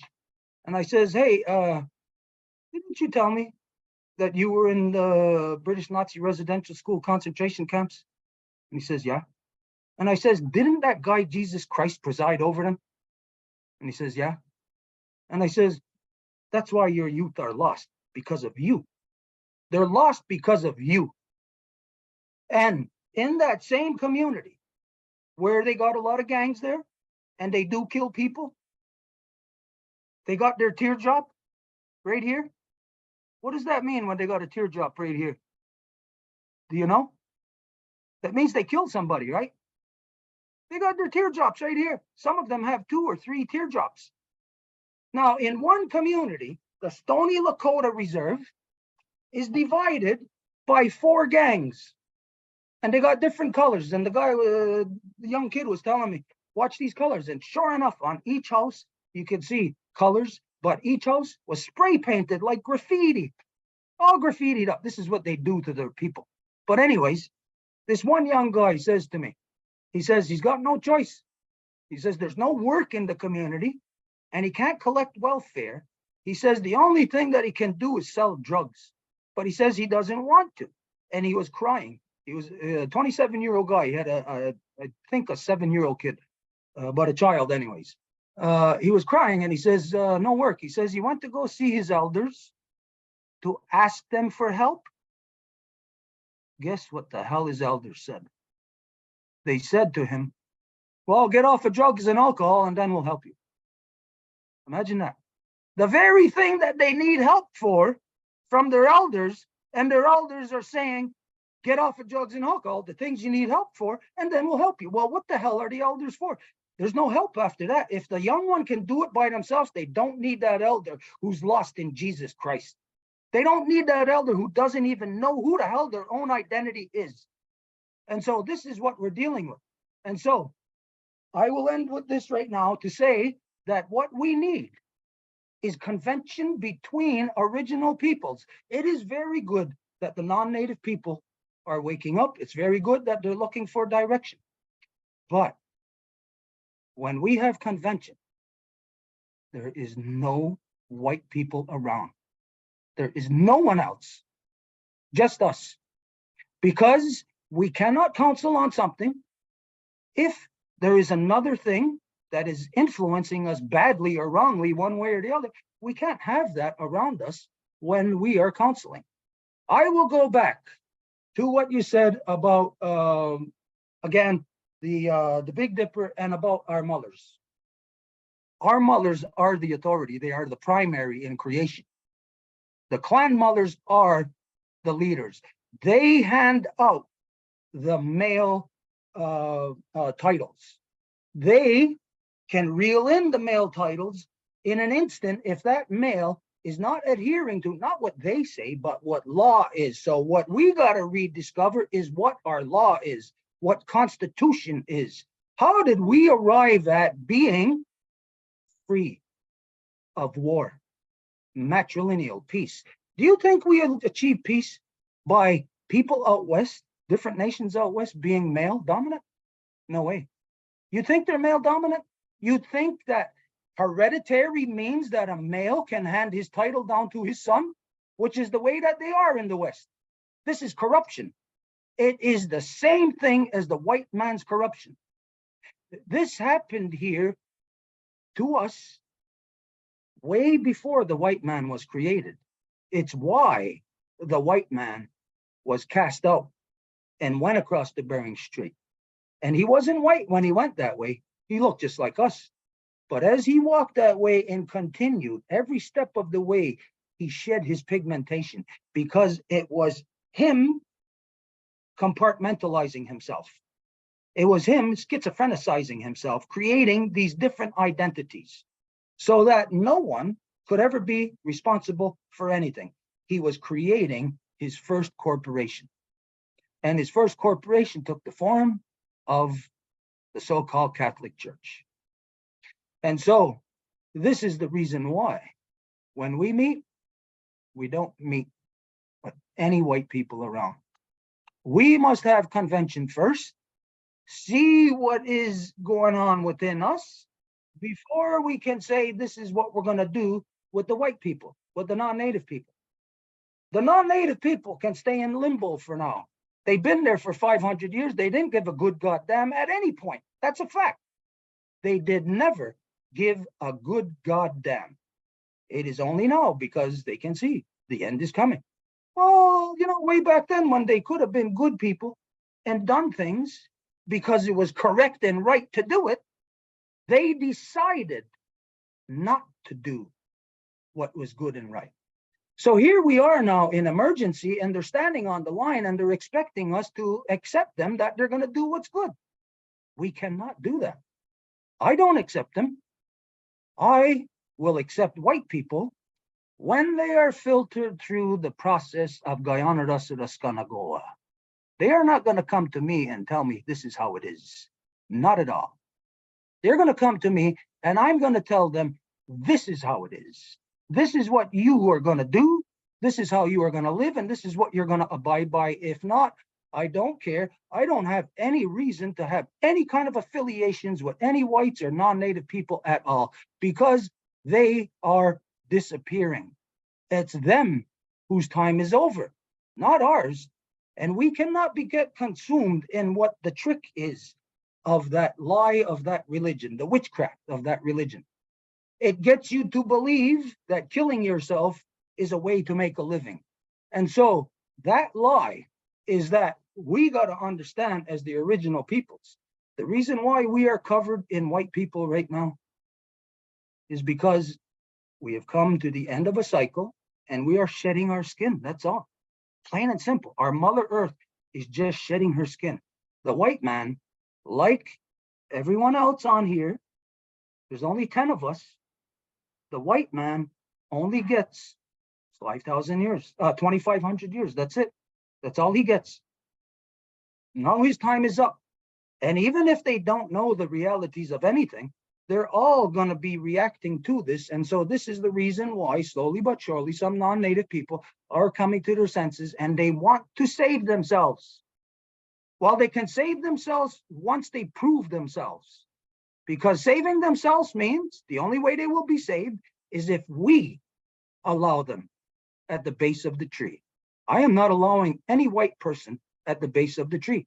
No way in hell. Only when they're filtered through Guyana Rasudaskanagawa, our great law of peace, handed down by our mothers from the beginning of time. This is the only thing we make supplication to. There is no man on this earth, no so-called, whatever they want to call themselves, nations or organizations or businesses. We do not make supplication to them.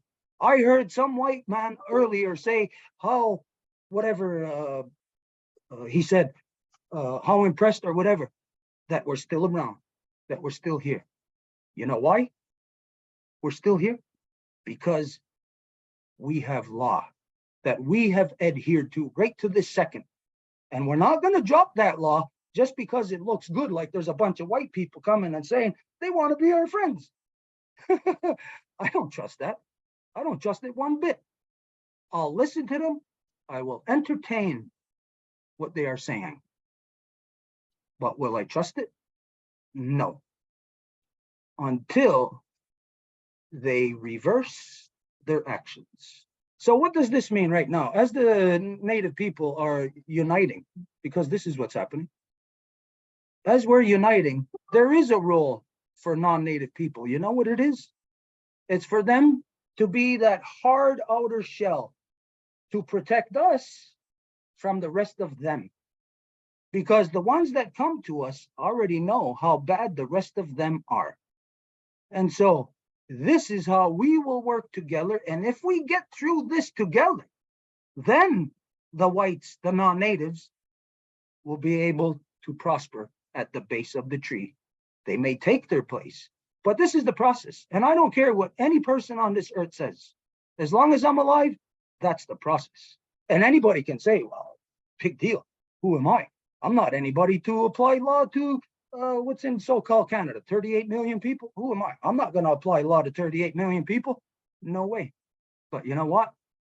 All so-called 38 million so-called Canadians all got to comply with what I say. They got to comply with what you say. And all the natives across the country, if they're saying all different things, say some are at a little lower, you know, whatever, and some are higher, then they got to comply with the strictest one of us says, not the one that is most compliant with them. If the white people are thinking, oh, here's the most compliant, let's work with that person. You know who you're working with? You're working with a liar. You're only going to know the truth for the non-native people when you're listening to the strictest, the one that is laying down the law that you know is addressing all the things within our joint distorted history. It's not distorted because of us. It's distorted because of them. And so right now, across the country, there is, in fact, a unification happening because we are, in fact, whether anybody wants to agree with this or know about it, we are in the time of renewal. This is the time of rebirth. And so it is everybody's choice that you can be either on the side of the living or you can stay, everyone can stay where they are. And that's what the native people have to offer. It's a hard truth and it's a hard love, but we're the only ones that are going to love you. You go somewhere else, anywhere else around the world, which the non-native has already done. They went everywhere. Try to find someone else that is going to love you. Everybody else already hates you. Nobody's going to give you a chance. We are the only ones that love you because we are the only ones that remember who you are. Even though you have forgotten, all the non-native people have forgotten their humanity. They come and spit on our grandmothers. Are we going to welcome them after that? Not a snowball's chance in hell. This is not going to happen. So let's get a few things straight here today where I know it's the end here and people may be in a little bit euphoric state of all the stuff that was said or done or whatever experienced over the last few days. Let's sort it all out through truth here. Non-native people, before you are going to be accepted, before you will get a chance to sit at the base of the tree with the people, you must undo yourself. You must stop being what you are. And a protest and a gathering is not going to undo who you are. You must stand for truth. What's the truth right now? I'm going to share with you something very short. I'm going to read it off to you. I know maybe, but this is going to show the example of what the non-native people have to do. Can we have that document about the RCMP? Now, some of you know that over the last couple of days, what we shared with you is that we have extended through the two-row wampum the relations that are supposed to be with the non-native people because we made our relations with the wrong people. We made it with pirates, with men. Men, white men especially, don't represent a goddamn thing in this world. White men only represent death and destruction. So when we presented all the treaties or whatever to them, we didn't know who they were. We thought they were good people. We thought that when somebody said something, that they stood by their word like us. We did not know the concept of lying. And so, as a result, we gave the two-row wampum to the wrong people. A few years back, we switched and we handed the two-row wampum over to the non-native women, because that's the true representation. And the non-native women formed an organization of themselves because they cannot be represented within so-called Canada or anywhere else. So they formed the Life Givers Nation. And the Life Givers Nation has adopted the Great Law of Peace. And this is what non-native people got to do to correct themselves. So the non-native people got to do what this, I'm going to read this document off to you. The Life Givers Nation, Council of the Eastern Woodlands of Turtle Island, is constituted under the Great Law of Peace through the two-row wampum. The two-row wampum is the first and only binding spiritual political peace treaty extended from the original people of Turtle Island to the European feudal system, who were bound to live in accord within the law of the original people of Turtle Island. Since the original people of Turtle Island had attained such balance more than 2,000 years ago under the Great Law of Peace, the two-row wampum is the bridge to facilitating others into the basic human experience in love, mutual respect, mutual aid, and non-interference. When the Europeans were presented with the two-row wampum, they agreed to abide by this peace treaty for as long as the sun and moon shines and the grass grows and the rivers flow. Instead, they pillaged, raped, enslaved, and murdered the original people for their land and resources and imposed their genocide in cohesion with the Catholic Church, whose current representative, Pope Francis at the Vatican, politically declared on his trip to this land in April 2022 that yes, there had been genocide in Turtle Island. For over 500 years, the original people have been subjected to the war-minded European people. The lack of respect for the two-row wampum and the Great Law of Peace by imposing religion and war has brought our world to the brink of annihilation, where the living heart of our Mother Earth and the life givers, life protectors, and all children in the good mind continue to live in a constant state of war, fear, starvation, and lack of water. This genocide of our Mother Earth by the British monarchy military war machine and its many foreign branches throughout the world are one being called the RCMP, the rapists, criminals, murdering pedophiles, that were created to erase the original people from the British, for the British monarchy extraction industrial machine, bringing their poison to every corner of Turtle Island. The RCMP, the rapists, criminals, murdering pedophiles, history on Turtle Island has been one of war, acting as a military arm of the British monarchy on behalf of the church and all of its colonial regimes, which is the force behind the colonial actions directed at the original people across so-called Canada and the world.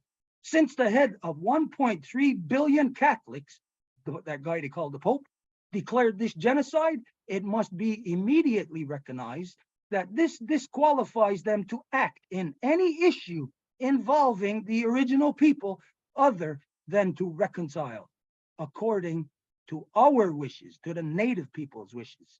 These horrific crimes were never made answerable, and the perpetrators never received any consequences for these genocidal, inhuman actions. From the mass murder of native people through colonization, through the reservation system, the RCMP, the rapist, criminal, murdering pedophiles, persecuted the original people across so-called Canada by removing and murdering countless innocent native children through the British Nazi residential school concentration camp agenda, and by being the continued force behind the child welfare system that inflicts children's removal from families still to this day. These acts of war, of genocide, clanicide, saw thousands of children stolen, beaten, molested, tortured, and murdered.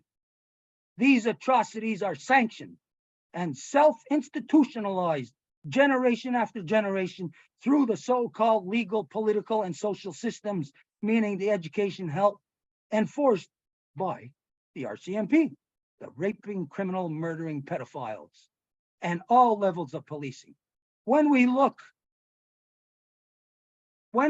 at the RCMP oath, we determine it is an oath to genocide, clannicide. Also, when we look at the RCMP statement on reconciliation, we can determine it is an empty statement. For any true act of reconciliation to begin, the very machine that created the need for reconciliation must be dismantled, meaning the RCMP must be dismantled. And the very corruption and illegal governments established by the British war machine must cease and desist. This means Canada. For all of these above mentioned crimes, we, and this is the Life Givers Nation, this is non-Native people, non-Native women, state that the British European, hereby represented by the Governor General and their military arm, the RCMP, raping, criminal, murdering pedophiles, must cease their continued acts of genocide against all original people. What? Oh, okay, I missed, throughout Turtle Island. Immediately, for the RCMP cannot be trusted to represent a human agenda that any citizen would respect. We condemn their criminalizing of anyone, Native and non-Native, wanting to urgently protect our Mother Earth's vital ecosystems on which we depend on for our survival. We reject all forms of war and genocide, clannicide brought about by the illegal and criminal acts of Britain, the Roman Vatican, their canonical law, and its manifestations, especially now that the Pope, that guy called the Pope, confessed the genocide. We separate ourselves from the RCMP and every corruption they have perpetrated upon the original people. We will work to correct every crime, injustice, and act of war made against the original people in the past, present, and future. We stand in accord and uphold the agreement between the original people of Turtle Island and the non-natives who are legally bound to abide by the Two-Row Wampum Treaty to this day. We stand in solidarity with the original people and recognize their rights to their council, their land management, their medicines, their ceremonies, and their traditions as the living extension of the great law of peace, and we have so much to learn from. We acknowledge the true identity of all original Native nations of Turtle Island, where the Mullers manage the people in love. The clan Mullers are the legal authority of the people. We call on all peoples whose bloodlines that come from across the great waters to come into the original agreement with the great law of peace. We call on our sons of the good mind into the circle of peace as life protectors, so that we can restore the balance between the life givers and the life protectors for our Mother Earth and all children. The great law of peace is a derivative of the order of creation, established for all people in every land and territory upon Mother Earth. It is the living path from war into peace, and it is given to all people upon our sacred Mother Earth to help reestablish peace, love, and righteousness for the preservation of all life. This declaration is an act of peace. So all white people, all non-Native people, if they're going to be our brothers and sisters, and if they're going to walk side by side with us, this is what they have to endorse. This is what they have to push, because this is the reality of what has been inflicted upon us. So I present this to you to identify that there is no other way. People may want to work together. We want to work together. Yes, we want to save our Mother Earth together. But it is going to be this way or no way. There is not two ways to skin a cat.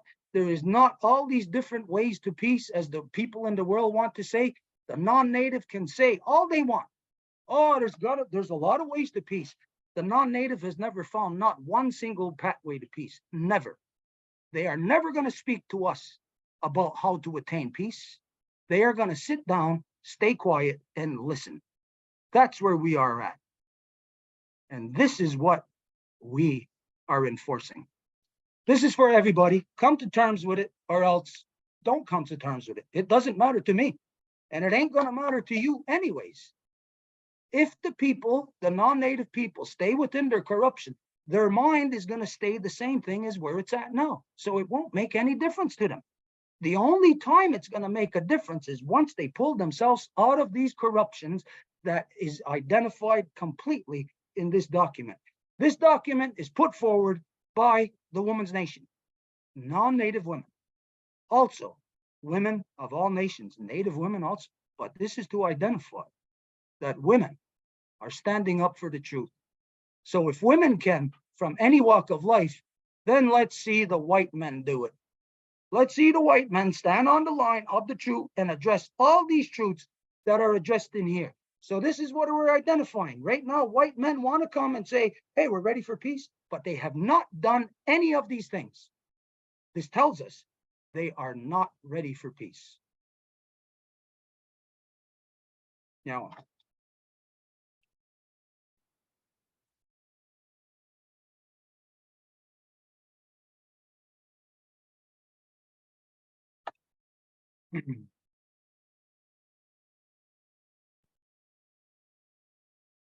are we there?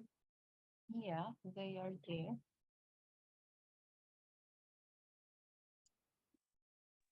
One moment. One moment.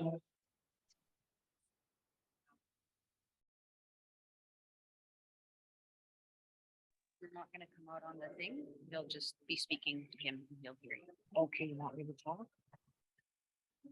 I don't know what's next. I don't know. You said you're gonna speak, so you can the microphone. I can give it to you too. But when I do that, it turns up the volume on. Okay, because if I'm gonna speak, I'm gonna put my phone down. I'll mute this. Okay.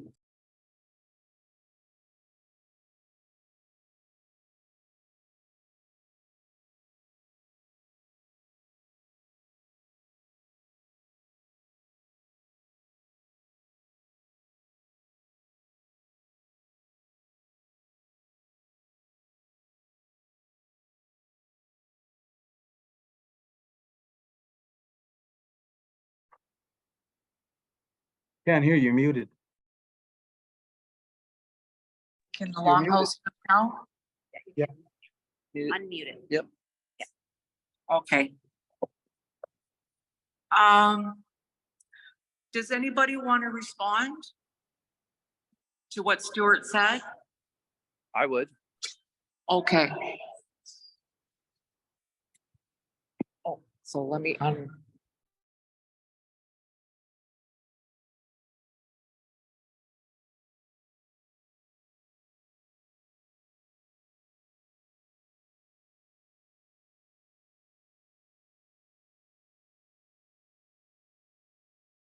We don't hear you.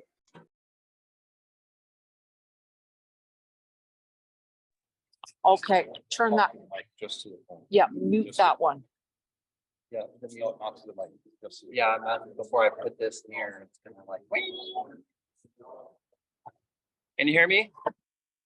Here, I can do this.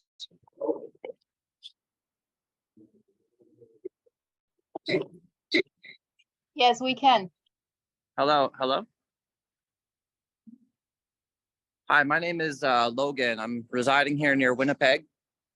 And I absolutely agree with a lot of the things you said. The word or a term I have learned in listening to speakers that you're referring to in a grand arc is moral trash is probably a good term. And I've seen it through a lot of people, my own relatives. They cannot listen. They have no moral grounds. And I do believe that through moral teaching, and that's the first time I've seen that letter, and sharing of how important that message is. I don't know how many people are actually going to say it. One of my big things is I say, if you're willing to take a big step, anybody can take a camera here with audio pointed at their face and read a message like that and put their face associating with the message. And like you said, just because I can point a camera at my face and read a message does not mean that I'm actually aligning with it, because there can be a forked tongue And what it's going to take to get a message like that spread around, I myself don't know. I feel my calling right now is to bring the drums back into people's hands as a tool of communication without words and reflection, etc. But this is the first time I've heard your message, and it's very powerful, and I agree with a lot of it, quite frankly. Interesting take on white skin. That kind of really blew my mind. So thank you for that perspective as well. This is one of my first times at this event. Right when the scamdemic started, and the pandemic, all that, I knew the genocide is our turn. It's everybody's turn, because I was totally disconnected from a lot of Canada and its history and all that. I was in the Canadian military myself, and after learning about the birth certificate, the fake corporations, the crown, I felt a lot of how poisonous it is. And even though I try to share it to a lot of people, they're not willing to listen. And as an artist, I mean, I genuinely believe there are ways to communicate without straight words, as you know, you're talking with us, but people who can actually receive. I hear you. That's what I have to say. I believe Adrian bringing the flag. I don't know if you've seen the image of the flag yet. Have you seen the image of the flag? Adrian, do you have the flag so we could show? Just a moment. Yes. Yeah, we're gonna present the. And I already got the permission to go through as far as I can, and I came over here to the proper standard. Yeah. Whether people want to believe it or not. Visionaries, not just because of people asking for permission or something like that. The aspect of being a visionary and pushing, that's the only way that you change lives. This was done 5.5 years ago. And this was done by my people. And at such a time I was supposed to do this. Come over here. Now, if I don't do this by tonight, I have to go do it in the West Coast. And at the West Coast, with the prophecies, is that either you're going to have, peace, or you're going to have destruction. This is enough to piss off white people. This is enough to even piss off my own people. It's not about pissing off people. It's about actually understanding their culture and history. That is the thing. They have to understand what it means. And that's what a lot of people have forgotten. We lost probably 95% of our culture, and we're just trying to build it up back. And I never talked about the grandmothers being the 7 stars. I was told that when I heard that yesterday about this, the Big Dipper being 7 grandmothers, because that was the Dakota Nation's teachings. My teachings were that the Big Dipper, when you put it down on the ground, is the swastika. And at the end of the day, this is our Thunderbird symbol. And the Thunderbird symbol, the Thunderbird is the most powerful symbol that we have as Native Americans, the most powerful symbol. And the only reason why it got so much power right now, because it's a 50-50 split. I sat there for 14 hours fighting my own people to have to agreements. And I sat there even for 3 weeks fighting white people because they were pissed off at me. If this thing has so much damn power, why not take it back? Everybody's going to have to question their soul and spirit after that, because I didn't come here for unity. What you must really know is I came here for division. I didn't come here to come over here and hope the white man will hold on to my hand. I never did. What I really came here for is actually understanding who people are. That's what it was about. See, I'm supposed to be a spiritual elder, and I got to stick to prove it. I got this 5.5 years ago, and I didn't want it to begin with. I didn't pick this path. I could be having a good time. I could be. But now I'm blessed with they told me this is my destination. This is my destiny. And I'm saying, why am I supposed to be the bearer of this flag? But I had to learn because my grandfather taught me this. And it's so hard. You know, most people, even in Winnipeg here, lost their tongue. In my culture over there, in my reservation, we have our tongue. We have our culture. We have our traditions and cultures. Not that we're better than anybody, but we actually have our name, our voice. We have our tradition. We have our sweat lodge. We have 31 rocks to 72 rocks. It depends on what we do. Mervyn Drever, the Whitefish Juniors, everything. You guys heard of Whitefish Juniors, Big River First Nations. They're a Grammy-nominated drum group. There's a certain way we do our drumming. It has to be the traditional way. From where we learned the round dance from the Cree Nation is actually the ghost dance. And with the reservation that you're talking about is Hobima, it's Mr. Wasis that has the 4 nations there, Louisville, and all those people. I worked over there, and the problem with them is not the white man's diseases, it's the money. And that is the disease. When you give too much money to a broken person with a broken soul, they're going to be, when you're broken, you think money is going to save you, it makes you more broken. First, you have to fix this, first this, and then this will be fixed. My grandfather always said that. And now this symbol is going to force every man, woman, and child to think about their life. Because if you don't think about your life, this symbol has the power to destroy or unify. That's why it's there. It's not there because I want the white people to save me. It's not there because I want to save the white people either. I don't care about unification because I said to everybody in the trucking from day one, I came here for division. 3 against 2 and 2 against 3 to the point where they actually had to understand each other, because this is a time where pardon my words, don't F around anymore.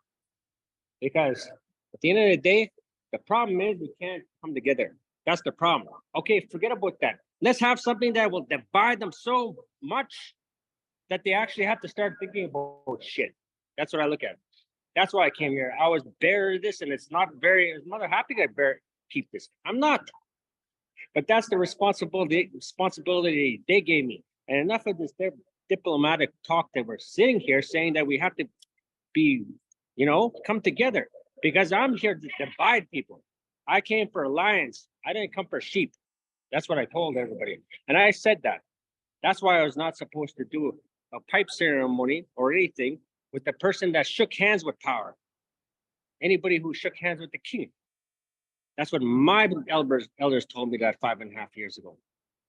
And at the end of the day, if the woman want to help, it's the woman that have to do the ceremony. I was forced to come here. I didn't come here for 1,100, 1,200 kilometers for nothing. And the only reason why these guys are standing here is because I fought my people for 14 hours to bring unity, only for this event. And it had to show something, because I'm there to destroy the government. I'm there to make certain that I throw this in the government. When they start talking about the swastikas, guess who has the power to hold it? A red man. It's not a freaking white man no more. It's a red man that has the power, because we're reclaiming it. We're telling them, you have no right to say that is anybody else's other than us. Your atrocities, I don't give a shit about your atrocities. What about our land that you guys stepped? Our bones are still in the ground. The blood is still in this ground here. If you want to talk about Jews, I'll talk about my people. If you want to talk about this, I'll talk about that. That's why I'm here. I didn't come here to unify. And I told that to everybody from day one. I came here to divide.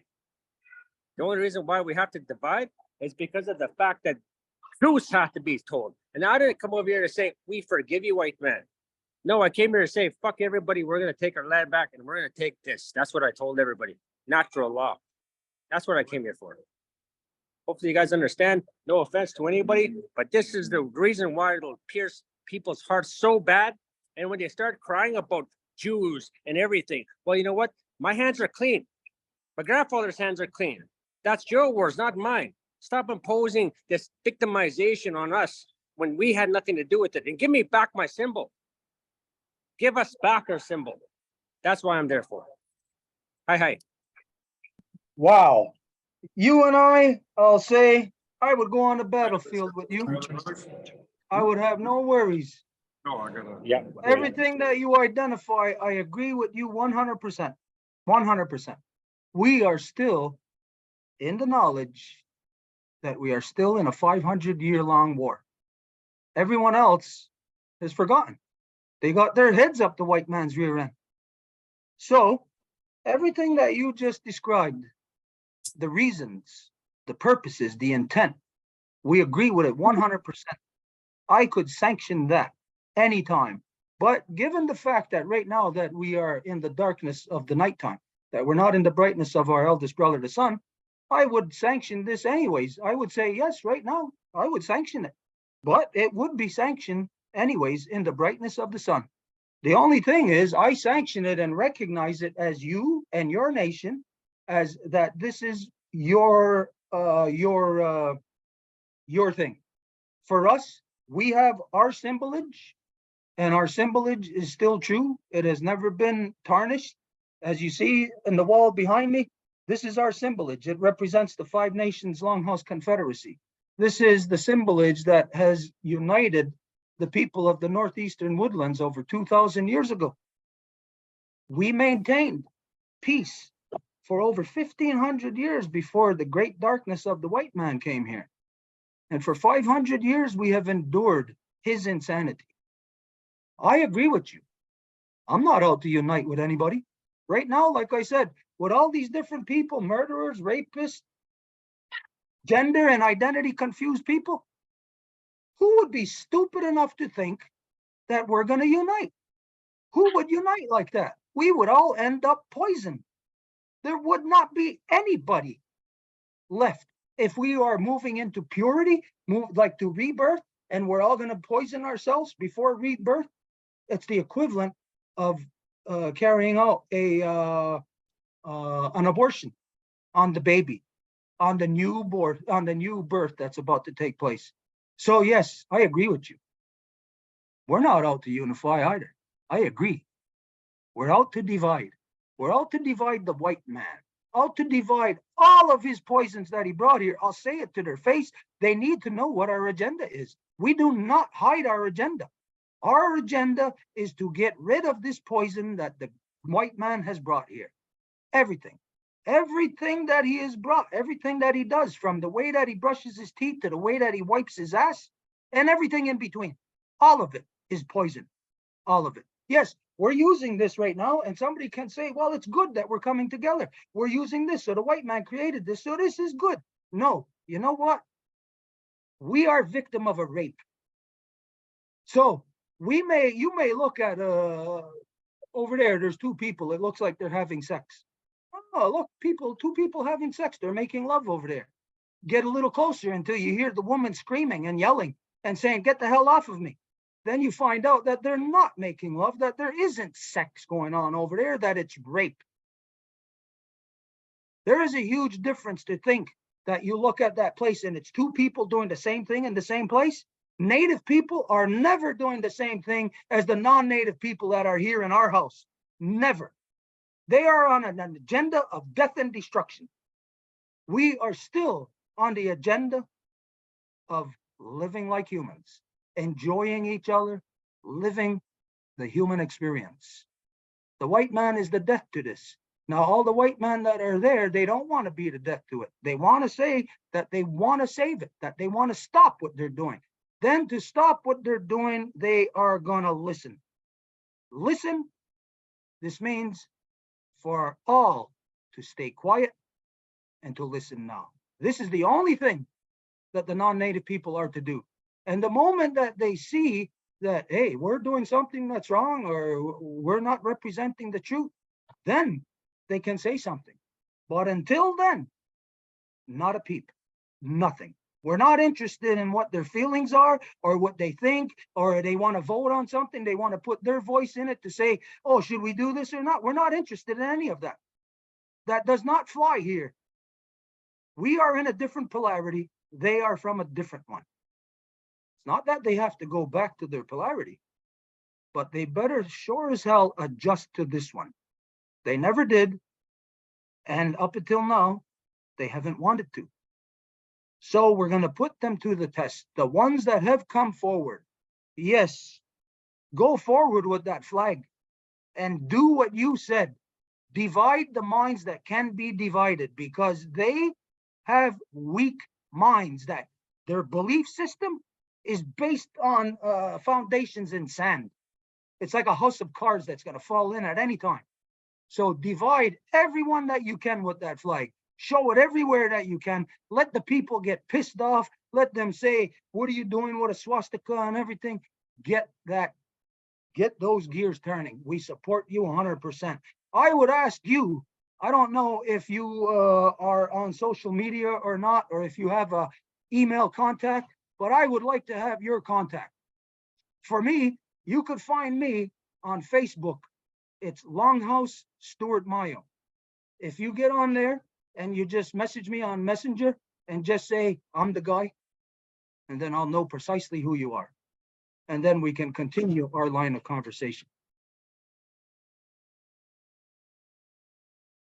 Wait, we can't hear you. Wait, no sound. Yeah, if the phone can be unmuted. Can you hear me now? Yep. Okay, I had 3 days. My elders told me that in 5.5 years, so 6 years ago, they sent me over here. Yeah, about that. When they told me 3 things that would happen to me. They told me that I would fight my people first, and that's what happened. I'll be the most hated Indian in Canada, and that very well could have. That's one of the things. The second things they told me is that I would go on a journey with my daughter. At the very end, it will be sad. Last year, April is when she died, methamphetamine.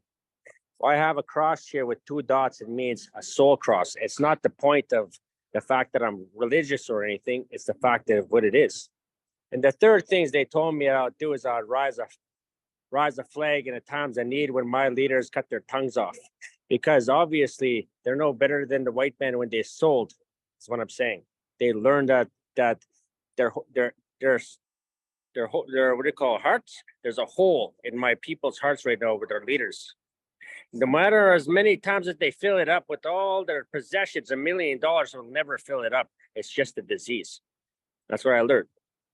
Now, what I said, and I said it on Facebook, and I said it on TikTok, all the way down. I'm there to destroy. I was there to destroy the governmental system. I'm not there to save it. When a piece of shit kind of governmental system is built on lies, the first thing you do is either you try to fix the foundation, which was all built on lies by the treaty. The treaty ain't nothing but a glorified lie, so that we have separation and segregation throughout the nation. That's what it was about. United we stand, divided we fall. As soon as we signed those treaties, that's why we have Fort Edmonton, Fort Saskatchewan, Fort Winnipeg, all the way. They used to be forts, and then they put the armies around. That's how they took us away. And now at the end of the day, we are living in the reservation. It's a lie. And I see that one, it's a lie. Now at the end of the day, I didn't come here for unity, to bring like peace. I came for alliance, is what I said. Whether it's a strong white person, a strong black person, or a strong red person, if they're willing to unify me to destroy this governmental system in any way with their lies to free the nation, I will do it. Because everybody at the end of the day, some of them woke up. When I said there's lions I asked for, and the sheep will come. The sheep are the people that are lost. We're going to eat them up. That's what I said. Lions have to eat the sheep. And I'm not there to start a war. I'm there to start a revolution. And I said to these people, we have to come over here. We have to talk about these things, because at the end of the day, that symbol has so much power. It's either to unite or divide. And I guarantee you, the Parliament building and everything, and the chief and councils and everybody that's a part of that dirty ass rule that is the colonialized rule of, corruption, are going to go against me. And I want them to go against me, because at the end of the day, our sisters can't be missing no more. We can't do these things anymore. And I would like to destroy the AFN. If Perry Bellegarde, because I know Perry Bellegarde, and I told him, you're corrupt. Over in Mercury is corrupt. A lot of people in that thing are corrupt, and they're taking money to what? Those are the kind of guys that are willing to sell their mother, which they have. They think that Mother Nature is a prostitute. It's not a prostitute. The last seal that we have, and you guys look at those prophecies and everybody knows, the man who walks with the swastika is the last one of our prophecies in the Cree. And when he comes east to west or west to east, when they said, The rainbow warriors will rise. Those are the guys that are supposed to have natural law to take on the corrupt government, to destroy them. Like I came here, what I said for, I came here for division. I didn't come here for unification. And I said that to every single person. But I come over here, I said, I'm looking for alliance, whether they be white brothers that are willing to join my cause, but they have to go behind a Native American man. I can take care of my own. But at the end of the day, I have to look at the blessings of the clan women. That's what I said. I have to do proper protocol on their territory. And this is the third day. And I know we like to do it during the daytime, but we have media here. We have truckers that are still here. And they're the ones that are going to send my message off because they have the cameras. And when they come after me, calling me a white supremacist, I'm a Native American man. I will laugh about it. Let's talk about the stuff then. You know, that's what I'm saying. Let's talk about it then. And these guys will say, they will, because I want them at the end of the day to start rising swastikas. I want them all to. The only reason why is because Canada is going to be, what the hell just happened in Canada? The beacon of freedom across Canada, the world. And now all these guys are holding swastikas. Have they lost their mind? No, I came there to destroy the government in that aspect. That's what I came for. Because now they can't go against natives. Actually, that was their symbol. If they do go against natives, and then Africa, and then United Kingdom, and then Britain, and then Brazil, all starts throwing swastikas up, guess what happens to their nation? They lose here. They lose their power. United Kingdom loses their power because their people, it got so bad that they actually had to start rising swastikas. I'm sorry, but that's how bad it's going to get. That's why I came here. And I'm not here, like I said, for unity. I'm not trying to be mean or anything, but like I said, when my elders told me 5.5 years this would happen, I have to listen to my elders. Their visions I have to listen to. They appointed me, and I believe you, I don't want to be here, but this is the last day here, and this is my calling. And I have to listen to what my elders say and my vision that came through. When they told me, when I had the dream that I would walk, I have to listen to my dreams, and I have to listen to my elders, and I have to listen to their teachings. Like I knew I was going to do this here, and they already knew. 3 Cree people came here before, and they all failed because one thing they did is they never followed proper protocol. I followed proper protocol and I got accepted. And they told me under territory I could do this. But I know one thing, the man who shook the hands of power in this house today is against me doing it. And then my leaders told me to watch it. They told me that 5.5 years ago, beware of the man who shakes the hands of power. That's what he said. And they said, the first thing you do is go to the woman at the house and you talk to her first. And the last thing I'm going to tell you, what they told me is, it has to be ran by women. It has to be women's ceremonies only. The women are the ones with the pipe. The women are the ones with the drums, and the women are the one with the prayers here. And I have to, and they have to bring 3: the wolf, the bear, and the thunderbird. They call me the thunderbird, and I have to bring the thunderbird symbol. And the thunderbird symbol is the most powerful symbol that will destroy everything. That's what it's meant to do. So I already got my wolf. I found my big bear. The big tall guy is right there. His name is Colin Big Bear. And I'm supposed to be Adrian. What do you call Adrian Thomas? That's my colonial name. But my name is Chief Thunderchild Boy. But at the same time too, Vern Harper, the urban elder, he talked about me in 2002. I didn't know that, but he was talking about the Thunderbird is coming. It's an omen. It's a good or bad. The Thunderbird is good or bad. He'll bring blessings, but he's also bad because he destroys. That's what they told me. And I didn't want to come over here to say that, to bear bad news, but it came to the point that our civilization is so messed up. It's so messed up that we actually have to change. Sometimes it needs to be destroyed in order to put our laws and our women back into power. That's why I had to be here for 3 days to learn things. But tonight is my last night, and I have to do it tonight. And that's why I told these guys, I have media here that are willing to walk with us. I know it's supposed to be during the day, but a prophecy is a prophecy, and my time is short. And I told them that from day one. This is the last night, and they're trying to run this time out. the truckers are leaving, and I'm gonna use them to spread that message. I gotta use mine, this power, and they're gonna spread it. Sometimes when you do politics, you have to use them to spread the message. As long as they see a Native American man and they put it on their page, they think, who the hell's this white supremacist? Guess what? They'll be sadly, sorely confused when they find out there's a Native American man claiming their image again. It'll go all over the news. It'll confuse them. That's what I'm here for. That's what I'm here to do. Hi. If you share your message with us, we're gonna share it everywhere that we can, because that message that you are bringing is true. And if you are ever here on the East Coast, stop in Ganawagi. We'll share our ceremony together and we'll align our vision together. Because I walked out west, I looked for people, I didn't see no one. No one. Everywhere we went, I asked, where are the traditional people? Where are the elders? And everybody just looked at each other when I said this, traditional people. They didn't know any. There was none.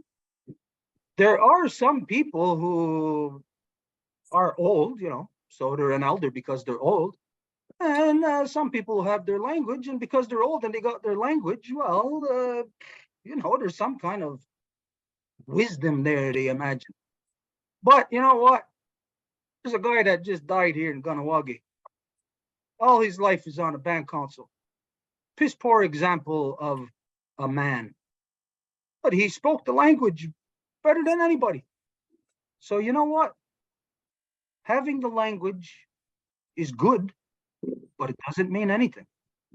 Because law, common sense, basic human, being a human, this is for anybody. I don't care what language. I don't care if you speak Russian, if you speak Martian.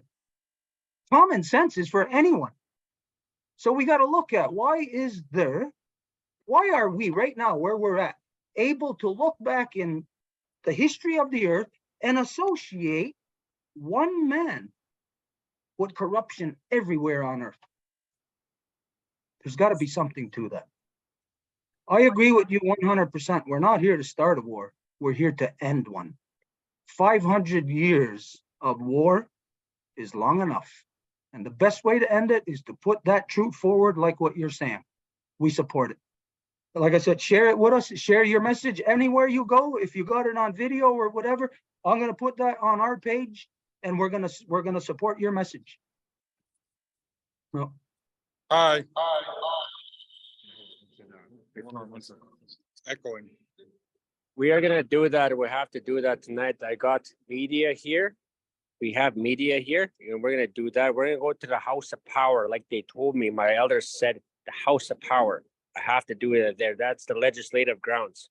We got some guys willing to do that. I have some women that are willing to do the ceremony tonight before I go home. Because like I said, if I go from east to west or west to east, you guys know the Hopi prophecies. You guys know the Blackfoot, you know the Cree prophecies. It all depends on what happens. If I go the other way, because I'm not here to help my Native American men, what do you call it, chief and councils. I'm there to destroy them. I want them to, because if our men are the ones that are selling out our lands, I'm there to try to instill the power back into our Native American women, where their hearts are there. We can't live in this white man, what do you call, Indian Act anymore. That was a lie.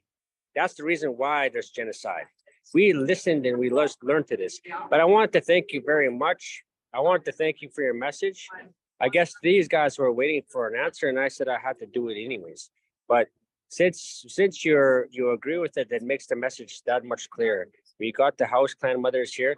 I got 12 of them. Actually, I got 8 of them that already agreed with me all across Canada. 8 of them that agreed would need to happen this morning. But I also had to keep my eyes open for the people that are trying to stop it.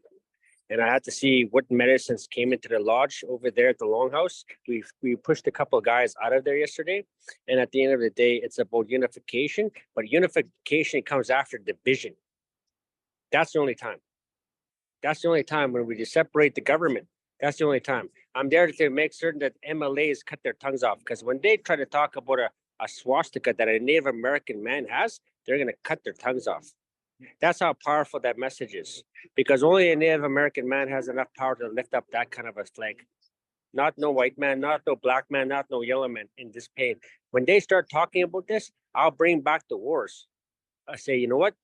You're talking about the Jews, but you're so hypocritical. You're stepping on Native American land, and then our ancestors here are here. No, you taking my language, you taking my customs, you taking my land, you taking my leaders. The last thing you're gonna take is our symbol, and that symbol is gonna be flying high when it comes down to a flag. Hi, have yourself a good night. I have to try to set this up, and if everything goes on, I will make certain that we record it and we'll send it to you immediately. Okay, Wendy, who's there, Wendy, if you could give him Edith's phone number so that when you're there ready to do the ceremony, if you could call us, maybe give us 5-10 minutes notice, we'll do the ceremony here at the same instance as to what you're doing.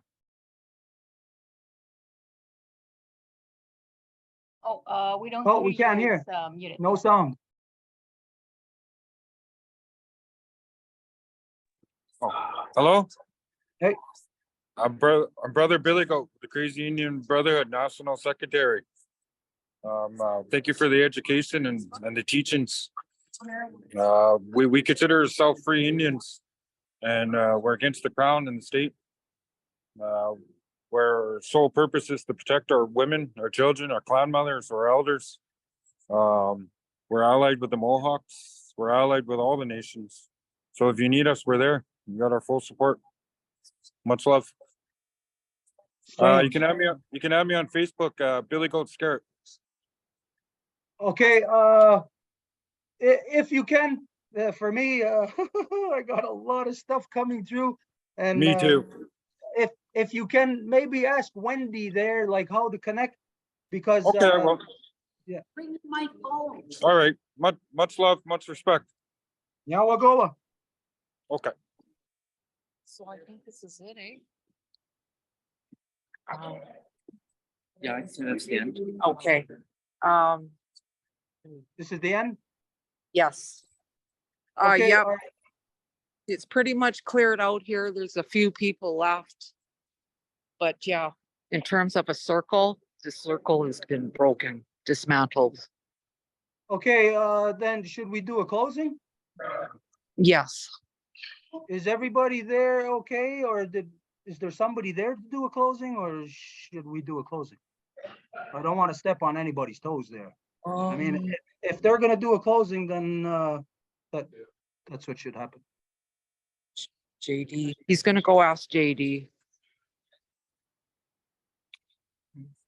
Basically, after you talk, half the people left. Well, I Truth could scared them. imagine. I seen a lot of religion there. Yeah, I'm glad what you said. Here's JD. Oh, Hey. love your words. Always I appreciate them. I was just saying to her that if you are gonna do a closing there, or I was asking, should I do a closing? I don't want to step on anybody's toes if there's somebody there to do it. This is in your hands, Stuart. Do the closing. Okay. I'll lift the pipe here, and then we've got to close up the building here. So okay, we'll do the closing. I won't do it in my language. We'll just do it in English to save time and so that everybody can understand it in one shot.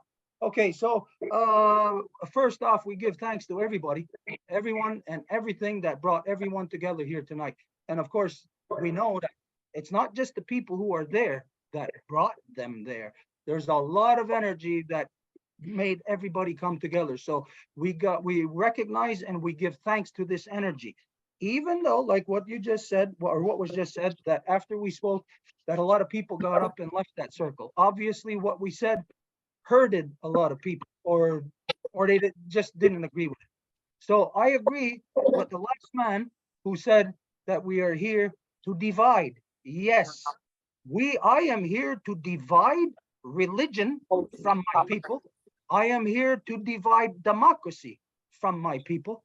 I am here to divide all of the nonsense that came from across the great waters from our people. So the reality is it's not me, and it's not him out to divide. The division has already been done.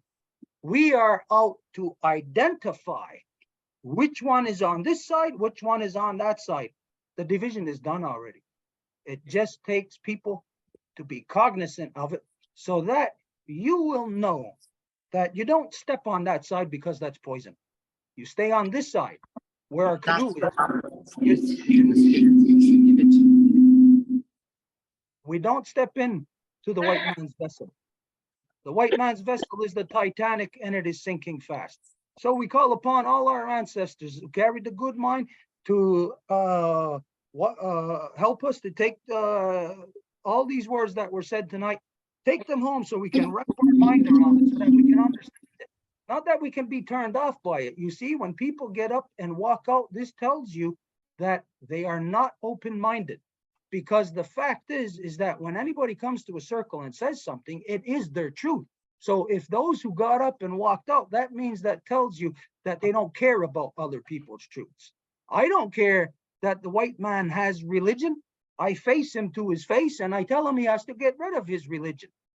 I don't step out of the building. I could have done this when I heard what looked like a native speaking like a white man, talking about Jesus Christ, talking religion, talking religification.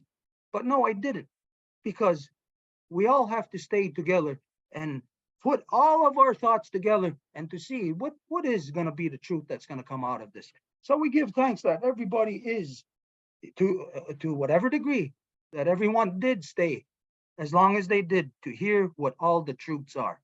This way, only the people who stay to the end can know what the facts are. Everyone else is they're only working on they're traveling on a half a tank. They're not going to make it to their destination. So we give thanks to everyone. We ask our ancestors to carry the good mind to watch over all of our friends and family. For those of us who are away at the moment, that yes, friends and family at home, so that we know that you put your heart to rest, your mind, that all will be good until you get home. We give thanks to our ancestors, because it is them who guided us, and to all of our ancestors. Everything that you have seen here tonight, non-native people, native people, we are all together in this thing. Whatever has happened to get us here, it's our ancestry. We must honor our ancestry, because it got us to this point where we are at correction, even if some of our ancestors were the corruption. I won't lie, I won't deny it, that yes, native people are part of the corruptions, just as much as non-native people, just as much as white people. And so we are here for truth. We give thanks to everyone who is out for truth. We ask our ancestors to clear the path of anybody who's got a ways to travel, like our friend who's traveling to do this ceremony. Make sure that the path is clear and that nobody or no troubles come their way, and for everybody to make it home safe tonight and to have your mind at rest. Don't let any of this, even though maybe some parts you may have been in disagreement with or maybe pissed off about, don't allow this to happen. Allow all of this to sink in. And then tomorrow, you'll be able to look at it differently and understand what all these different perceptions are, and then to be able to sort it out. So we say now go to everybody, to all the bloodlines that are here. I give thanks to the ancestors of every one of the Buffalo nations, of the nations of the Great Plains, of the Star Blanket nations. I give thanks to all of you. You are great people. You are beautiful people. You have endured. We are strong. It's our time. This is our time. Let's not let, just because there's a bunch of people at the door scraping like rats trying to get in, let's not open that door for them. No. Let them deserve to have that door open. That's how it must be. They must deserve it. Because at this stage, we cannot just trust just because somebody says, I am your brother, I am your sister. We have heard this before, and we know what happens. And so we give thanks only for each other, the bloodline that we met in Wendy, the bloodline that we met in Tracy, in JD, all this summer, everything that has been happening, the message of the whirlwind, wow, we've been riding it, and it's taking us to the highest levels. We give thanks. Gananoqua, we love you all. Yous are all beautiful. The women, the life givers in each nation, stay strong. Stay strong. It's just a little bit further. That's all. Let's push on together. We'll get there. Hold your breath. Hold your breath. That's how close we are. Nyawagoa. I look forward to seeing you all again in person. It's gonna be so great. We are gonna dance. Nyawagoa, everybody. Onagiwahi.